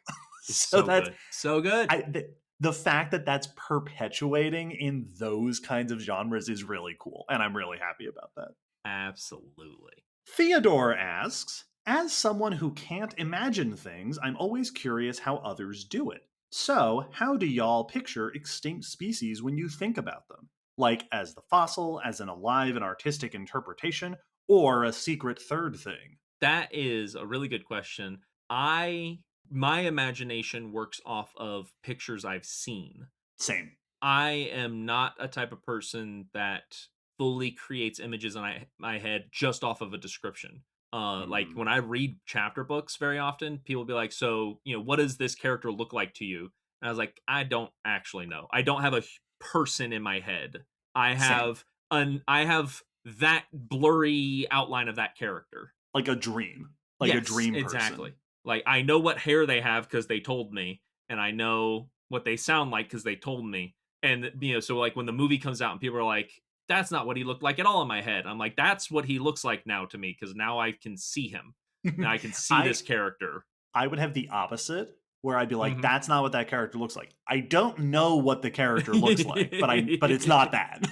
Yeah. Because I didn't have a solid idea. Yep. I've had times where it didn't fit, but usually it replaces. Yeah, when I think about dinosaurs, for example, like if I think about Parasaurolophus, I'm thinking Mhm. about images I've seen of Parasaurolophus. Yes, absolutely. So the if I'm having to create something from my imagination, I like to like draw it or sketch it. It's why I like Lego so much because I can build it Hmm. and I can create the things I'm imagining. And basically, I'm sketching something onto the paper and I just keep erasing or redrawing or slightly adjusting until finally my brain goes, yep, there we go. Found it. That looks right now. So it's very much I can't tell whether I've imagined it correctly until I've seen it, even if I'm the one creating it. So it's kind of just trial and error. So shout out to paleo artists doing the good work. Absolutely. Ashley asks, do you have any recommended books for those who think paleontology is rad as heck but do not have a background in science? Great question. More book recommendations. 2 words, Riley Black. Yeah. Riley, in the last couple of years, came out with The Last Days of the Dinosaurs and When the Earth Was Green. We had Riley on the podcast to talk about When the Earth Was Green, her most recent book. She is also currently working on a next book about Tyrannosaurus Rex, which I believe the title of that book is Tyrant Lizard Queen. Yeah. And I'm very excited for it. Riley is fantastic. Read everything that Riley has ever written, and you'll be good to go. Also, we mentioned it before. I Know Dino came out with a book that is a kid's book. It's meant to be for younger-ish readers. But if you're interested in paleontology and you want like an introduction to some of the exciting stories and history, that book is a good book that goes over it, and it's very digestible because it's good for like 10-year-olds. Yeah. And it's a great book that you can digest real quick and then give it as a gift and pretend that was the goal the whole time. Kara asks, what is your favorite name of a taxon where you can tell that the scientists naming it were annoyed by the fossil or animal? For example, Irritator challengeri. That Irritator is extremely good. It's very fun. That one's way up there. I don't have another one like that off the top of my head. There are a lot of I'm always excited when I see a species that is named Problematica. Yes, yep. This comes up every now and then. Maybe the most famous example is Hallucigenia, which I think is Hallucigenia Problematica. When Hallucigenia was named Hallucigenia because the researchers who were looking at it did not know what to make of it. They were like, I don't know what is going on with this fossil. Problematica is such a good species epithet. Every now and then you see one and you're like, yeah, these scientists were annoyed. Yep. It is one of the best scientific disses that we have. It's so much fun. Dr. Taterboy asks, is complete metamorphosis the ancestral animal condition? That's a very interesting question. Because yes, insects, a lot of them go through complete metamorphosis. Fish often go through complete metamorphosis. We talked in a recent episode about how even some of our chordate relatives, like tunicates, go through complete metamorphosis. I'm not sure that I would go so far as to say that it is the ancestral condition, because a lot of animals don't do it, and the earliest animals were probably very simple life forms. The 2 contenders for the most basal lineages of animals today are sponges, who do not undergo metamorphosis because sponges are basically a pile of cells. As far as I know, sponges don't metamorphose. And cnidarians, who do undergo metamorphosis, but they're also highly specialized and they live very particular lifestyles. So I wouldn't be surprised if we discover that complete metamorphosis is the ancestral condition, but I don't think we can. I certainly don't feel like I have enough information to speculate on whether it was or wasn't. Yeah, it's definitely. If I was betting, would bet it probably goes back very early in Anomalia, in animal ancestors, that it shows up very early on, if not once, early in the different lineages, very likely. But the first animals, I would assume, probably were not metamorphosing, but were one of the stages. And that and then the larval or the adult stage were added on evolutionarily. That would be my gut guess, but I don't know, and I don't know that we have the evidence to confirm for sure. Buddy asks, Y'all have interviewed paleontologists that recently wrote books. Have y'all ever thought about doing a book? We have Yeah. books have come up. The one of the main ones that has been one of our a brainchild that we talk about from time to time is a spooky book, Mm-hmm. some sort of book collecting many of the creature creations that we've done over the years. Yeah. So we have talked about it. The more we have a lot of friends and colleagues who have published books, and every time a friend of ours or another person in a similar field of ours publishes a book, there's a part of me that's like, I could publish a book. We Yep. could do a book. Look how Yep. easy it is. Everyone's doing it. Yes, exactly. Like it becomes more. It feels more achievable every time we know a new author. Yeah. I bet we could publish like a Baskin Coil book. Yeah, that'd be a lot of Baskin fun. Coil through time, something. That would actually be really cool. All right, Oh, stop yeah. talking about it. Otherwise, we're gonna give ourselves a project. How much evidence is there of an asteroid impact contributing to the Devonian Carboniferous mass extinction event? Good question. The short answer is not a whole lot. Hmm. Asteroid impacts are a really interesting phenomenon because ever since the KPG impact was discovered, evidence has been put forward to associate asteroid impacts with most major ecological shifts and extinctions throughout Earth history. And that's not to say that they're all just made up fanciful ideas, but outside of that one really clear example, it's very difficult to link asteroid impacts to extinction events, in Mhm. part because asteroid impacts are always happening on the planet. So the fact that you found evidence of an impact near ish an extinction event doesn't necessarily mean that they were related. This comes up for most extinction events, all sorts of some other major climate shifts where you end up with a lot of debate because the likelihood of that being a coincidence is actually pretty high. Hmm. Yeah. And this is why the KVM Cretaceous extinction is so unique in that regard, is that we do have a ton of very clear evidence linking this impact to the extinction. So there have been signs of impact around that extinction event, as far as I know, evidence similar to what we see with the KPG, but not that same clear this happened at the same time, not that same clear evidence of all of these side effects of the impact. That's hard to narrow down. Yeah, we really lucked out with the NKPG. We sure did. Alan asks, do y'all have any book recommendations this year? We're putting all the book questions in this Yes. cluster part of the episode.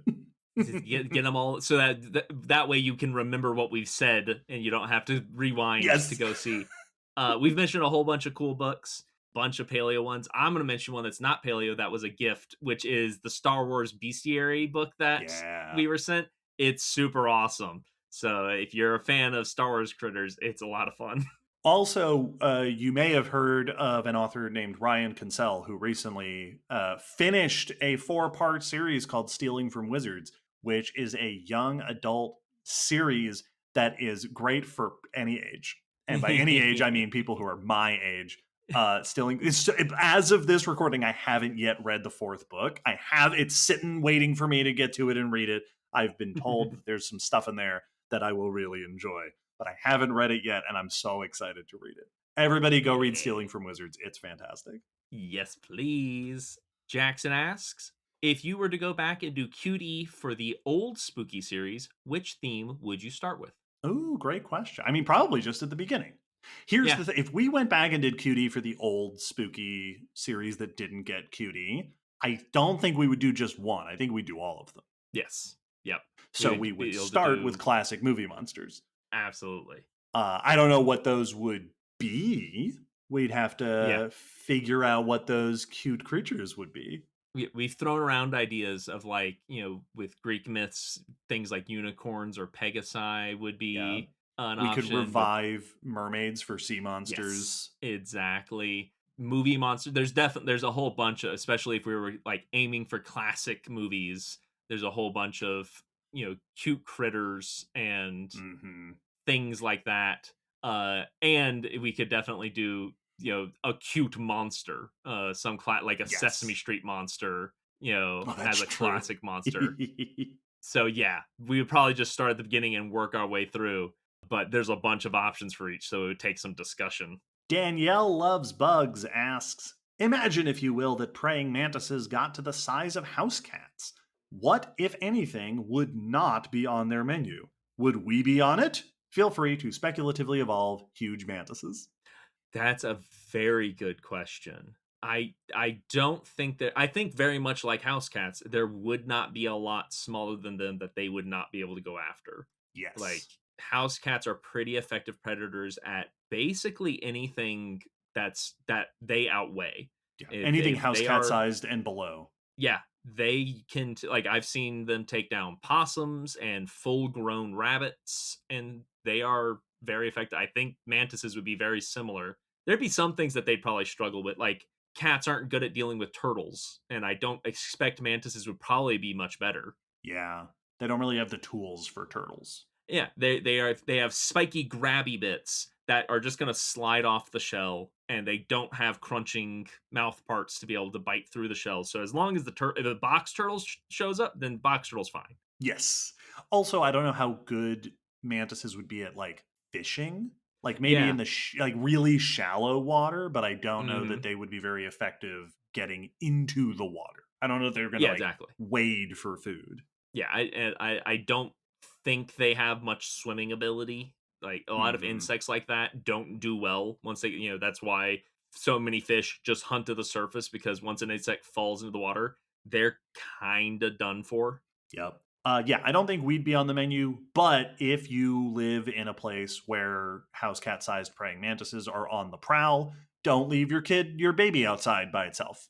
Oh, and I definitely think people could get, I don't know if this feels like the wrong term, but mauled by, because that Yes. will happen in places with feral cats that a person accidentally corners or surprises, or gets too close to the cat's kittens and gets sent to the emergency room. Yes. Not killed, not hunted, but tore up. People get mauled by mantises normal sized Yes. Oh yeah. if you annoy a praying mantis. Oh, I tried catching one once as a kid, and it turned around and sunk its claws into my finger, and it hurt so much. Next question's from Sandra. What evolutionary changes do you see in the future of humans? Both if we manage to stabilize the environment and if we don't. That's a good question. And it's very difficult to say for sure because predicting evolutionary paths is always, there's so many variables that it makes it hard to make any sort of reasonable evidence based predictions. But especially for us, where we are so in control of our own health and our own populations and our own reproduction, and where we're so in control of our environment, we change the environment so much. I wouldn't be surprised if we don't see very much evolutionary change. I mean, the earliest Homo erectus are like 2 million years old, and they're really similar to modern humans. There's differences, but like our general body shape has been pretty consistent for the last couple million years. So I wouldn't be surprised if we don't change very much anatomically in the near future. I would like to see us change behaviorally and Yep. culturally in the not too distant future. Yeah, I think like as far as adaptations go, I think our technology will outpace any adapting that we would see. That we're just going to invent solutions as we have throughout our Hmm. history. But there will be evolution, because evolution, it does not necessarily mean adaptation. It just means changing in genetic frequency. And as we can become a more global society, I wouldn't be surprised if we see some major shifts in human population dynamics as more international cross genetic population, families formed from people from across the world become more and more Hmm. common. We're going to see a more blending and sharing of genetic traits. So I would absolutely believe that future anthropologists would be able to look at the genetic record and go, aha, this is where teleportation was invented, and people could start having families anywhere at any time, Yes. and we can see the genetic like homogenization spike Yes. But otherwise, I don't think we're going to get like finned people. I don't remember who it was, some comedian who said that the obvious solution to racism is for us to just continue to make families across cultural boundaries until we're all the same brownish grayish color. Yes. Then we can start learning to hate each other for who we really are. Yep. 10 asks, are there any studies that have been done about how quickly a species can be domesticated? There was some news about that fungus in the cheese cave only taking a few decades to evolve, but is there any data on animals or plants? So there have been studies that have looked into it, but there's also been mixed results into how that evidence is interpreted. There's famous examples like the fox breeding experiment, which many have come out to point out issues and faults in the scientific approach of that study and the Sure. validity of the evidence for domestication. So a lot of the like direct experiments on domestication, there's questioning as to how good of evidence that is for how domestication actually works. Yeah. And then historically, we struggle to find the clear timing of things like dogs and cats and other animals of exactly how many times, where, and how quickly it happened because it was not a concerted effort. It just happened across societies. Yeah. The first example that comes to mind of like really fast domestication are things like fruit flies, Yeah. which have arguably been domesticated, but for scientific experimental purposes. And if you are putting together a concerted effort to intentionally adjust a species like that, especially a very rapidly reproducing species like fruit flies, it can arguably happen very, very quickly. I imagine the same thing is true of plants.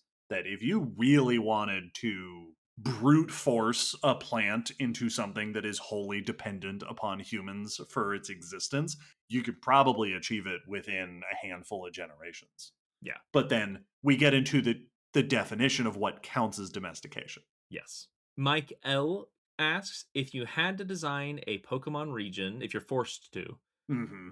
what real life location would you base it off of? Bonus question, what are the fossil Pokemon?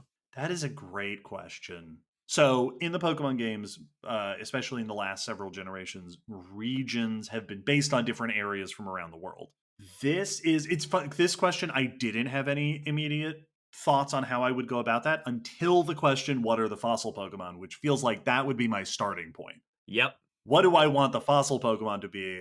Where are they from? And then we go ahead and make the region on that area. That partially gave me an idea, which is definitely based off of previous questions during this Q&A that inspired this. The first idea I had was Africa and Madagascar. Oh yeah. Then you can do some fun stuff with like, here's the mainland version, here's the different island version of the same Pokemon, and do regional variants within the same game Yeah. of a Pokemon.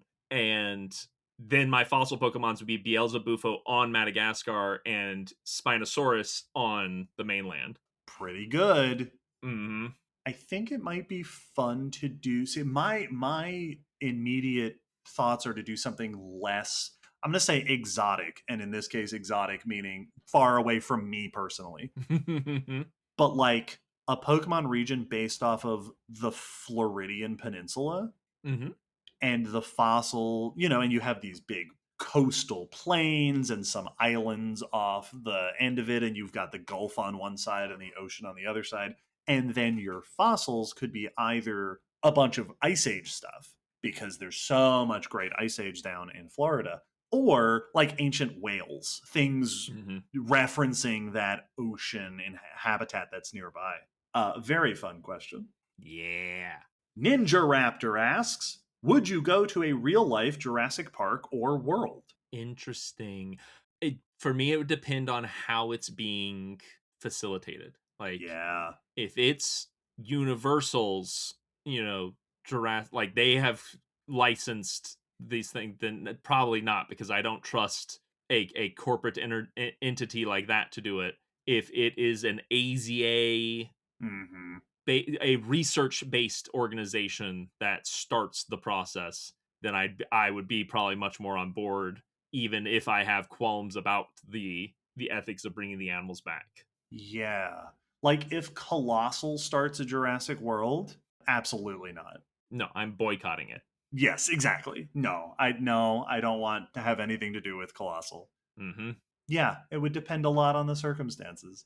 An interest and a fascinating ethical question. It and in like full honesty, it's probably one of those where I would go once at least, and Mm, then report back and yeah. say stuff, both so that I can be like if it's bad, I went so you didn't have to, but also I got to go at least once.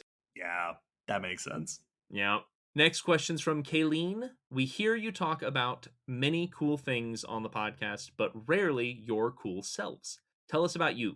What's up with you outside of the podcast? Any fun projects or hobbies or anything, whatever you're comfy sharing. Well, that's a lovely question. What is up? I did recently get a hold of a Switch 2, Yeah. and I haven't gotten games yet for it beyond. It came with Mario Kart World, so I played a little bit of Mario Kart World. I haven't gotten any more games because I have things to do, but I am very excited to get some of the. I'm really excited to play Donkey Kong Bonanza. I'm so pumped to play that game. I'm It looks thrilled. awesome. It looks like it looks from the outside. I haven't looked up much about it. It looks like they smooshed together Donkey Kong 64 and Super Mario Odyssey, and that's like a recipe for a game to just inject straight into my body. I want that so bad. I have recently, I've been on a real X-Men kick. I've been doing a lot Mhm. of reading comics. I've been taking a little bit of a break recently, but I got to get back to it. I've been working my way through the Claremont run, and it's a doozy, but it's been a really fun exploration of the old stories. It's fun when you go on X-Men kicks because then I get to hear about wacky X-Men nonsense. It's Yeah, and I get to hear about wacky Venom nonsense from Yes, you. exactly. Like we distill down these very dense parts of the comics for each other, and it's delightful. Lately, my hyper focus has been Magic the Gathering. I went to visit my brother Yeah. recently. He's the one that got me back into Magic, and we played a whole bunch when we visited. And the new Spider-Man cards are Mm-hmm. out, and I've gotten a whole bunch, and I've made a Spider-Man commander deck and a Venom commander deck, and I've been having a bunch of fun with those because this is how I build decks. I am not strategic at all when I build a Magic the Gathering deck. I build what's called, for you uninitiated, tribal decks. So I build dragon Mm. decks and dinosaur decks and angel decks, and there's a theme. And then the way I build the deck is I built, roughly this many monsters, roughly this many non-monster cards, roughly this many mana, land cards, and I pick out the cards that have pictures of the things that I have decided this deck is going to be, and I put them in there, and then I play with the deck and I find out what the deck does. Yep. I don't read the cards. I don't read their effect. I throw it together. So then I tweak my decks after, and that's what I've been doing a whole bunch of, is going through my decks and taking out cards with like, that card was bad. I don't want that card in here anymore. I know a particular young person who, I don't know if they're out there listening to this, but they had just a little episode, a Oh little yeah, health crisis hearing you express that. the way I build decks stresses people out on the regular. It is for the bit. That is how I build my decks, and then it frustrates people when I win. Because dragons are awesome. Because they're awesome. That's the thing, is if I build a dragon deck, it's like, it's not a very optimized deck, but when I got 5 dragons out, what are you going to do about it? Also, as listeners of the podcast who are, fans will be familiar, I spend a lot of time these days here in Tennessee and then other times over in Vancouver, hanging out with Nora, exploring the other coast. I think it was on the last end of the year Q&A that I expressed that for those who have missed it, I am non-binary. That's a Mhm, thing that I mhm. think that was last summer that I officially sort of settled into that identity and have been. It's so much better. Oh my goodness. This is so much better than whatever I thought I was before. I love hearing that from people when they find their identity, and that it shifts things.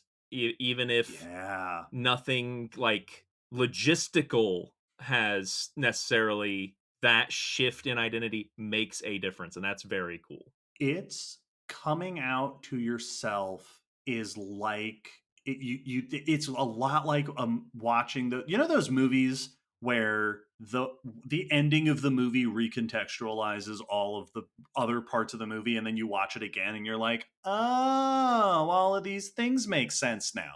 That's what it's Yep. like. You look back Yes. over and you go, oh yeah, the foreshadowing was there, I just didn't know what Mhm. the foreshadowing was for until I had seen what happens at the end. Yeah, yeah, yeah. Assume asks, is it ever too late to decide you want a career in paleontology? No. Nope. You can definitely pursue it whenever the opportunity and inclination hits you.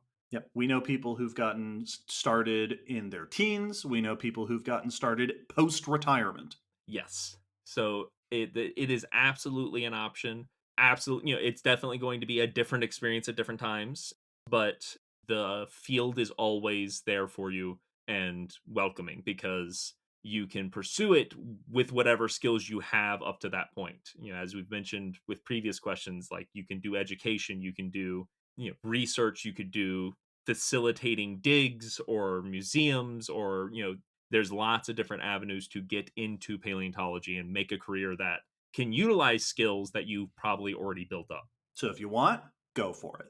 We will welcome you. Manuel asks, what would happen if we sent modern eukaryotes and prokaryotes back in time to a moment after Snowball Earth? Would modern microorganisms be able to survive in those unique and harsh conditions? Would the inclusion of modern microorganisms speed up the evolutionary process of life as we currently know it? That is a very interesting question.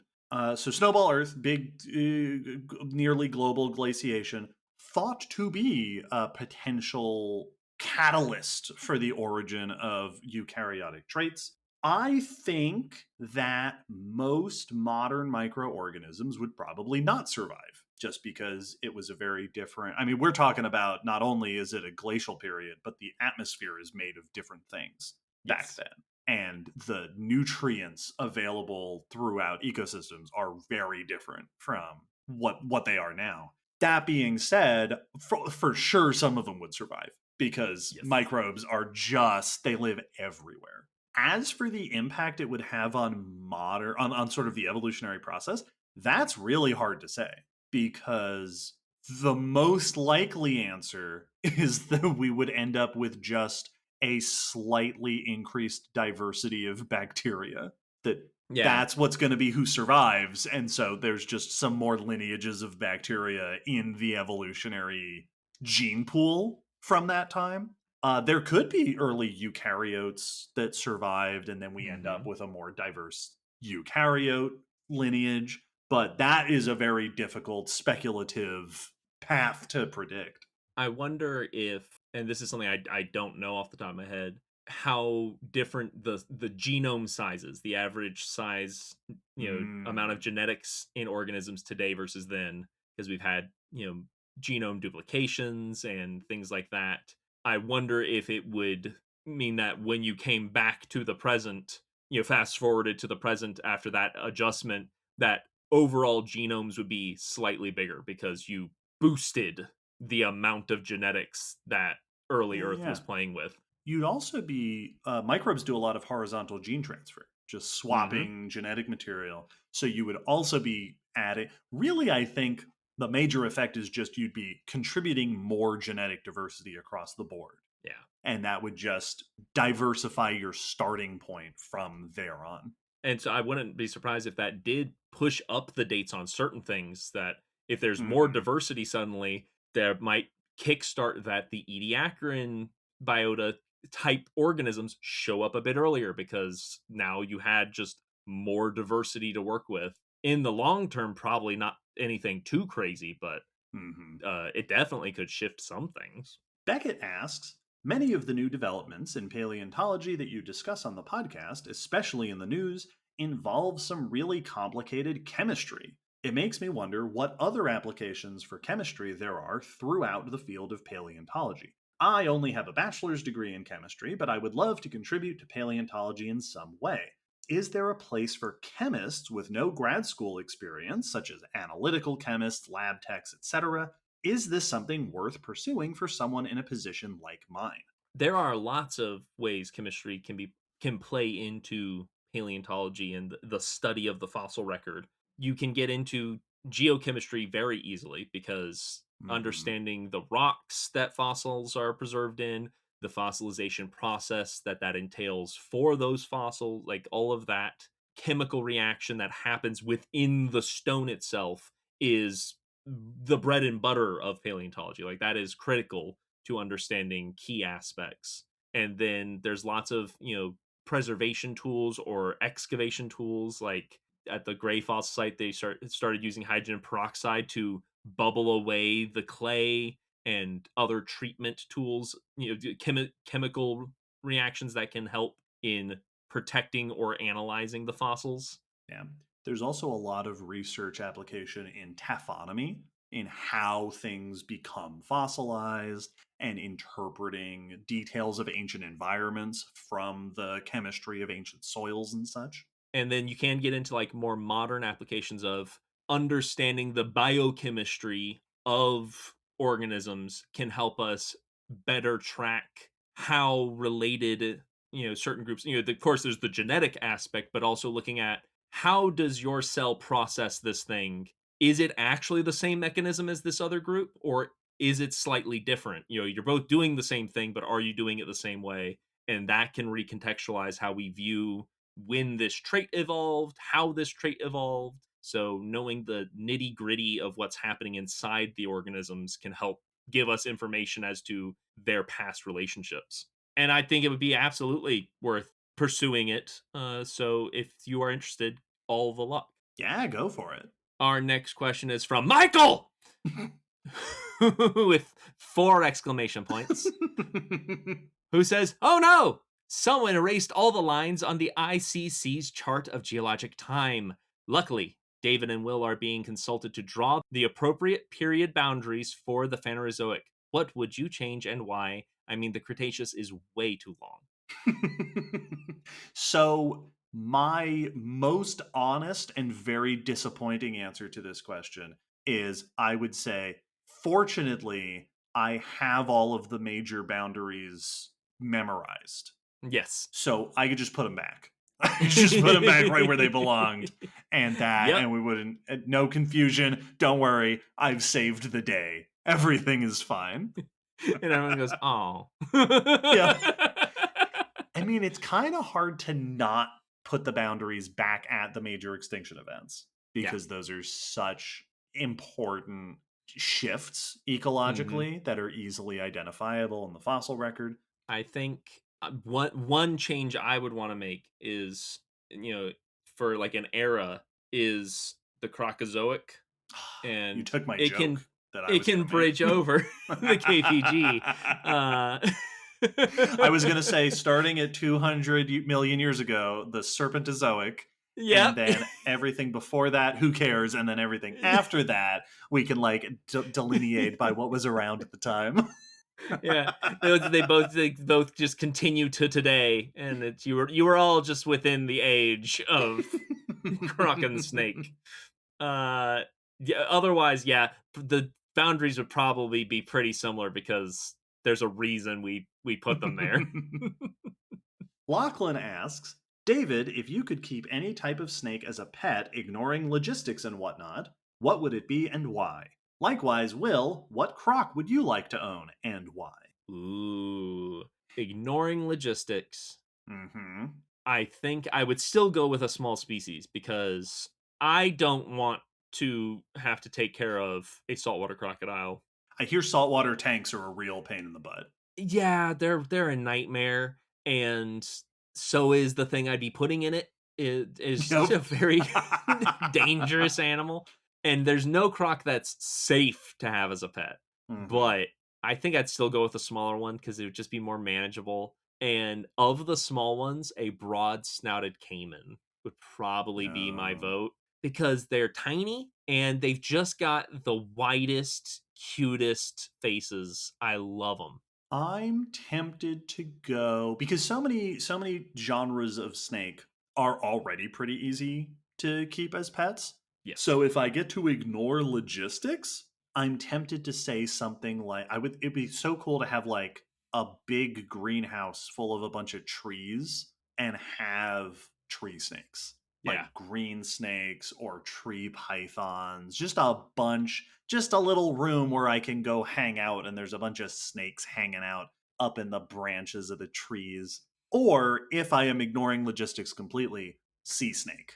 That's the yep, that was the other one I was thinking of. Yeah, 'cause then someone else has to worry about how to manage that. Yeah, no, if I have someone to manage it for me, then yeah, a saltwater crocodile that I can just come in and stare at and just because that's what I do when I go to places that have crocs is we get there and I go, you all can move on, I'll catch up. I'm gonna stand Yeah. here for like 5 or 10 minutes just staring at it because they're so beautiful. Also, and I know that it's such an obvious choice, but just a big green anaconda Yeah. would be so good. Just like to go like and it would be just like a beanbag chair and I could just go Yeah. in there and like get all snuggled up with it and read a book. It'd be great. I always think of I think it was Nigel Marvin in one of his programs, and he was in a pool with a rescued, so it was used to people, green anaconda, and it was swimming with him in this, non-chlorinated pool. And just watching a anaconda swim next to a person was like, man, that is really cool. Yeah, they're such cool snakes. Christopher asks, why do you think humans have demeaned and denigrated the importance of other animals so much? That is an excellent question. And I think that there are a couple of things that come to mind.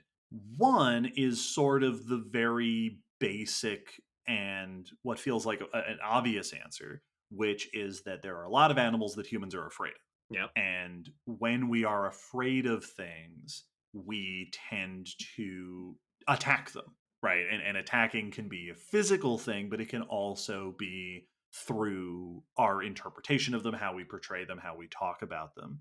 And some of them are things that, like snakes. People demean and denigrate snakes because snakes are scary. And while it isn't rational to be afraid of all snakes because all snakes can hurt you, it does make sense to be wary of snakes because Oh snakes yeah. can be dangerous. Even animals like sharks, where it really doesn't make any sense to be afraid of sharks because you're not, sharks are so removed from our human experience, but emotionally I fully understand why people are afraid of sharks because sharks Mhm. are scary. There's a lot about them that is very intimidating. So I think a lot of it is emerging out of this sort of defense mechanism of being afraid, wanting to distance ourselves from these animals.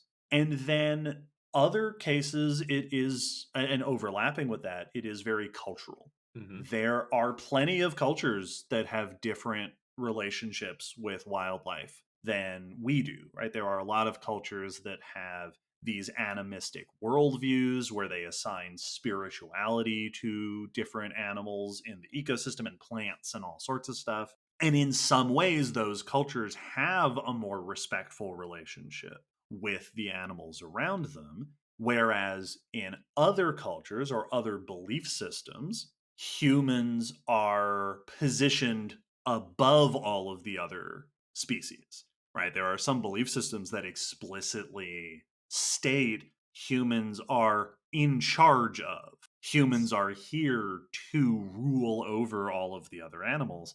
And so you get a lot of cultural systems where people treat animals the way that monarchs treat their minions, which is without a whole lot of respect. And so I think that there is a whole combination of factors that go into how these cultural systems and these cultural beliefs around other species come to be. Well, and I think sometimes the looking down on the animals come, I think, comes from a sense of justifying that Mm, if it is true that I am superior and the animal is inferior, then it's okay for me to utilize the animal in the ways that would make my survival much easier and would make my life, my day to day more enjoyable.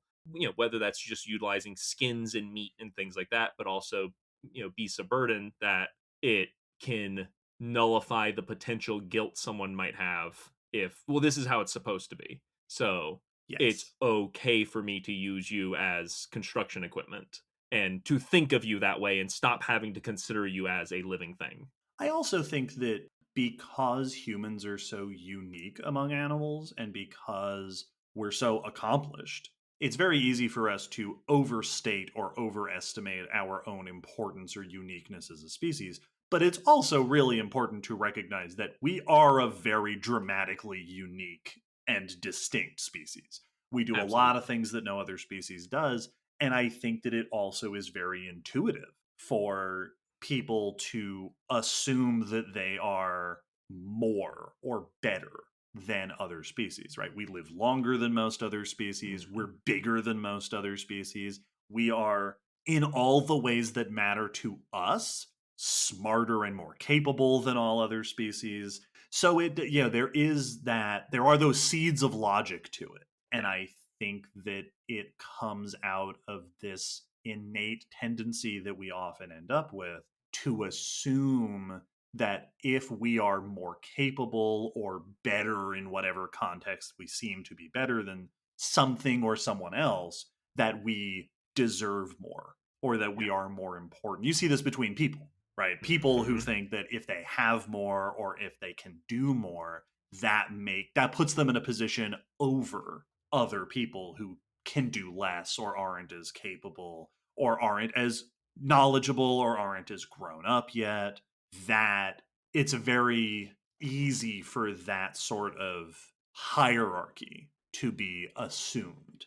And I think it makes perfect sense that people end up sort of naturally gravitating towards that, not only with other people, but also with other species. Yes. So the solution to that, if there is such a thing as a solution to it, is the same as the solution to improving how people treat each other, which is empathy. Yes. Teaching people to respect and understand each other, where they're coming from, what their position is.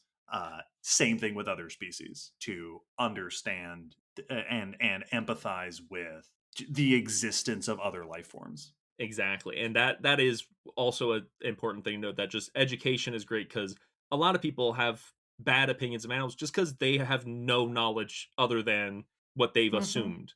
It's the same way that we're like, yeah, plants can't feel. Well, nope, they can. Right. They can experience the world in very complicated ways. But I understand why you assumed that, because when you look at them, they're not doing anything. So you go, all right, effectively inanimate, and that was good enough for your day to day. Same with animals, that when you see a fish, it doesn't look like it's experiencing things the way you are. So you just assumed it wasn't. Yep. And it fit with your worldview. Our next question comes from Slam Jambert, the Slam Jam witness with the Slam Jam sickness, who asks, what is your favorite thing about the Allosaurus? Yay. As a kid, and I think these two things still would be top of my list now, I loved that they had head crests. Yeah, they had the little bumps above the eyes. I like that they have some more decoration, some more display up on the head. They were more decorated than the average predatory dinosaur that I knew of. Hmm. So that made them very fun, very cool. And in my mind as a kid, in the rivalry that no longer really exists but was there between T-Rex and Allosaurus, the one of the pros that Allosaurus had over T-Rex was more notable arms and claws. Yeah. That they have claws that can actually be used put in prey capture and in maybe grappling. They're not like big, gorilla arms, but they are much more prominent than a lot of other big carnivorous dinosaurs. And I liked that. I liked that they had these grabbers.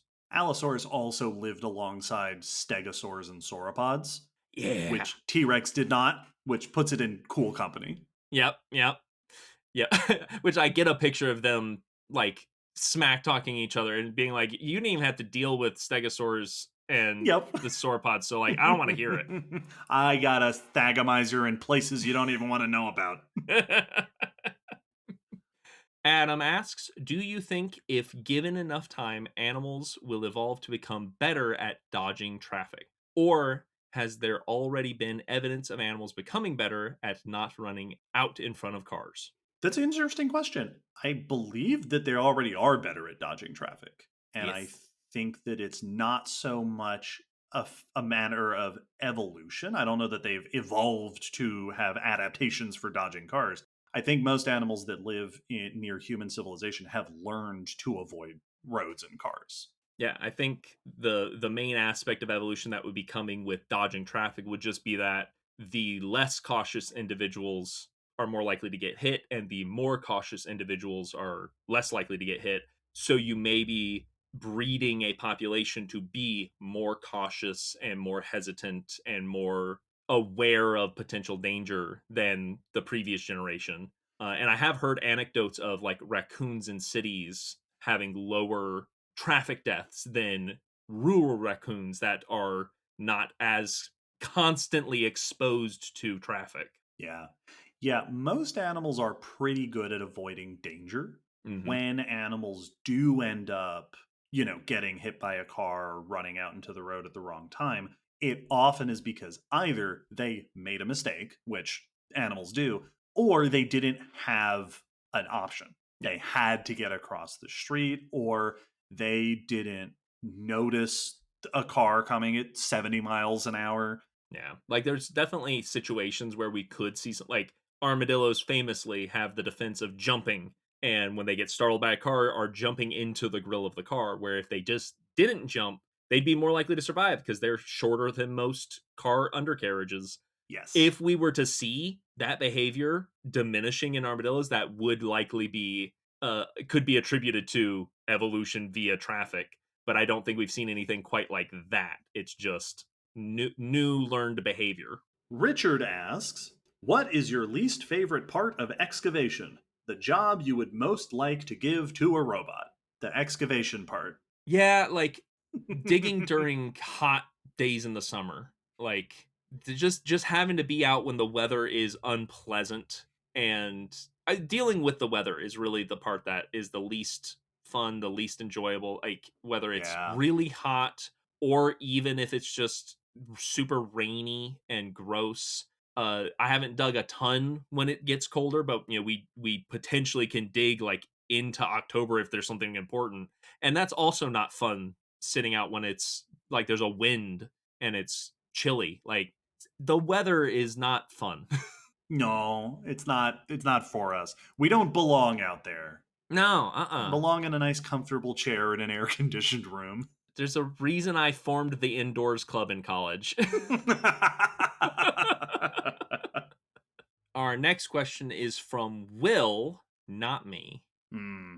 What do you think the world would look like if all of humanity and its creations suddenly disappeared? Speculating on behavioral changes, long term evolution, and new dominant species. An excellent question. I think the biggest impact of that would be domesticated animals. Yes. And then the question is, which domesticated animals are going to persist? Because some of them will not persist when humans are gone, others are going to become feral. So I think that what happens is that the world becomes extremely full of chickens. Yeah.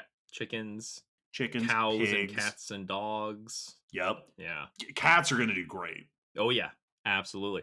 There was a documentary that explored this concept to a degree called Earth Without Humans or Earth After Humans.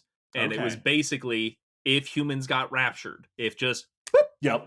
all humans suddenly weren't there tomorrow. And it went through a whole bunch of things of how would animals react, how many animals would be able to get out of zoos, so would we get, Mm-hmm. and how many animals are there a big enough population in zoos. But it also went through like the breaking down of infrastructures. But if all of that stuff was removed, I think I think it would actually take a surprisingly short amount of time for the Earth to look like it never had Yeah. humans. Especially if all our creations are removed, including like Yes. buildings and roads and stuff, then yeah, it'd be very quick that you Yeah. just wouldn't know humans were here. Like in a few hundred years, forests would have retaken place. Like there'd probably still be evidences of like areas that were dammed and had a lake would still probably have evidence that there used to Right. be a lake there and And stuff. like all the vast swaths of farmland are going to Hmm. be a very distinct ecosystem from the surrounding forests and stuff. I think we would probably see a rebounding of a bunch of populations. I do Yes. think there would be some populations that still would just peter out. Yep. That Well, because some we've done too much damage. Pandas, rhinos. yep, Hmm. that even if it took thousands of years, that they are probably on their way out without conservation efforts. Just Yeah. because most times when a lineage gets down to a couple species with low populations, that's not something you usually bounce back from No. evolutionarily. But other species like lions Hmm. and wolves would probably do well. Whales might be able Hmm. to rebound pretty effectively. And then, of course, plants are we have just so puzzled plants. Oh yeah, But I don't know enough about plants to know what they're going to do. kudzu world. The European pine marten asks, who gets priority if several disciplines are interested in the same site? Are excavations for paleontology typically destructive to anthropology and vice versa? That is an excellent question. I think there's partially it will depend on who's discovering it and just who starts working on it. There are some like specific things like when it comes to anthropology of if this is a site of indigenous people, then that takes priority over everything else typically. So you'll get there's like legal distinctions. Yeah, human remains are typically prioritized and protected. Like if there's a layer of, you know, ancient human stuff sitting above your layer of really cool fossil animals, Mhm. the human stuff gets priority just because that's culturally relevant and legally protected in many cases. I don't think there's a lot of rock paper scissors on like one field of study damaging another. I'm sure there are some things where like some anthropological techniques might not consider microfossils, but then again most paleontology dig sites also don't. So some things like that, but in general you're going to dig for an artifact the same way you dig for a fossil. Yeah, the only thing that would come to mind is if you had a site where you had interesting anthropological evidence and ancient fossil evidence, the human stuff is going to be on top of the fossil stuff, Yeah. which would mean that technically to get to the ancient fossil stuff, you would have to remove the overlying layers with the anthro stuff in it. So that would be a case where it would be, if not destructive, at least disruptive to the Mhm. anthropological record in that area. But as far as I know, this isn't a thing that happens particularly often where you No. have these kind of debates. And if you do have, because you get sites where like some fossils are there because this is what the people are eating, or Yes. what have you, or it was a cave that was being utilized by both animals and humans, and so you have remains.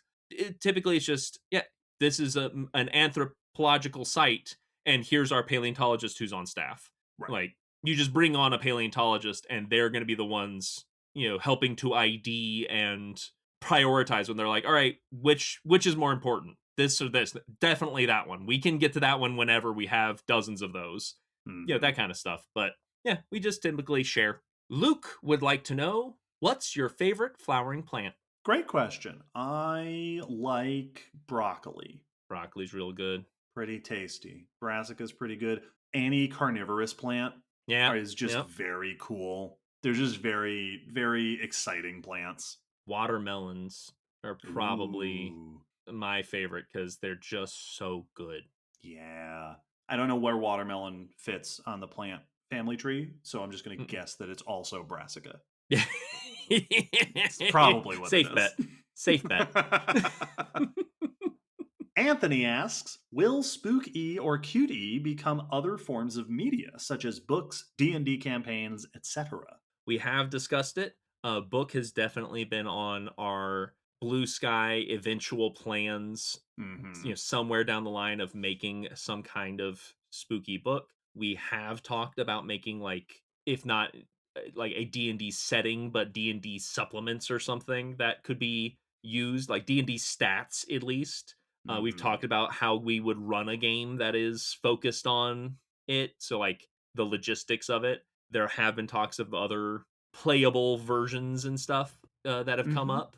So yes, it's been talked about. There, we don't have like current plans we can announce right now and give you a for sure. Yeah, there are some ideas that are like maybe someday. There are some ideas Yes, that we have put some thought into, and then there are some things that are in the works. yes, there are. So stay tuned.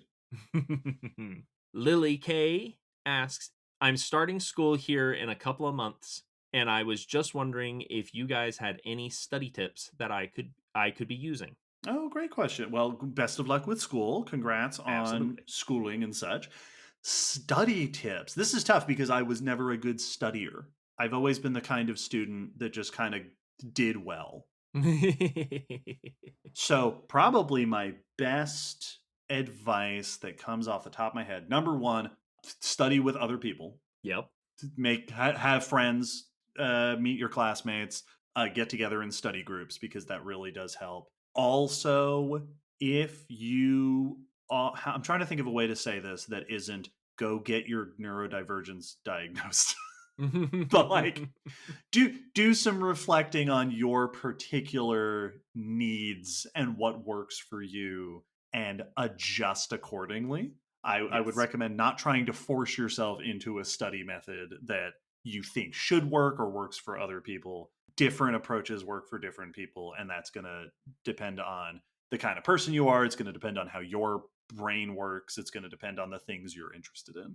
Absolutely. And that was part of what I was thinking about is I do have some study tips, but they are very much things I learned to help manage my ADHD while studying. The three big ones that come to mind are taking good notes, however it works best for you. One of the personal ways that I found that worked best for me is when professors provided the PowerPoints that they'd be going over in class, I would just take my notes in the bottom notes section of the PowerPoint file so that Mm-hmm. I'm not having to rewrite because I can't write and listen at the same time. If you're talking, I can write down what you just said, but I'm going to miss what you are saying. So, figuring out the way that works best for you is good, whether that's recording it and taking notes later, or like I said, the PowerPoint worked really well for me. When it came to like studying my notes, I loved flashcards for concepts, for definitions, for dates, for numbers. And there's a bunch of flashcard programs that you can do Mm-hmm. that way you can just copy and paste from online definitions and your digital notes and stuff, and then it would shuffle them and it would tell me how many I got right and wrong, and you can keep track, so that was it, gamified it a bit. And then the third one that I really saved my butt was studying somewhere different than your place can be very useful, because when I study in my room, my computer was there with my games and with convenient YouTube, and like my bed was there and my Legos were there and all those things that I would prefer to be doing than studying. So I'd go like sit down at the end of the hall or somewhere else that was still comfortable and conducive to studying, but was a little less comfortable than my room. So it was more practical to just get my studying done so I could go back to my room. And that helped kind of focus me. Yeah, I'll add one more. Actually, now that I'm thinking about serious answers, uh, teaching or explaining the concepts that you're learning really helps to solidify them, Yeah. and that is one of the reasons why studying with other people can be helpful. Because if you are understanding something and you're explaining it to somebody else, it can be a benefit of tutoring or like helping out students who are having a harder time. It can also just be something that you do yourself. Hmm. I do this all the time. Like when I'm preparing an episode, the research for an episode, as I'm collating the information in my head, I'll like when I'm in the shower, I'm thinking through or even talking out loud, how would I explain this? Yeah. Or sometimes I'll be taking notes on an episode and then stop taking notes and stand up and start pacing, speaking out loud how I would explain the piece of information that I just learned. And if talking to yourself is not something that works for you, it could be making PowerPoint slides. That, like, how would I explain this? Putting together your own version of explanation. Anything that gets you sort of thinking and applying that information and structuring it in a way that makes sense to you is really helpful. Yes. Best of luck. Go kick butt at school. Yeah. Nathan asks, I've often heard you mention we don't know how plesiosaurs were swimming with their 4 flippers, but I've never understood why the simplest answer, that they swim like sea turtles, has been ruled out. What don't we know here, and what's our best guess? So, excellent question. And the fact is, that hasn't been necessarily ruled out. The issue is that they have a setup of flippers that nothing alive today has, nor any other extinct group. Only plesiosaurs have 4 flippers that are all equal in dimension, that are equally large and prominent. Sea turtles have 2 big wing like flippers on their front limbs, and then these kind of dinky paddles on their back limbs that are mostly just for steering. They don't do any swimming with those. They mostly have those to be able to dig nests and scoop out the sand to lay their eggs.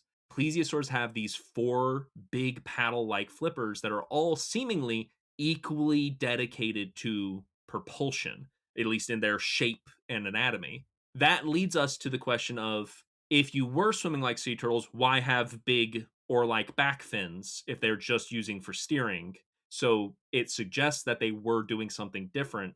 And then the question comes up, were you swimming with alternating, the front go up and the back go down, and then vice versa? Or were they all swimming together? Were you swimming with different strokes? The front was swimming one way and the back was swimming another way. And it's hard because all of these are potentially viable ways to move something through the water. Like, all of those flapping methods will move a body through the water, but we don't know which one is true. So we only are able to try to answer this by, like, looking at which one's most effective. And if it's most effective evolutionarily, that makes it likely that they would have come across it, because it is going to be the one that is best for survival. So that's really the challenge we're dealing with, is we've been given a shape of animal that we have no analog for, and there's a lot of potential answers that are all fairly reasonable. Mm-hmm. Next question's from Jesse. If you could have been part of the naming of any known species, current or extinct, which would it be and why? Ooh, great question. I was part of naming a known species, actually. I helped to name a fossil snake. But if I could have been part of naming a species, my initial thought is, fairly judgmentally, to have been part of the naming of species whose names turned out to not be accurate. There's a ton of it was in vogue for a while for paleontologists to name ancient genera in relation to other genera that they were thought to be related to. Mm-hmm. So you have things like Protarchaeopteryx, which is a dinosaur that was thought to be related to Archaeopteryx, and it has turned out is not. But that's what the name is now. So it's stuck. My other thought is, and I can't think of an example, but I'm trying to think if there is a really cool fossil animal that isn't well known very much, and I would go back and give it a cooler name, and then people would appreciate it more. Yes, that's a good idea of a more movie title appropriate name. The one that first came to mind for me, and this is a cool name that's already cool, and I would just love to have been there while this name was decided upon, is Crocodylus anthropophagus. Yeah, that's a pretty good one. The people-eating crocodile. Yes. It's so good. I love that name so much. TJ asks, how long does it take for you to produce an episode? I'm curious about research time, recording time, and editing it all together. Excellent question. It differs. Different parts can take longer amounts for one of us or either of us, or different topics. For instance, note taking particularly like note taking takes me a decent bit longer on average than it tends to for David.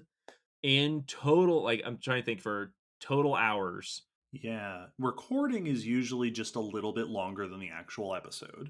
Yes. So if the episode's 2 hours, we probably recorded for like 2.5 hours. Yep. Editing tends to happen about takes about twice as long as however long the recording was. Yep. So a 2-hour episode, editing is going to be about 4 hours. Mm-hmm. And then research can take, we do pretty extensive research for our episodes. This is why we, if we're talking about silver screen science, then the preparation is however long the movie was.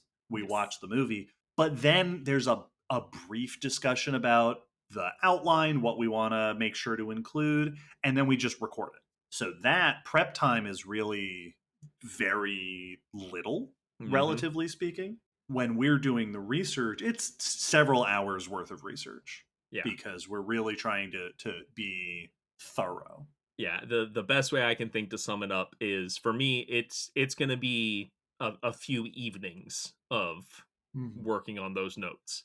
Not necessarily nonstop, but most of the evening dedicated to finding the research, taking the notes, organizing those notes into the information I need. It's going to be a few evenings worth minimum. And then there's the blog post, and there's writing the episode description, the episode notes, and all that. Most of that post-production stuff is stuff that I do these days, in part to balance out the fact that the research tends to go quicker for me than it does for Will. Yes. And I'm doing bulk of our editing on the main episodes. And then preparing like the social media posts and things. That's a good another few hours of work to put into it. So each episode is a decent chunk. When the goal to turn this into a full-time job wasn't just so that we could laze about most of the time. It was because we are putting in a decent amount of time into these episodes. If just summed it up, if for like a normal 2.5 hour episode, for just the recording and editing, that's going to be almost 8 hours, 7.5 hours. Yeah. Right there. With for me, I remember when I was taking track of my notes, they kind of averaged, I think, around like 6 to 10 hours, depending on how like of total actual sitting and taking note time, and then a few more hours for the post-production. So like we're looking easily over a dozen hours for a single episode, total work time. Next question's from Matt. How does your preparation differ on your sidekick episodes versus your hosting episodes? Excellent question. So yes, each episode of the podcast, typically one of us is the host, doing most of the research, leading the discussion, and then the other one is mostly along for the ride. Sidekick episodes are very little preparation most of the time. Just news notes. We get our news notes. Sometimes we might have like a little bit of prep to like, I want to make sure that I know this information in case it comes up. But most of the time we go into the other person's hosted discussions mostly like mostly empty. Yes. Which is part of why guest episodes are such a delight, because then we both don't really have to prep very much. Yeah, they are very nice.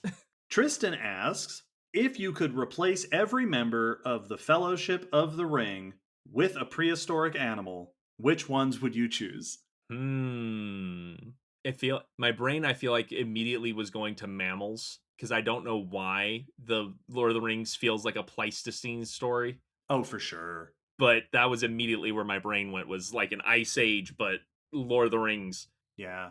My first thought was to say, I think that the 4 hobbits, Frodo, Sam, and Merry and Pippin, would be cast as a young sauropod and a young ceratopsian and a young hadrosaur and a young pterosaur. I'm on board for it. I like that. Sauron is a T-Rex. Yes, is a sharp tooth. Actually, I guess who's the orc? Who's the orc that's in charge? Isn't there an orc that has a name? Or maybe I'm thinking of the Hobbit. Yeah. In the Hobbit, there's Azog. That's right. That's who I was thinking of. All right, never mind. I'm here casting The Hobbit, which was not what the question was. I'm so sorry. And we don't have time to cast every dwarf, so we're just going to stick to the Fellowship.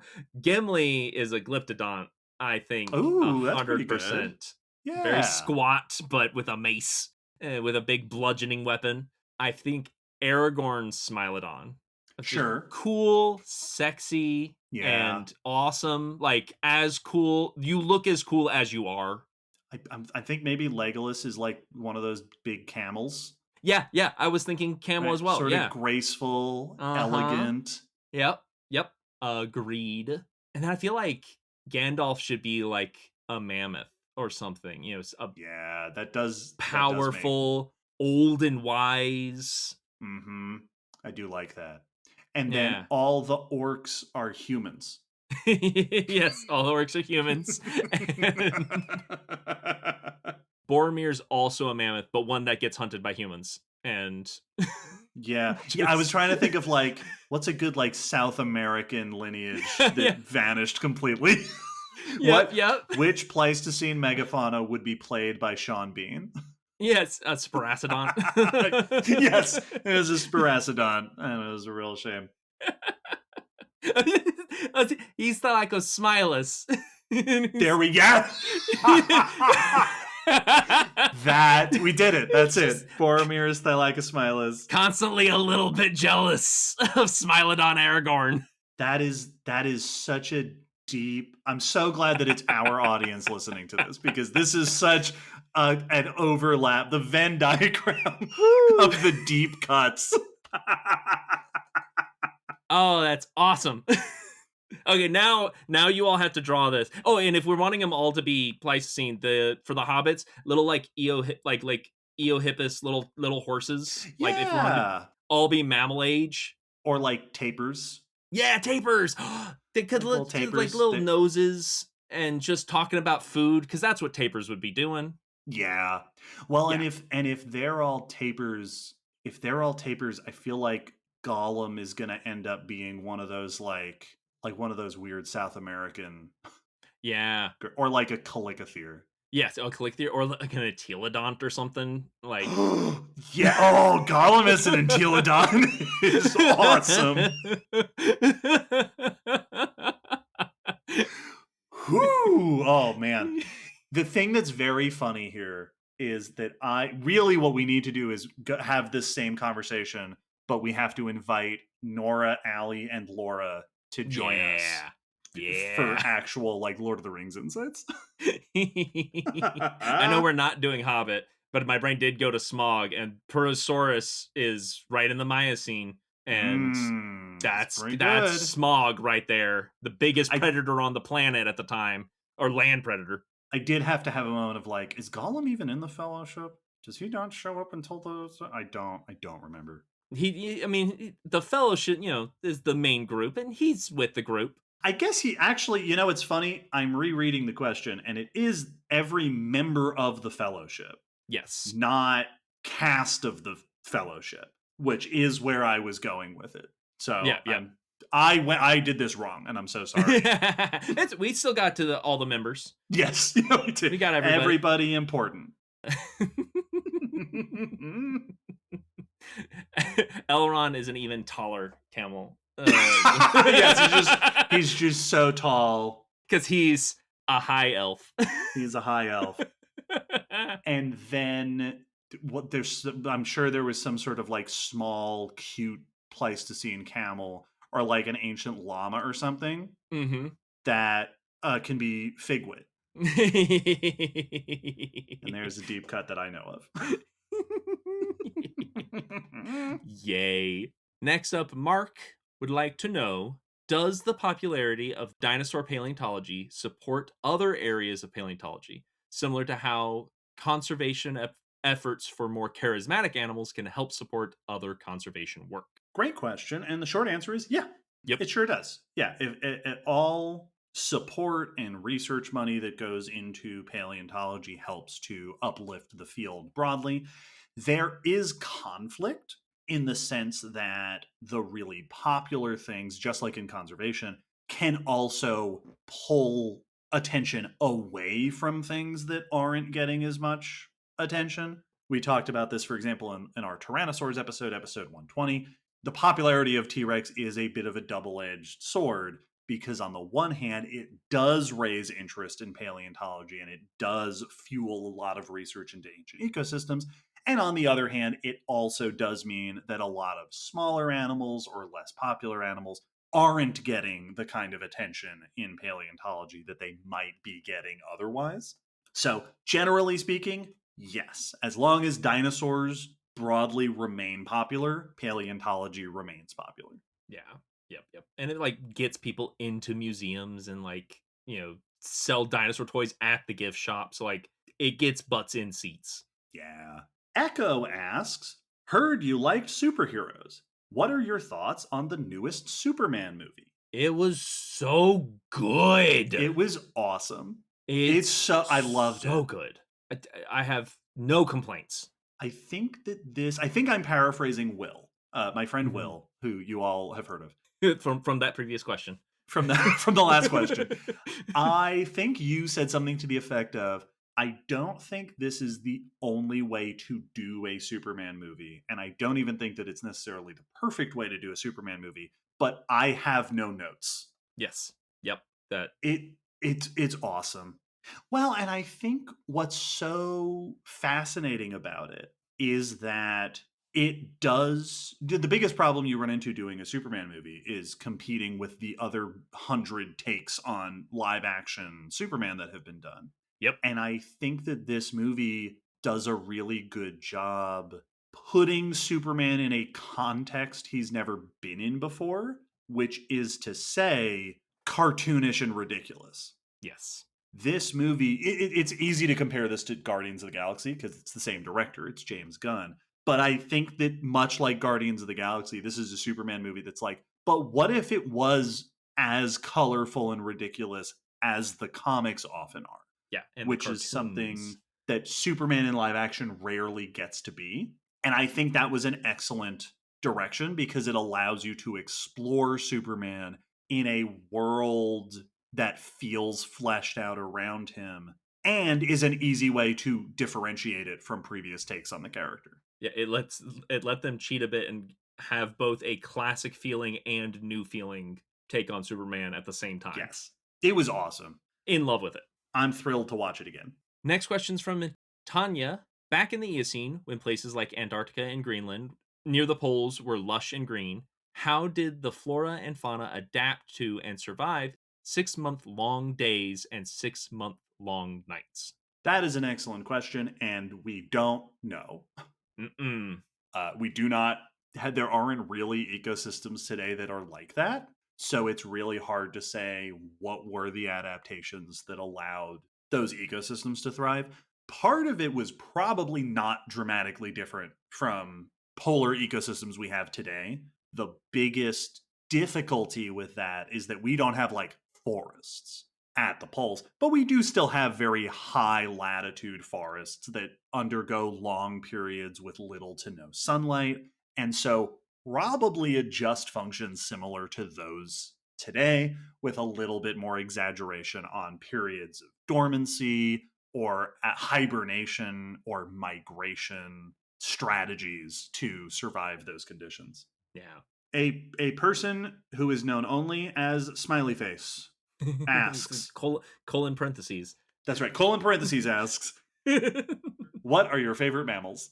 My favorite mammals, orangutans, are way up at the top. I love them. They're pretty and fascinating, and they give me a sense of peace when I watch them. Like, they're just serene animals. I also do really like learning about things like rodents. I find rodents really fascinating. Like, they're such unassumingly extreme and cool animals. And then I think bears will always have a special place, just because a bear's a bear. Yeah, it is a bear. It's just a bear, and they're so good at it. Yeah. My favorite mammals are the friends I made along the way. Boo.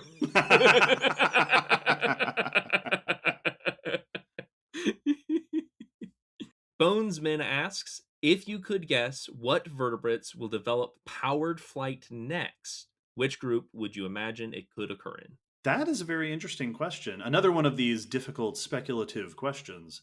This one's really hard because this has only ever happened 3 times. Yeah. Pterosaurs did it, birds did it, and bats did it.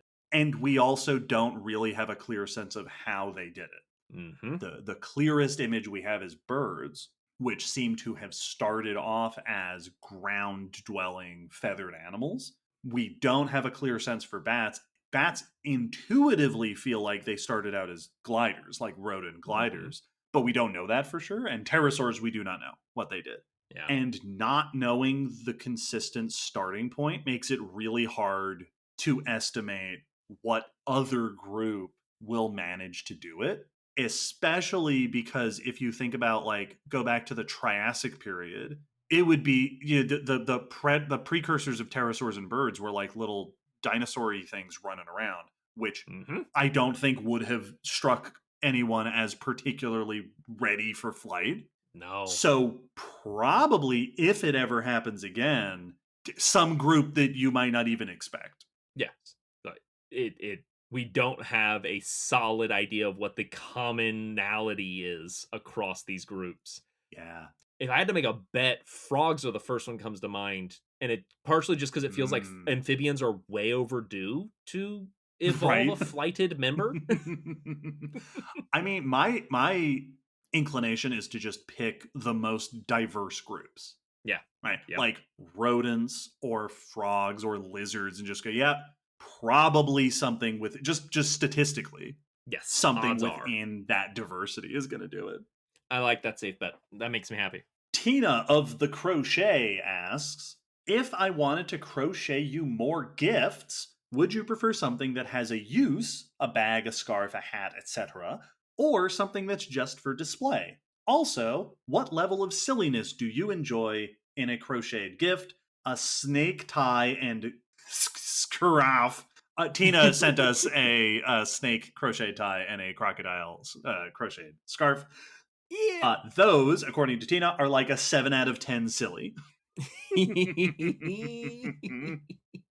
I am perfectly happy with display stuff because I love trinkets. I love filling my shelves with stuff. So display stuff makes me very happy. Like useful stuff is also great, but if I don't use it, then I always feel a little bad. But display stuff I use because I look at it. Yeah. And I am 10 out of 10 silly. I love a useful thing because because otherwise I'll put it somewhere and then not think about it very much. And also, yeah, go silly all the way. Absolutely. Yes. Anywhere in the range. Gwen asks, why are we so sure life is monophyletic, especially when viruses are a thing? That's a great question. And I'm not sure that we're so sure that life is monophyletic.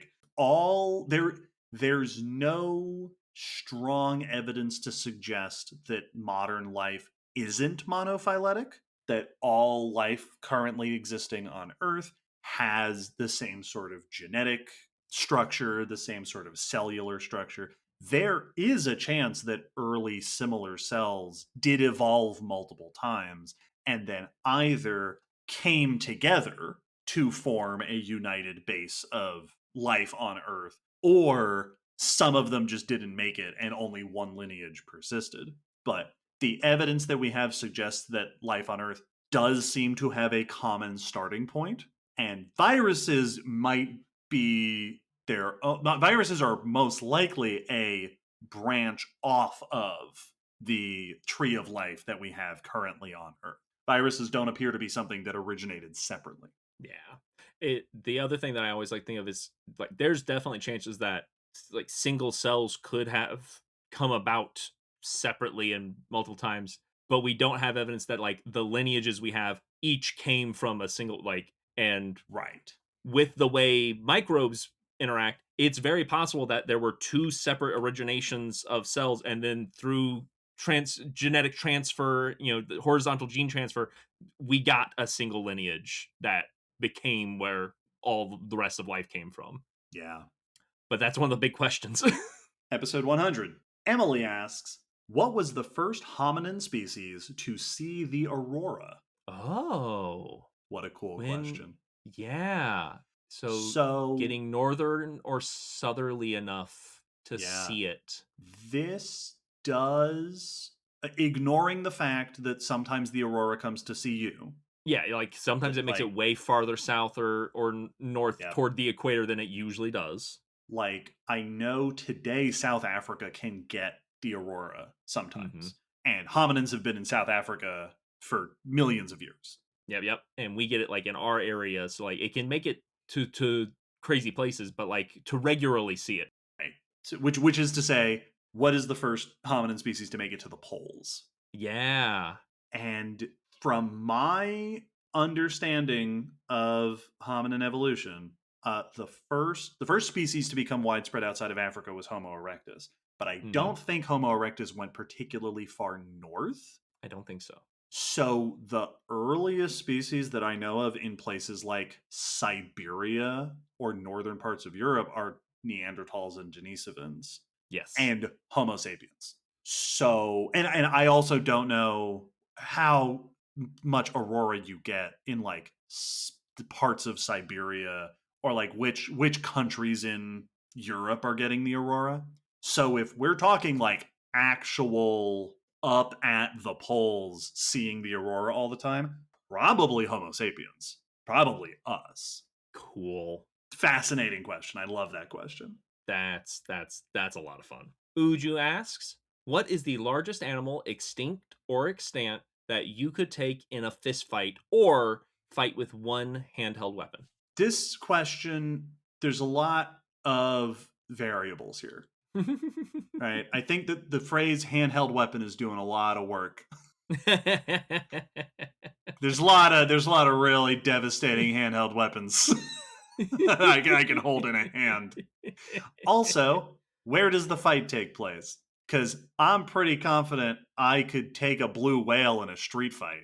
See, that's what I was about to say. A beached whale? I got Yeah, it.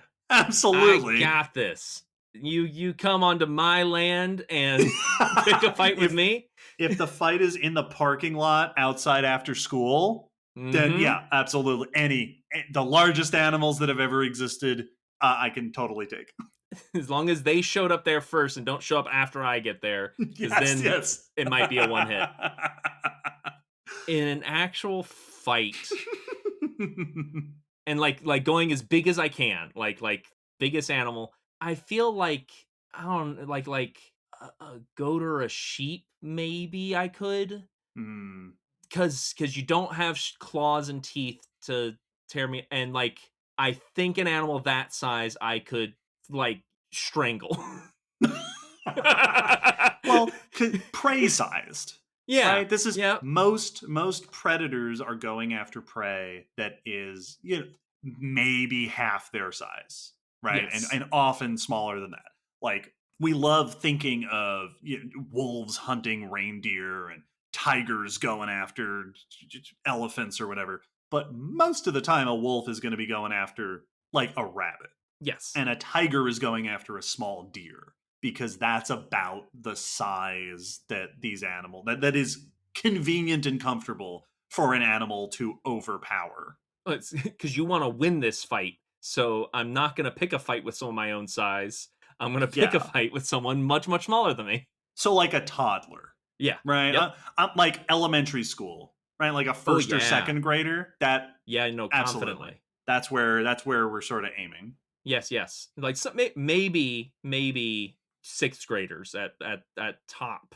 Sure. Or a really old guy, Yeah. Oh, there we go. Okay. right? Yeah. Like a really old basketball player, Yep. Yep. Yep. Nice and right? nice and tall. And we'll make them racist or something so that there's a reason that we Absolutely. Yeah, no, we'll pick a bad one for sure. Which one's the richest? A 6'6" elderly racist is the biggest animal I can. Elderly racist millionaire. That's we'll take him down. Nina asks, what is the most intriguing or strange trace fossil that you know of? I think the urine fossils that we talked Yeah. about was that in the Coprolites episode that we got into that one? Yes, we did talk about their Eurolights. Eurolights. Yeah, that's insane to me that exists. I was blown away when you said that. Yeah. I think also trace fossils that record unique or unusual behaviors. Like, I like to tell the story of I saw years ago a person that had a slab of a surface that had a whole bunch of trackways and stuff on it. And there was some sort of insect or little bug trail that ended with a single footprint of a large reptile. That it looked like it either got snapped up or stepped on or crawled onto the foot of this creature and then got carried away. Like, that, it ended where it intersected this other animal, which is very cool. Next up, Caleb S. asks, Stephen Jay Gould believed that if you played back the tape of the evolution, you would get something completely different. Simon Conway Morris disagreed and thought that certain body types are naturally fitted to certain ecological spaces, so you would get something similar. Which paleontologist do you agree with more and why? Oh, an interesting question. As usual with these kind of dichotomies, a little bit of both. Yes. I definitely think that certain things are so consistent, like the shape of swimming vertebrates, right? Almost every swimming vertebrate is fish shaped. It's the same shape, and that seems to be the shape that works best for that kind of body in that habitat. So as long as you have vertebrates, that's probably what you're going to end up with. On the other hand, there is so much diversity to life and so many different strategies for living in similar habitats and similar lifestyles that it also makes sense to think that if you restarted at some point, you could get forest dwellers that are shaped very different from what we think of modern forest dwellers. So it really probably comes down to circumstance. Well, and I think a big thing that could be very different if you were to rewind things is who's doing which of these, who's falling into which of these roles. If we rewind it, it might turn out, well, it really was a luck of the draw that crustaceans didn't become the big dominant land animals. And if you rewind things, crustaceans become large animals on our planet and end up taking up different roles. I think you would still get very similar niches and ecological dynamics, but you could be having very different lineages fitting different areas, and that would end up like you're not going to get long necks per se because crustaceans don't have necks. So Right. you'd be getting a different kind of big herbivore and big predator. Vibov asks, how did multicellular life evolve and how many times? Good question. I don't have like specific answers as to how many times we think it did. I don't think anybody has specific answers. Yep. Like that's something that we don't know for sure, but there's definitely potential of it evolving multiple times. And again, could be one of those where even if it did evolve multiple times, that doesn't necessarily mean that each of those went on to make lineages that went on to today. Mm-hmm. So hard to tell. And most likely, multicellularity started as colonial of cells grouping together for safety and purposes, and then you can eventually get them creating structures out of those colonial structures, those colonial groups, which then can very easily be transferred into now you're going to start being a different kind of cell to be that structure, with specifics within yourself to do that job better. And once you get that differentiation of cell type, now you are straying into multicellular organisms. Mm-hmm. Love Me, Love My Cats asks, could it be dangerous to build life-ish molecules of the opposite chirality from ours? That is an interesting question. I don't know. I don't know very much about genetic molecular stuff. Chirality, I know, has to do with the orientation of organic molecules in our bodies and that they tend to be pretty consistent. I would guess, because I really don't know very much about this, that opposite chiralities would just make it difficult for those molecules to interact with each other. Yeah. That, for example, you might not be able to reproduce across those boundaries. I don't know why it would be dangerous. I imagine that at worst it would just be something that is unsustainable or that can't interact very effectively with other organisms. I don't think it would be like a sci-fi situation where we have created some sort of alien monster that does something that is toxic or something. There's like biological antimatter and cancels us out. Yes. I think your take that it probably just means we wouldn't be able to interact biologically, and we would probably just become very much non-factors to each other. Zelfia asks, I listened to the horns episode this year where some horns are described as bones sheathed in horn material. I also listened to the claws episode where some claws are described as bones covered in claw material. What's to stop animals from having finger horns or skull claws? Because that'd just be silly. That would be ridiculous. Who would ever do that? I can't claw you with my head or ram you with my fist. It just doesn't make sense.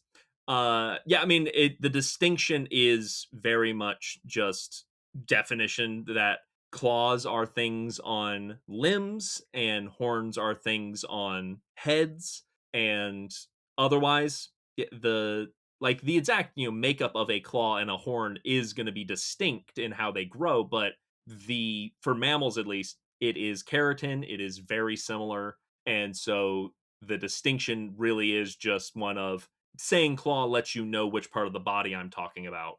Right. And also, because of where it is on the body, the function tends to be different. Like, Yes. you can use claws for climbing because they're on your hands. Yeah, and prey capture. Or yeah, exactly, stuff like that. So it's really more about anatomy and function than composition. Yes. I do love that idea, though. Feel free to start calling horns skull claws. Yeah, Because who's going to tell you you're wrong? the clawed cows make me very happy. Watch out for you mess with the bull, you're going to hit the claws. Shink, shink.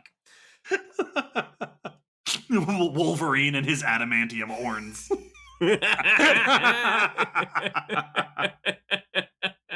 Next question is from Maui. How does a regular day look like in the lives of David and Will these days?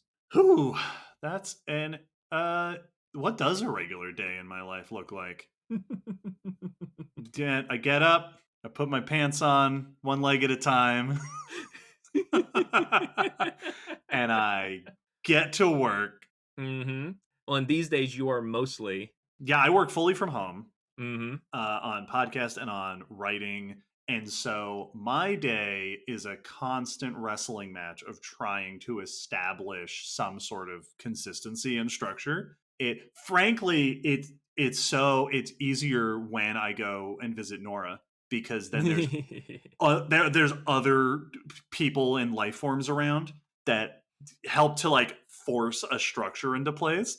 Having my own place is really, it spirals out of control. Yep, I've been there. For me, these days, I am tutoring math during the day and podcasting at night. And it's not, luckily, it's not a full-time schedule, so I'm off by 2. So I have a nice long evening and work on podcast stuff. Anna comes to visit and things like that, and that's been the bulk. I've been enjoying the space in the new apartment, trying to organize my vast hoard of junk. I don't have that problem. Yeah, no. I'm really exploring the space. Yeah, right. so much room for activities. Yep. I've been trying to like line up my hobbies and get things organized so that way I can actually do stuff when I'm so inclined to pursue one of my many hobbies, to have things in a accessible and organized way. So I've been like sorting my because it's the first time I've had all my stuff out of my parents' basement and like all within access, because I was moving from college to grad school to Florida and didn't have a way to take a bunch of my childhood and collections with me. So it's been nice going through that, but also times of just like, you know what? Maybe you just go in a box for a little bit and I come back to you later because I'm tired of looking at this. So yeah. Our next question comes from Travis Holland. Travis Holland, the creator and host of the world famous podcast Fossils and Fiction, and also celebrated guest star in the Spotlight series that we did where we talked to other podcasters. That Travis? The Travis?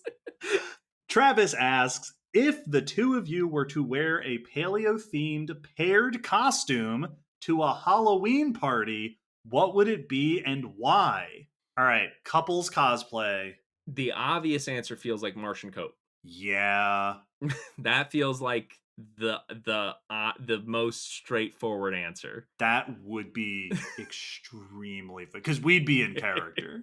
Yep. The whole time. Stick of dynamite. And it's funny. I really just based off of vibes, I feel like you would be Marsh and I would be Cope. Mm-hmm, and I don't even really have a good explanation for that. No, but I'm good with that. Yeah, you have those daddy vibes. Yeah. Cope was so hungry for. All right, sold. Yeah, it's Martian Cope. Let's see if Spirit Halloween just be bickering the whole time. It would be so just shooting glares at each other. Going, it's not how you do that. No, you've got it backwards. You did it backwards. Yeah, that's not how you hold a fork. That's how you eat pizza. You would. I'd be going around and just constantly trying to engage you in a fist fight. Just like, look, you got something to say? Come on over here. Oh, okay. Well, Dragon Con is only a little bit less than a year away. I was gonna, maybe we do. That would be a bit for 5 people, and it would just be so. We did actually talk about doing something like this yes, at we one did. point because we were talking with Astrid, who was our guest for the Cope episode 211. Oh man, it'd be so much fun. So maybe we'll do skits. We'll just start doing skits. That is such a funny idea. Again, it would be for such a specific audience. But they'd love it. Next question's from Janine. If you could get just one impossible sample, what would it be? A blood sample from an early Crocker snake, an hour of video from some Cretaceous swamp, the genetic sequence of Luca, a photo of a Denisovan? Oh, just one. I mean, Luca, it seems like the obvious answer. Mm-hmm. The last universal common ancestor of life on Earth, just like a cell, would just be like, here it is. Yeah. The idea of getting an hour of video from the Cretaceous, though, sounds incredible. That would be like the common ancestor cell would be the most informative. That would just be transformative for science. The video would be a lot of fun. Mm-hmm. I think I would actually go with something space related of like liquid water from back when Mars had liquid water, or soil from an exoplanet, or like something that would give us some fundamental knowledge. And I'm sure there's one out there that a NASA person's going to be like, this is the thing. This is like, could we dust from one of the distant nebulas? It would tell us so much about the way the universe works. I was gonna like a year of footage of the night sky from a planet too far away for us to ever find it. Yep. Yeah. Or cool. if we're going like truly impossible, a grain of a black hole. Yes, just a little nugget, a little black hole nugget, a little bit of a black hole to truly know what it's doing in there. Or like a photo, those photos of the Earth from the moon. Yeah, one of those, but the earliest possible photo of the Earth from the moon. Yes. Yep. Mm-hmm. As soon as the moon was solid, photo of the Earth. Yeah. Nova asks, y'all can almost always give episode numbers off the top of your heads whenever an opportunity comes up. Do you think you can remember them all in order?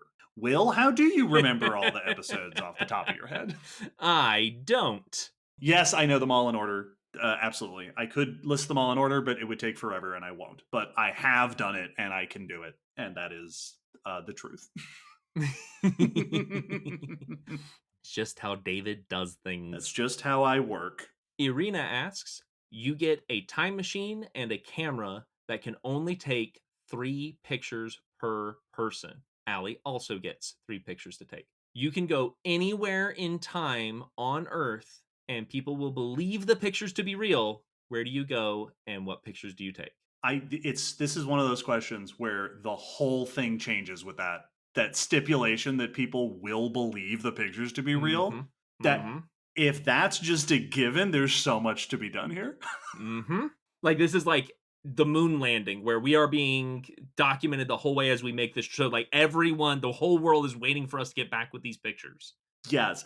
I think it's funny because I think the people will believe the pictures to be real is probably there to be like, if you get a picture of a T-Rex, people won't be like, you Photoshop. They'll just like, they'll believe that it is. But for me, I'm like, people will believe the picture to be real. There's a lot of convincing to be done. Like that's really important. Well, and that's why like I think of it from the moonlight. Like maybe there's deniers out there, but they're crazy. Yep. Yes. People have been watching and building up to this and waiting for us to get back with these 9 photos. Oh man, like the Carboniferous comes to mind with the earliest forests and like complex land ecosystems. Okay. I'm gonna have to act fast for this one. I want a picture of the asteroid impact. Okay. Yeah. Like a still of that explosion. And then we gotta leave. Yep. Then we gotta get out of there real quick. This thought just occurred to me, and I don't know if there's a form of time travel that's ever quite been done. Like, and they've done things like this with timeless travel stuff, but a machine that works. We go back to a moment in time, frozen moment in time. Oh, interesting. That would be, and yeah, like the asteroid is impacting, and take pictures of the impact and of whatever life is nearby, and get a snapshot of the ecosystem and of the impact happening. That would be pretty good. Because it's tempting to get like a picture of an ecosystem or an organism, but an event would be a very cool. And that's an event we can actually aim for. Like, yes, that's an event that happened, and it happened in a moment. Yes, exactly.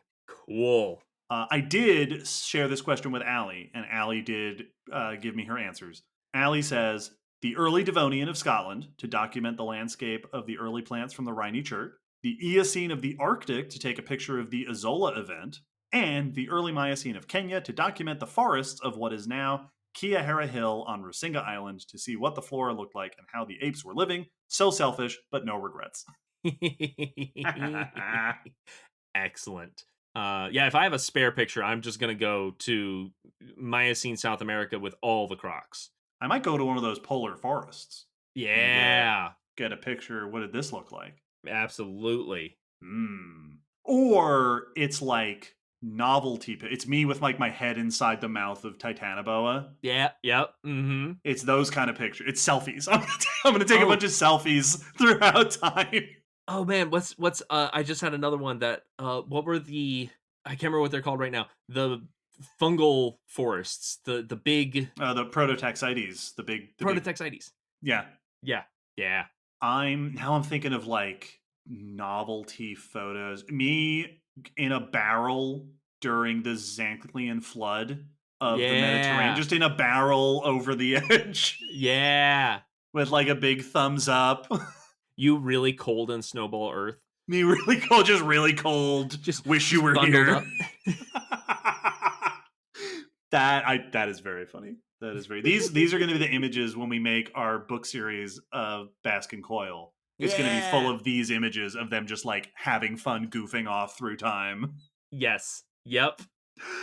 Piero asks, why do you think it is still debated if preparators should get authorship in scientific papers? I don't know if I have a satisfying answer, but I think part of the reason that it that it's gotten set up that way or it happens that way is because the preparation of a fossil and the research of a fossil can often happen quite separate from each other. Hmm. That a fossil might get prepared, cleaned up, removed from the rock, and put into the collection, and then 10 years later get studied and published on. So I assume sometimes you don't know who prepared it. You might not have the name, you might not, that maybe it didn't get documented because it was worked on by, partially by volunteers. You might not have access to that person to get their information. So like sometimes I assume that there is a disconnect of, yeah, this thing was prepared 50 years ago. We don't know who did it.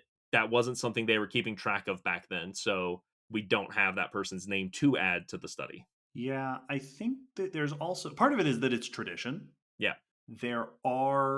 It's not uncommon for there to be arguments about who deserves to have their name on this paper and who gets authorship, partially because you don't want there sometimes you have a person who's like, yeah, throw my name on that paper, and it's like, well, you didn't do anything, why would we Hmm. put your name on that paper? And so there is this exclusivity tradition of, well, we want to make sure the people who are on here are just the people who contributed to this paper, and Yes. who the person who prepared the fossil typically falls outside of that.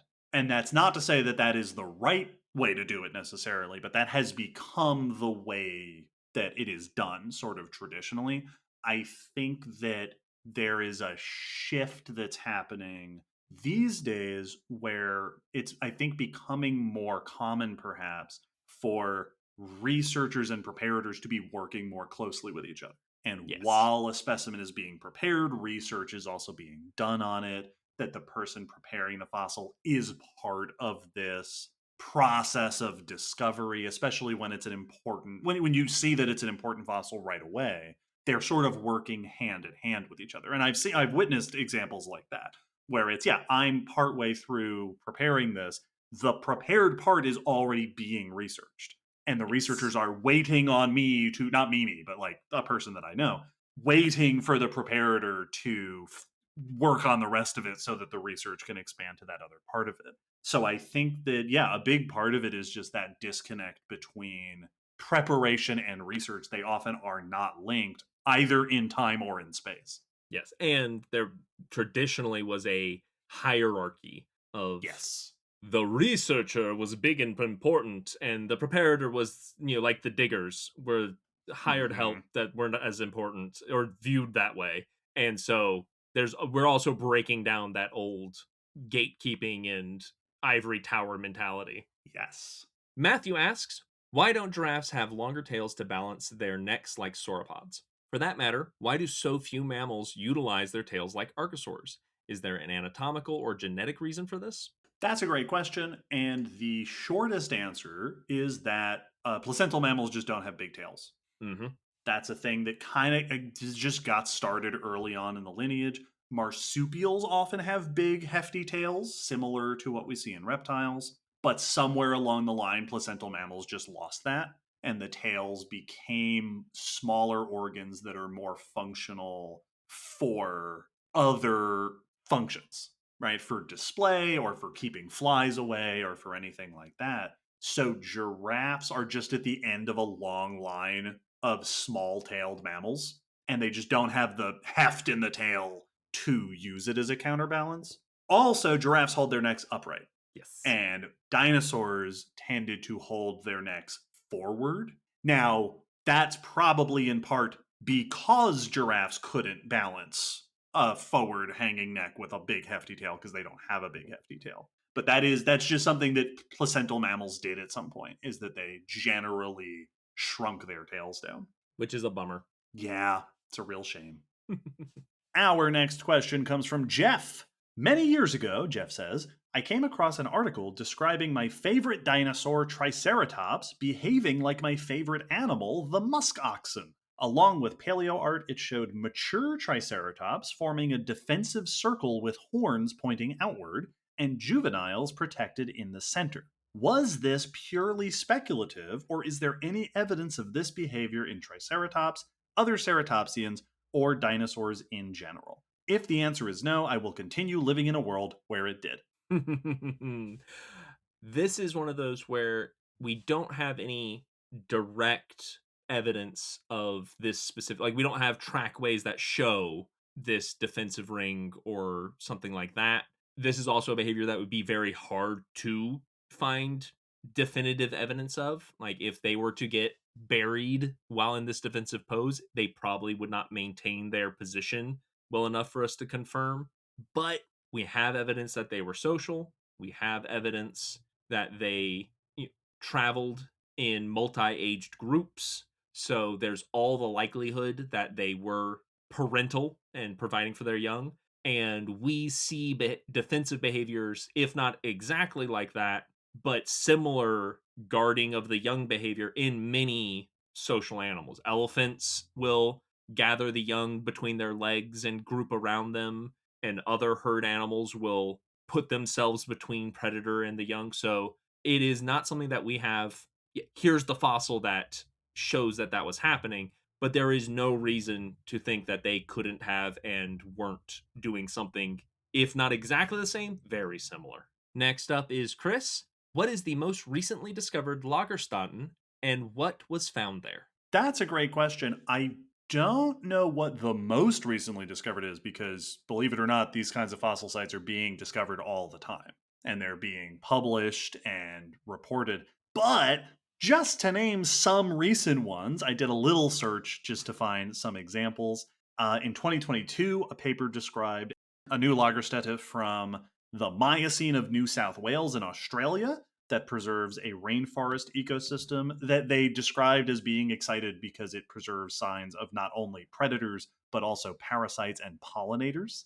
A 2023 study described a new site from the Miocene of Slovenia, which is a barnacle fauna that preserves fossils of juvenile barnacles attached to mangrove leaves. Very cool. And last year, in 2024, there was a site that described a Carboniferous Lagerstätte from Massachusetts, including plants, insects, and also traces as well as body fossils. Those are just some examples. These sites of exceptional preservation are found all over the world and all the time, and there isn't even always agreement over which ones are officially this is a Lagerstätte. That is a little bit of a vague description. So, yeah, there's tons of them and they're constantly being described. Our next question is from Ed the Ball, who says, I came to this subject in depth in recent years, and it took a real concerted effort to get familiar with some of the terms that you use so regularly. I wondered if you had any top tips on how to remember some of them. Ed says, my most useful mnemonic device for remembering the major periods and recent epochs are camels often sit down carefully, perhaps their joints creak, and persistent early oiling may prevent painful rheumatitis, with the R for recent or the H for Holocene. Oh, those are great. Ed says, I have generally mastered the periods and have a good idea about the recent epochs, but the way you guys don't even have to think about these terms and many others is immense. Those are fantastic mnemonic devices, and I will be stealing them. And I think that is the first part of your answer, which is, especially when I'm leading it, I have notes in front of me. Yeah. When I'm recording the episode, I have notes with all of these words written down. Yes. This is another one of those areas where Will and I are different in very specific, particular ways. I do just know all the periods and epochs. That, like, a list of specific words that go in a specific order fits into my brain in a very comfortable way. I don't use mnemonic devices. That's just, I just know what they are. I've never really gotten into mnemonic devices. But yeah, that's not every paleontologist or educator is like that. No, it is notoriously. I remember our professors would complain about that, how much most of us students didn't know the order of all of the time periods, even when we were finishing our thesis. And yeah, like, I do not have them memorized. Some of them I have down better than others, and I remember a lot of events help of, like, the Permian Triassic extinction helps with ordering events. So I can remember like the order in which things happened, but I don't always remember the names. Mm-hmm. So I don't have them memorized. Same with a bunch of like group names that come up. I have notes written down because I struggle with similar sounding names. I do not have in my head, especially when we're doing like overall groups of like, is in a ide or an oide or an Mm-hmm. oidia or a it like I have it all written down in front of me and I am reading them. I'm just pretty good at making it sound like I'm not reading. Yep. Well, and I think that this is a really valuable demonstration that like I memorize names very readily. I am great Mhm. at memorizing those kinds of things. Will does not. And in fact, we've Mm-mm. talked about this so much in the podcast of what gets cut out of the episode is me reminding you of the name for a thing or helping you remember it. But I don't think we have ever in the history of the podcast received any comment that said anything remotely like, wow, David really is better at this communication thing. Because really it doesn't matter. If you've Mm-mm. got the notes in front of you, you're still able to. Will is still an excellent communicator of this scientific topic, even without having the specific names and ages of things memorized. Yeah. And like if I were doing it without notes, and like the reason I make sure to have notes because we're recording it. It's for this is going to be the permanent Hmm. version. But if I'm just talking to people, I don't cite specific dates and specific age names. I give generally of during this period, this is what was happening. Here are the interesting details about this group of life. But I don't quote those things because that's not where my skill is at, but I can still give that information. So don't feel bad if you're struggling to learn these things. Very much like when we train tour guides of what we're doing is a bad example for you to take as the norm because this is a very polished example that we then can also edit and make sound perfect. Yes. I do the last part of Ed's question is one of the big reasons why I was excited to answer this because it says the way you guys don't even have to think about these terms is immense. And that is a misrepresentation of what we're doing. Yep. That is the magic of Hollywood. We do have, and like when we don't remember the terms, we have notes. But even the ones that, like, I have them all memorized, but I've been thinking about these terms very consistently and very intently for decades. Yep. So it's not that I don't have to think about them, it's that I've already done the thinking. I've done so much thinking about it that now it's just in there. So, Ed, give it 10, 15 years and you'll be, yep, it'll be second nature. Well, and the fact that you already have those mnemonic devices, you are doing great. Yeah, You that's are awesome. doing awesome. That the fact that you have those is amazing. So good job. Our next question is from John C. Combat of Giants, Dinosaur Strike, and Jurassic Park Warpath are 1v1 fighting games and are both terrible. If you could select the roster for a paleo themed fighting game, what animals would you feature? Ooh, I'm not familiar with either of these games. Yeah, me neither. If you want a really good paleo 1v1 fighting game, Primal Rage, which is an old arcade game, but Mm. Primal Rage was a whole bunch of dinosaurish creatures. They were supposed to be ancient gods, each representing these paleo groups, and you would fight, and it was awesome. That is how I would do. I don't think I would make it just the animals Yeah. because I think that is the wrong way to portray animals as just fighting machines. Yes, yes. But the idea of like Ninja Turtles style of here is an anthropomorphic character that Yes. is one of these, like a giant ground sloth Mhm. guy who's just big and a tank and has these big claws that he fights with, and then like a Deinonychus person who's Yep. agile and quick and sort of ninja like. My model for 1v1 fighting is Soul Calibur 2, which Yes. is Yep, like yep. the game I spent the most time playing. So that I'm like, and then my version of what was it? Was it Astaroth? The guy with Yeah. the axe would Yes. be a Yep. ground sloth, and then my version of Taki, who I think was the ninja Yep. person, Mhm. would Yep. be like a little raptor person. Yes, absolutely. Yeah. Because like Primal Rage had Slash, who was a dromaeosaur raptor. Mhm. It had a big ceratopsian guy who also was kind of armored, and Kylosaur, like combining that general concept. It had a couple of different T-Rex Sure. stand-ins, and then some monkeys and a snake that was a snaky guy. I love the ground sloth. I definitely think I'd have an Ankylosaur person and a Sure. ceratopsian just because those groups are built for combat. Yeah. I would want to represent different lineages, Yes. right? Like having members of a variety of different, like I would want to make like a Dunkleosteus guy. Yeah. Yep. It's just like a fish Absolutely. man with Dunkleosteus head. Yes. I want a Smilodon that is like a grappler, Yeah. Ooh, yeah. like is really good at grabbing and throwing and pinning and doing damage. Now this is the way is the archetype. Like Mm-hmm. Mm-hmm. what is the archetype? Like I think because the Dunkleosteus guy is going to be is an up close fighter. Like Yes. get in, good like rush down Yeah. abilities, get Mm-hmm. in close, and then you're doing like headbutts and bites and stuff. Yeah. I'd want to do a sauropod. I don't know quite how you do a sauropod for sure, but just a tank. I think a sauropod would be a good like a zoner that you've got Oh yeah. reach on so many of your attacks that you can keep Yes. the other person at length until you're ready. Oh, could you be whipping with this big long tail? Yep. Or striking forward with the head. Yeah. Yep.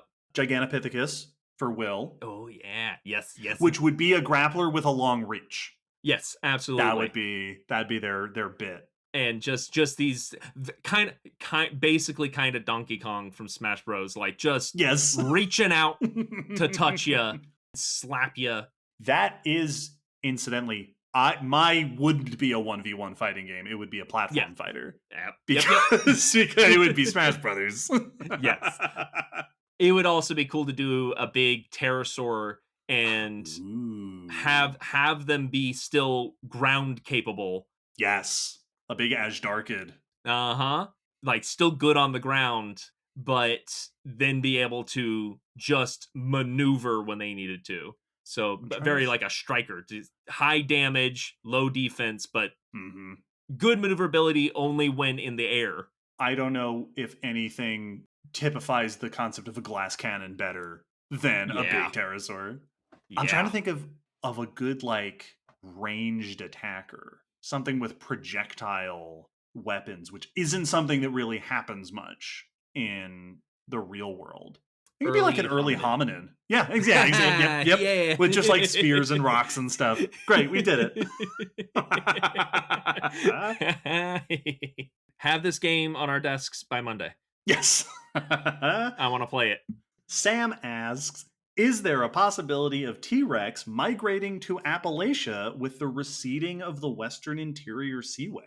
Ooh, that is one of those scenarios where definitely it's possible that something like that could have happened. But the question then becomes, did it happen enough times for there to actually be a population there? Or Mhm. was it an anomaly? We have that today where it's like American crocodiles are known from the southern tip of Florida down into South America and the islands in between. But every now and then you get one that's like makes it up to Tampa or something. And Mhm. are there American crocodiles in Tampa? Not really. There could be, but Right. probably not. I'd assume it would probably be a situation like that if it did happen. Yeah, I agree. Aiden asks, what role do you think the advances in microbial genomics will play in the understanding of single cell evolution and theories of multicellularity? I think a big role because that's how Yes. we study when we're trying to understand single cell organisms and the evolution of their behaviors and lifestyles and strategies. We have so little to go on in the fossil record that we really are relying heavily on modern species. So, microbial genomics is going to help us compare and contrast between single celled organisms living different lifestyles, look for genetic markers of multicellular. Are there specific adaptations or genetic shifts that are associated with a transition from single celled to colonial behavior to true multicellularity. I think that that's going to be a huge deal. And then comparing and contrasting and say, all right, look, based on the genetic comparison, does it look like these multicellular lineages evolved that in tandem? Did they evolve it separately? So, yeah, absolutely. More microbial genomics will tell us all of these cool things. Yes. Nancy asks, is devolution a thing?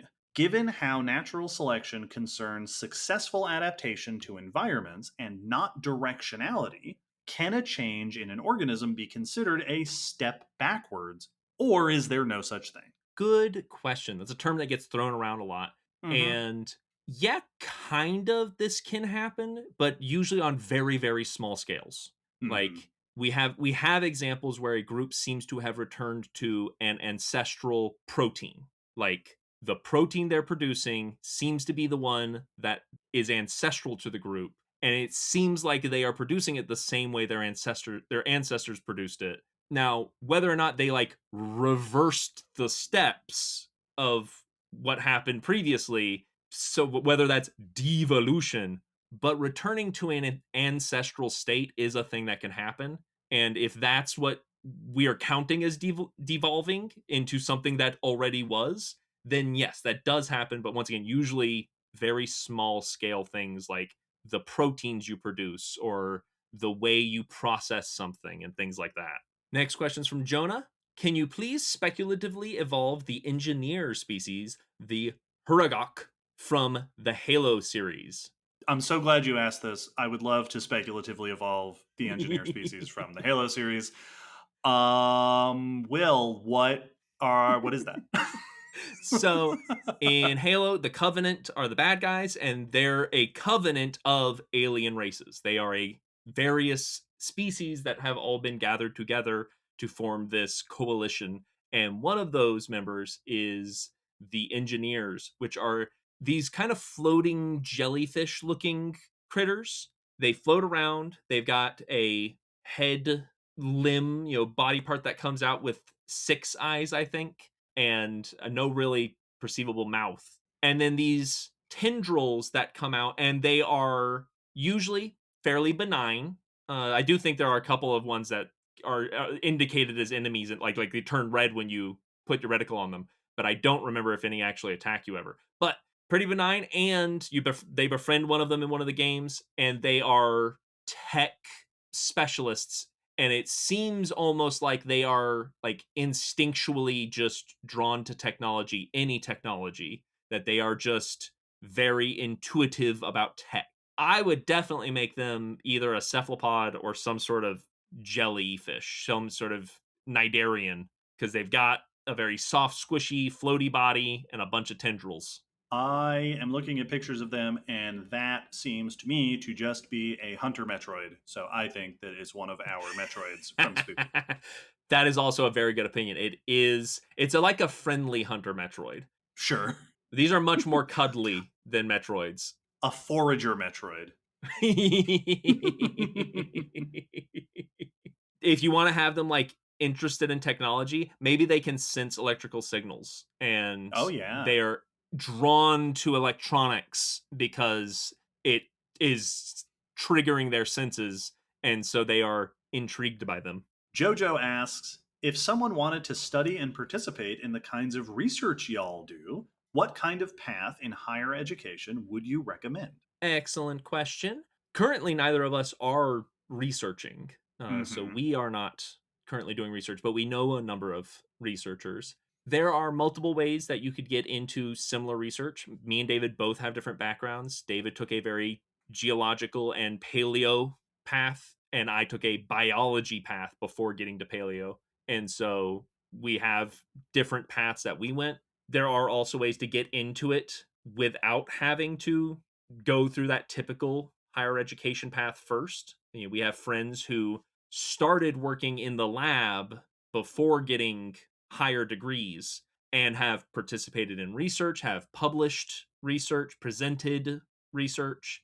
And so you can start participating in it before, getting those degrees necessarily. And at like I there's not like I don't have like here's the the majors that you should, because there really are a wide variety of ways that you could get involved in these kinds of fields. Yeah, the classic paths are biology or geology as a major, work with some professors, get into research, but you can also come at it from through museums, through education. There's all sorts of different ways to do it. Science Skink says, "Congratulations! You both have opened a prehistoric zoo. You both have space for 3 species each. What prehistoric creatures will you choose?"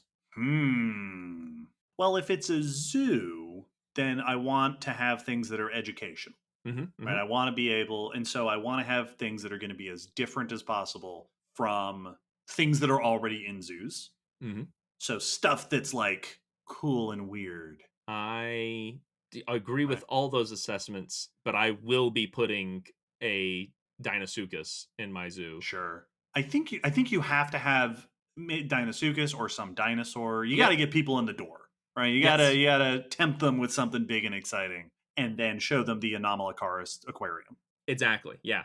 I think having like an Ediacaran Ooh, area would be yeah. very cool. That's that's cheating a little bit and not doing a species like the question said, but something to represent that taxa Dickinsonia or something like that. Yeah, or like something Paleozoic, Mesozoic, and Cenozoic Yes. to Yep. Yep. demonstrate change through time. Three species isn't enough. This is unfair. Yes. I reject the premise of the question. If we were to combine our list, we'd be doing a little bit better. Yeah. If I picked a mammal, I think I would want to go. Part of me says like multituberculates or something, Ooh, yeah. because that's a group that not as many people know about. They were charismatic. They Mhm. probably were cute as all get out. So I think they'd be very popular. Yeah, or like one of those Mesozoic gliding mammalia forms, Oh or yes, an or early and synapsid. That would be like yes. I really to go with like a Dicynodon or something would Hmm. be very cool. Some of the weird gliding reptiles would also Absolutely. be super Get awesome. Charavipteryx in my zoo. Yes. So once again, pick 6 out of what we mentioned there, and Yes, that's the list. We're very bad at making I a concise refuse. list. Steve asks, how do animals like cuttlefish change their colors to match their surroundings? Excellent question. Animals like that have specific special cells called chromatophores. And the way these cells work, there's kind of two systems that go along with these cells. One is that they have a little bag of pigment, a little organelle full of color and muscles that attach to the edges of that bag. And when the muscles are relaxed, I believe it's when they're relaxed. Either way, when the muscles are either relaxed or tense, they pigment can shrink down and that color effectively disappears from to the naked eye. So they get rid of that color, and then when they pull on the cell or the whichever way it is that the muscles do, when the pigment is expanded, that color becomes more prominent. And when you zoom in on their skin, you actually see these little blotches just going whoop whoop whoop whoop and shrinking and growing as they are adjusting their color. They also then, for many of them, have a layer of like reflective cells underneath these pigment cells so that when they want to have that shimmer, that's not chromatophores doing the shimmering. They're exposing the shimmery layer by contracting the color over that, and they can get kind of a 2-for-1 coloration going with how they do things. And they can have layers of these cells, so they can layer multiple colors and decide which one they want exposed and mix and match them. It's crazy to watch under a microscope. Gustavo asks, "What's your favorite South American animal?" Snakes. Oh, now I have to think. Do I have a favorite South American snake? Ooh, and once again, without just going with green anaconda because they're extreme. There's so many cool South American snakes. Mm-hmm. There's a lot of cool vipers down there. They do have a lot of good ones. Yeah, one of those. Either the broad-snouted caiman or probably the broad-snouted caiman. The black caiman is way up on my list because they don't get talked about very often, and they are, I think, on average, slightly bigger than the American alligator. They are Hmm, huge. yeah, Yeah, people don't mention it, but they are one of the largest crocodilians, and they just don't get talked about because all the little caimans are more numerous, but they're awesome. But broad-snouted caiman is just so cool. I love them so much. Yeah. Also, New World monkeys are really fun. Yes. Yep. Like spider monkeys and stuff. So Mhm. cool. Anteaters are also those are Oh, awesome. yeah. Anteaters are down there. Also, sloths, Mhm. tree sloths. Very exciting. Steph asks, have either of you watched Camp Cretaceous and or Chaos Theory, the animated Jurassic shows? If so, what did you think, and how much do you want your own Bumpy? I have not watched either of these shows, Me neither. and I've seen some clips, and they look Hmm. fun. They look like they have some interesting concepts. The one clip I saw that did make me go, "Oh, okay, these might be neat," was a bad guy who had like a trained baryonyx that he would use a clicker to have it attack people, and a I think I don't remember if the raptor was escaping or whatnot, but they cross path the raptors, and the guy's like, "All right, sick 'em, my dino," and uses the clicker, and the velociraptor notices it and then starts clicking, starts making clicking sounds, and the baryonyx gets confused, and he turns the baryonyx on the guy. I was like, that was actually pretty awesome. That's pretty cool. That was pretty cool. So I haven't watched it yet. I don't promise that that yet is for sure, but maybe. A quick Google shows that Bumpy is an ankylosaur. So, Yes. yes, I do. Yep. Yes, I want one. They have a Lego of Bumpy, Mm. and I do kind of want it. So yeah, no, Bumpy looks pretty great. Elizabeth would like to know. Suppose that humans are no longer around, and millions of years later, some other land based species evolves human like intelligence and begins to study the history of the natural world. Do you think these far future paleontologists would be able to figure out that we had complex tool using societies? If so, what kind of fossils do you think would give them clues? A very interesting question. Yeah, absolutely. I think so.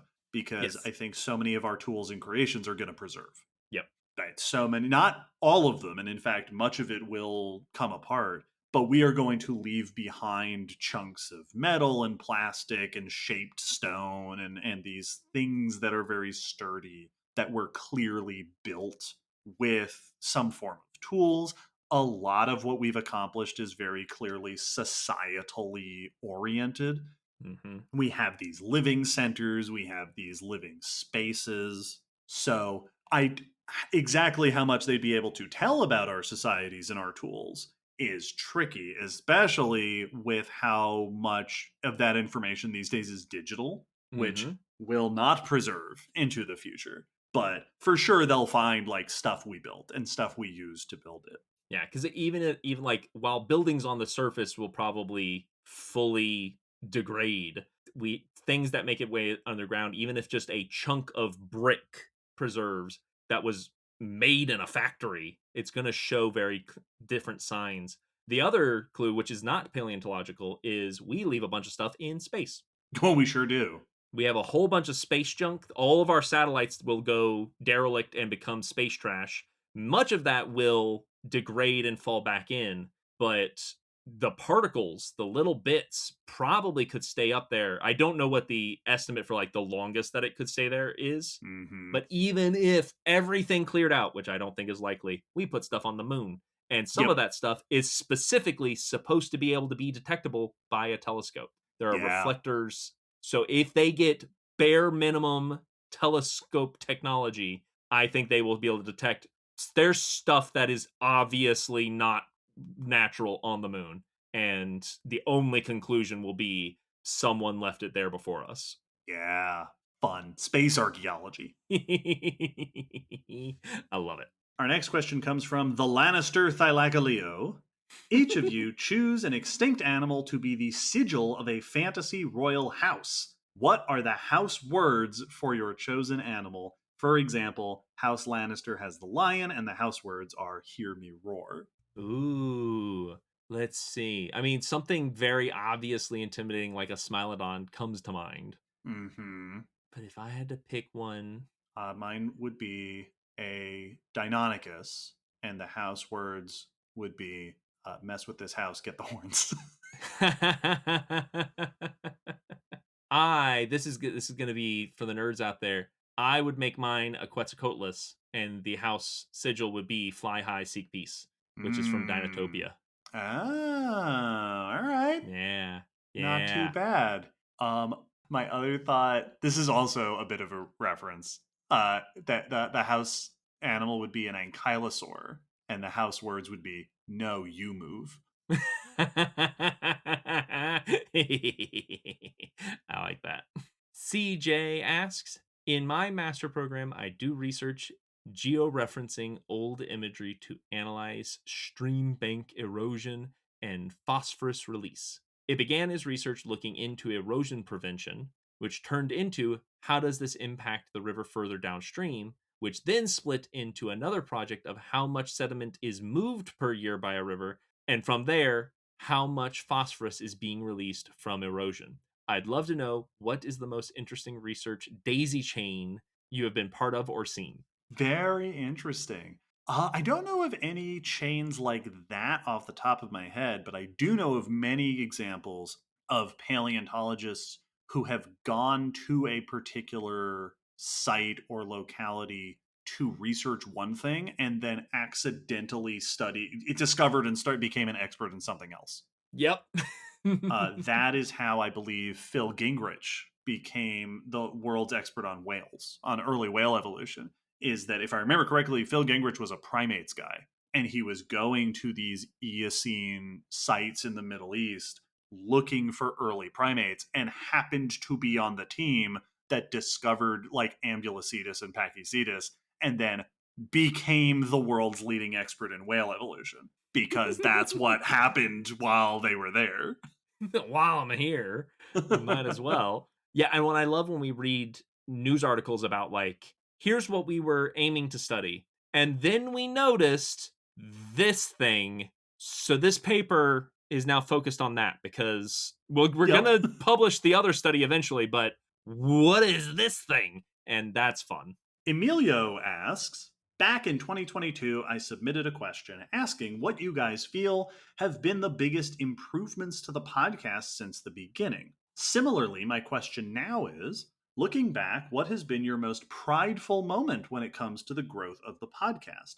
Is it related to your impact on the scientific community or maybe something more personal? That's a very kind question. Couple of the first things that come to mind would be the way our Discord has grown Yeah. is which like, only so prideful because we're not the ones like growing it, that's happening very, but the fact that this space we created and was built out of people who enjoy listening to us has become such a vibrant but also comforting and friendly and kind community of people is really really awesome. Like I'm blown away by that. That one's very cool. The first one that comes to mind is our Spotlight series from last year. Mm-hmm. We were able to work with a whole bunch of other cool creators.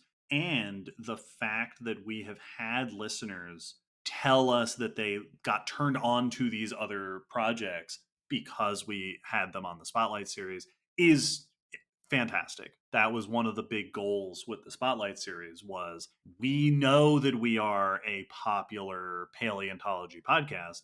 While we have everyone's attention, here's a whole bunch of other really cool, really fascinating creators who are doing similar content that you might enjoy. And we've heard from some of those people that we had on the podcast who've told us that like their download numbers went up Yeah. significantly after we had them on Spotlight. And that's, I'm so proud of that impact of sharing other people's work. In a very similar way, a moment from this year, I'm really proud of Leave It to Us, Mm-hmm. that Mm-hmm.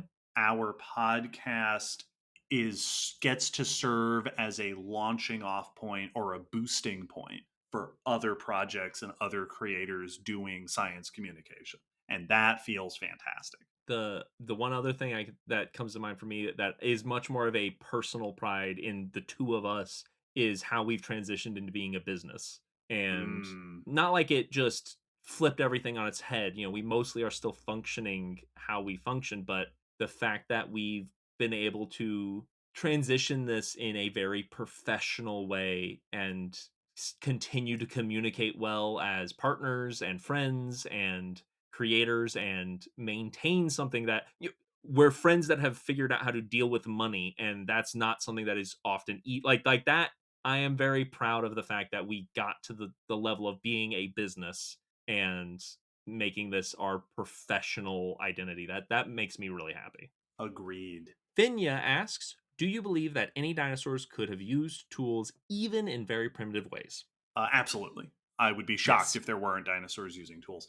And not tools like stone tools, like carving, or shaping stone tools, but the way that many birds will use tools, the way that many primates use tools, using sticks to collect dangerous insects or using stones to break open shells and things like that. There's almost no way that there weren't dinosaurs doing those things, especially small theropods with their very dexterous hands and their very dexterous mouths would have absolutely been able to do that. As we've often said, anything you can see a bird doing, I absolutely think it's reasonable to expect ancient dinosaurs were doing. Yes. Unfortunately, we will almost certainly never find evidence of that Nope. because that's so difficult to confirm unless we find we'd have to find like a small theropod dinosaur holding a stick in its mouth, and at the other end of the stick is one of those big grubs That that bites on. that bites onto the stick. Yep. Just all frozen in amber together. Yes. That's really the only thing. With a thought bubble out of the dinosaur that says, "I'm so glad I thought of this." Justin asks, like so many others here, I assume, I've been following the updates on the search for life in the solar system with great interest. My question is, between the high profile candidates, Mars, Europa, Titan, etc., what makes each particularly interesting for understanding the origins of life, and what are some unique challenges life would face getting started or continuing to exist on these worlds? Excellent question. The big thing that understanding the potentials for life outside of Earth and how it would affect our view of the evolution of life and our understanding of it is it would give us a second example to see how similar to our life is it. Does it Mm-hmm. have the same amino acids? Does it have helical DNA? Is it carbon based? Is it how many of the things does it also require water, or are there other things that it require, like what are the similarities, how universal are these aspects of life, and that would be huge for defining life and knowing, having another example of how life came to be would also potentially help us solve some of the mysteries of how life might have formed here. If we find a whole bunch of parallels, then we go, all right, everything we're seeing on this other life is lining up with this one hypothesis of how life formed here. So it means that probably is how it happened here as well. It might narrow down our likelihood of how life got started if it seems like that Mm-hmm. also is what happened there. Yeah. As far as challenges, it's tough because we don't, we only have one example of life surviving. So it makes sense to suspect that the challenges would be it's really cold. There's not a lot of direct sunlight because these are all places that are much farther away from the sun. That would be a problem for Earth life, Hmm. but it's hard to know what would be a challenge for life if it originated elsewhere in the solar system. Probably the lack of light would be a big that seems like it would be the biggest difference and the biggest change. Yeah, our planet really took the choice spot in the solar system for that. Yes. Stephanie V asks, if you could turn one non reptile animal into a snake shape, but it keeps most of its other features, what would you choose? I.e., how corgi mixes often look like the non corgi half cosplaying as a corgi. Elephant. Ooh. Just Oh, a yeah. snake with big ears and a trunk and a pair of tusks. Yeah. It would rear Yeah. up like a cobra and just have the big ears and the tusks sticking out. And trumpet. And a trumpet. I mean, I feel like my first thought is probably a lot of people's first thought, which is like a ferret. Sure, that would be the easiest one. Yeah, like a ferret of just truly a noodle cat. Just cat would also be a very good candidate, like just scarf cat. Bat.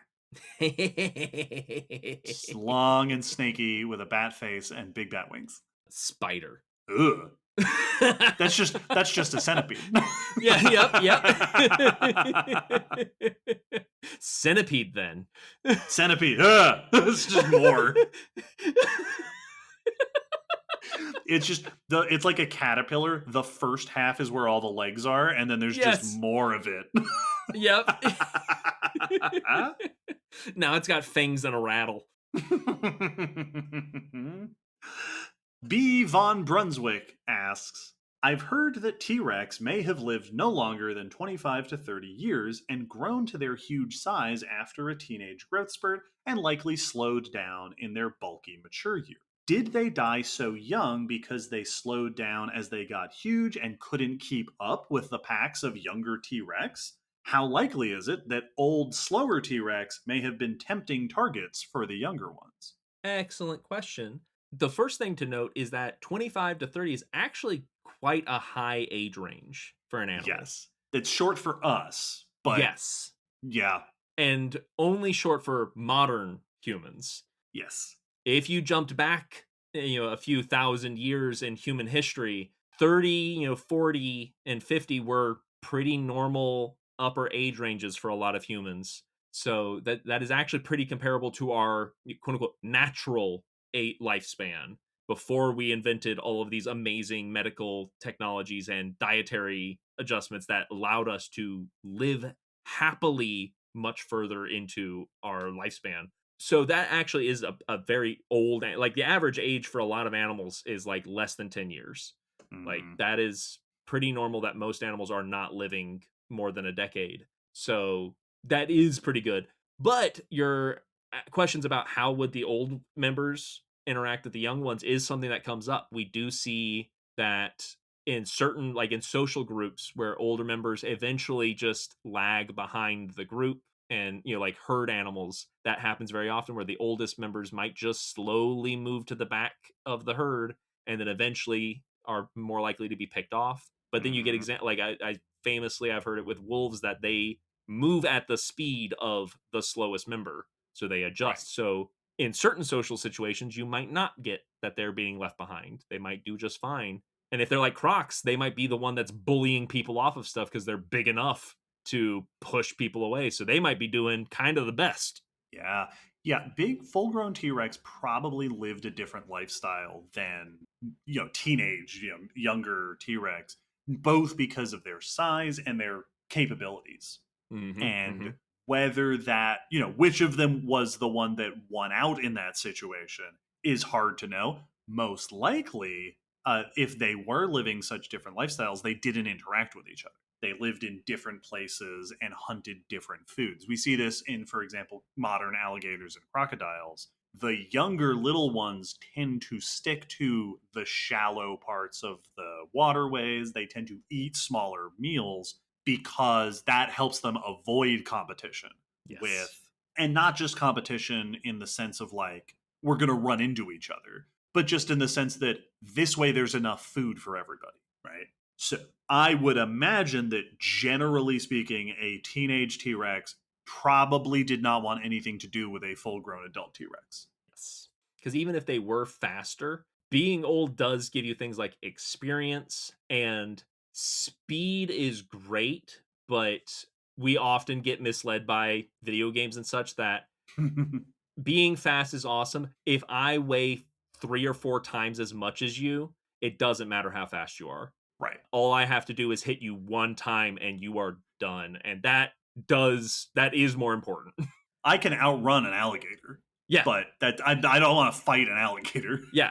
Because the issue with the speed approach of like, but I can get in 5 hits for every one it can even attempt, but it only needs to land 1 hit. I have to land 12. Yes. successfully without getting hit. So that's the issue. Speed, Yeah. that kind of build only works in video games. It doesn't work in real life. This is more like a boss battle than Yes. a 1v1.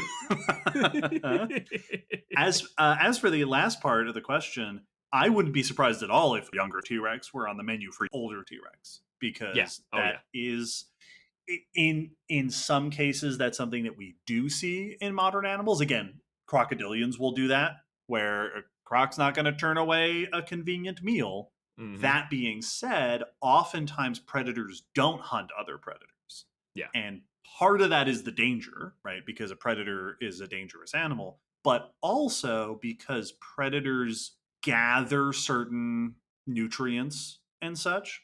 Like a predator's body is going to be more full of certain vitamins, certain nutrients, because they're eating, right? This is the pyramid of how ecosystems, how food webs work.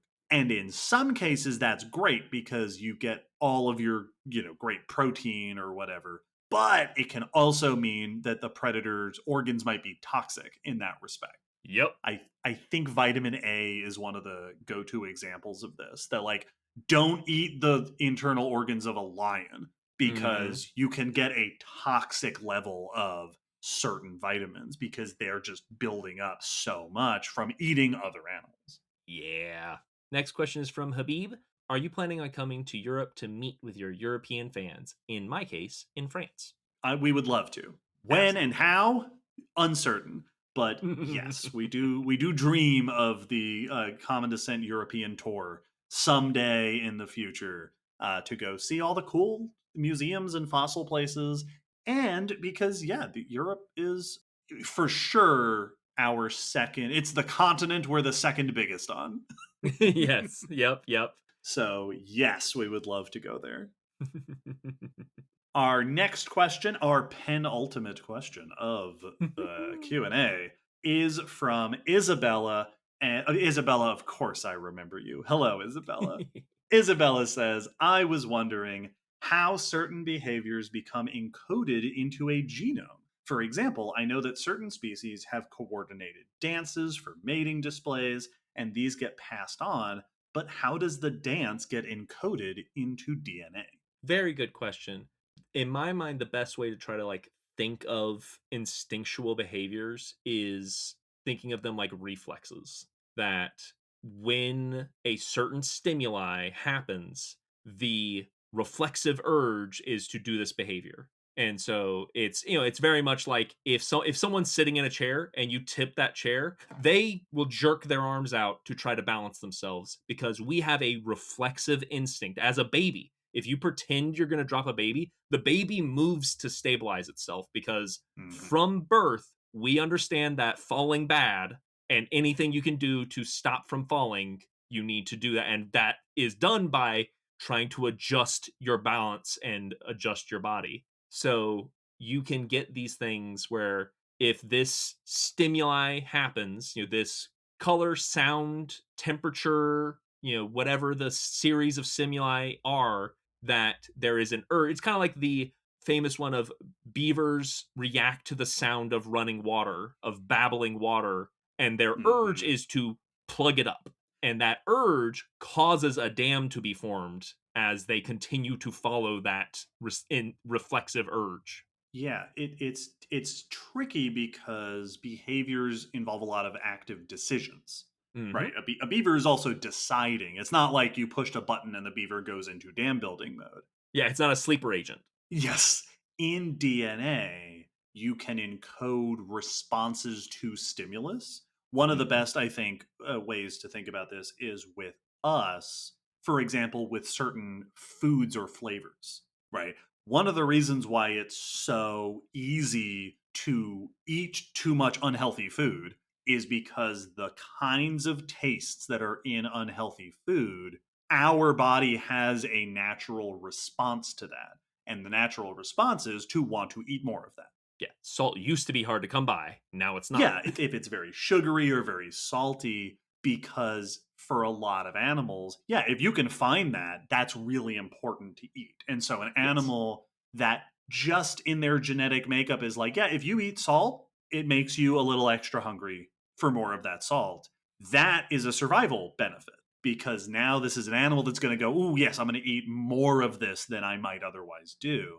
And I think that's a really, that kind of comparison is good because it really drives home you're not programmed to eat unhealthy foods. Right? You're not programmed. It's not like it's a thing you can't not do.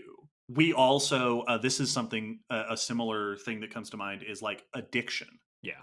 We can become addicted to things because our body responds in a certain way that influences our behavior. So it's not, with animals doing like a mating dance, in certain circumstances, their response is this urge to behave in a certain way, to move in a certain way, and they can choose not to do it. Yes. Just like I can choose not to eat dessert, but I want to eat dessert. Yeah. And that's coming from deep within me is the urge that gets sugar. Put all that sugar in your mouth. Exactly. And like our falling instinct or our holding our breath. Like if you dunk a baby underwater, they automatically hold their breath. Mm-hmm. Because instinctually, it is in our DNA. Don't drown. Right. If you go underwater, take a breath. If you sense, like right before their head goes underwater, babies instinctually take and hold a breath. Mm-hmm. That is an instinct. But you can decide to not do that. Yes. You can decide to blow all the air out and go under the water. I can decide to hold my body still as I fall over and do a trust fall. I can decide to, but default reaction is to catch myself or hold a breath. That's the way to think about it. And then the other thing that's important to remember is a lot of animals that are doing these kinds of behaviors are also social. They're cultural. Yes. And when it comes to like mating dances, that is an inherently social behavior. So a lot of animals are also learning those things, right? For example, we have an urge to eat certain foods, but we also have to learn what foods are dangerous to eat. Yes. And I don't actually know how much research has been done on like what if you raise a bird that's never met any other birds, what does its mating dance look like? Yeah. Right? How much of that is coming from seeing other birds? Because we know that there are birds who will mimic each other's songs or their song is influenced by the song that their parents sing. Mm-hmm. And some of that might be genetic. It might be like, yeah, you just are inclined to use these pitches. That's what that's what feels good. That's what seems right. Or how much of it is, or how much of it is you heard other birds do that. And that is what you have picked up on. That was exactly what I was going to say, was that like for like even really simple things like lizards doing head bobbing and things like that, like even if it's something very simple, there's still the potential of I learned this from my parent or another of my species, but once I mimicked it, it went, oh, that felt right. Right. So there's still an encouragement to do that, but I might not have come across doing that mating dance on my own, but it's going to be perpetuated because I'm in a population of my own species and I'm going to see the behavior that's been passed down, and genetically that behavior feels right. Yeah. It really is like we think of like a bacterium and it's like you shine a light on it and it moves towards it. And it's a very simple, just the genes go, aha, light, go that way. Yes. And all behavior is just that with varying numbers of factors involved. Well, yeah, and like layers of this causes this, which then causes this, which then causes this. And so now you can get a quite complex instinctual behavior, but it's just a cascade of stimuli that have led to a series of behaviors. Excellent question. Also, I think it's really valuable to also point out we don't have a very complete understanding of how behaviors are transmitted genetically. So what we're describing is a very sort of general description of how that works. But to look at like the genetic basis for mating dances, I don't know that that's been done very much. Yeah. So we don't have a very thorough understanding of it. There are a lot of examples of us going, well, that's just a thing that's instinctual to that animal. And then we pay attention and go, oh, nope, their parents taught them. Yeah. Well, there was I think we may have talked about this in the news, a study recently that showed that baby birds their song as Mm-hmm. adults is influenced by the songs they hear their parents singing while they're in the egg. Yes. So there's just so much stimulus involved in these kinds of behaviors. Yeah, it's very cool. Our last question is from Carola. In episode 37, you mentioned that while it's not proven, you love the idea of T Rex having super feathery little arms and maybe using them for some kind of display. What other fun little headcanon ideas do you guys have about different groups of animals? Love this question. What a lovely last question for the Q&A. My general headcanon is that if you see a bird do it, some dinosaur probably did it. Absolutely. That anything, my favorite little headcanon, my favorite one to share is I think dinosaurs were, by and large, doing silly dances. Mm-hmm. I think they were doing silly dances. I think they were singing silly songs. I think they were like Birds of Paradise or any of these other. They must have been doing these mating dances. That Carnotaurus scene from Prehistoric Planet is one of the most from my head to the screen moments. That's perfect. That is absolutely dinosaurs must have been doing stuff like that. Yeah. I also like the ideas when it comes to like kind of specific one-to-ones of I often picture sauropods very much like elephants, not just in like how they moved, but elephants often have this kind of I don't know that aloof is the right word, but they don't really have a high concern for how what they're doing affects everyone else around them because everyone else can't do anything about it. So they are just, I'm walking through here. If you decide to get out of the way, that's great. Right. If not, I'm walking through here. I'm an elephant. Yep. And I just picturing sauropods having that same thing of just like, hey, I've decided I don't want you here anymore. So I'm about to move you. Up to you what you do with that information. But here I come. And just kicking dinosaurs out of the way with their giant feet and just very dismissive. That elephants often feel very dismissive. I Yes. picture sauropods the same way of I don't really have a lot of concerns, and you all fall into the category of not my concern. Yep. I'm trying to think of non-dinosaur examples. Here's one that is sort of like a little headcanon. I think ground sloths were probably pretty quick. Yeah, yeah, There's really not much reason to think that ground sloths were slow. They were yeah, probably bear-like. I imagine that they were like a yes. bear. Like most of the time, there's no reason to hurry. But like, I wouldn't want to be chased by a ground sloth because probably it would catch me.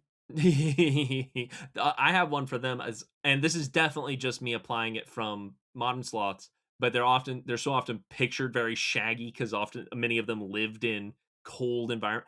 I bet during the summer they smelled Oh yeah. just Oh musky. goodness. Yep. I also like to imagine a lot of Ice Age animals probably changed their fur color throughout the year. Yeah. Like mammoths, maybe they did. Maybe they Mm-hmm. were like paler at certain times of the year. Yep, yep. Yeah. And then this one is like, kind of a given, but saber-toothed cats purring and doing big stretches and just all of Oh, those for cat sure. things. Like, yeah, very much like big cats today are just big little cats. I think saber-toothed cats fall into that category just with Yep. an even bigger yawn. I made a reel on TikTok recently because somebody asked the question, do you think there could have been gay dinosaurs? And yeah, absolutely there were gay dinosaurs. Yes. Homosexual and bisexual behavior among modern animals is so common. There Yeah. are so many same sex pairings and intimate behaviors between adults, regardless of whether they're males or females. There absolutely would have been like pairs of old female T-Rex just hanging out together, stomping through their territory together. Life partners, Yes. raising adopted, orphaned babies. Yes. Yeah. One other, which this is another one that feels like kind of a given. I think early hominids were probably nuisances to other animals. Just noisy and like like when you watch gibbons mess with an animal and like like a troop of baboons just Yeah. like I could picture a troop of early hominids just coming through and everyone being like, "Ah, geez, Not like these guys. we should leave." It's like I don't think they can hurt us. They're gonna start throwing stuff at us if we don't leave. They're gonna start Like, using their ranged attacks. yeah, they're just gonna start lobbing chunks of dirt at us. So let's just go. Like just a nuisance. Thank you to everybody who submitted questions this year for the end of the year Q&A. We always have an absolutely delightful time answering all of these questions and a delightful time looking back over the year that we've had. 2025 was a very exciting year in Common Descent for a lot of reasons, and we're excited to look forward to 2026. We've got some fun projects in the works, projects that we are working on, some things that are collaborations with people outside in the wider world. We've got plans for the returning things, Spooky and Silver Screen Science and all those. Leave It to Us Season 2 is going to happen in 2026 with many more years, hopefully, in the future. And as always, we appreciate so much all of the engagement and support that we get from you, dear listeners, the community on Discord, the comments on our YouTube and on Spotify and on our social medias, the reviews and ratings that you give us really help to let us know what you think, but also to increase the reach of the podcast. Those of you who are listening and sharing with your friends, and of course, those of you who support us on Patreon. That is so incredibly helpful for us, and we greatly, greatly appreciate it. Yeah, it's the Q&A is always such a wonderful way to wrap up the year because it's, for me, it feels very much like we're getting to end the year with you all, with all these questions from everyone and getting to celebrate just the amazing support that you've all been giving and getting us through another year, getting us to another year, I guess is a better way to say it. So thank you for all of it and for always sticking with us through into the next year and seeing what we do next. Happy New Year to everybody out there. A happy holiday season, whatever holidays it is that you are celebrating in your own life with your own people. Join us in 2026 for, among other things, the 9-year anniversary of Common Descent and announcements of what there is to come in the future. With that, let's wrap up another marathon of talking about stuff. And we'll see you next time. Yep. Bye. Bye.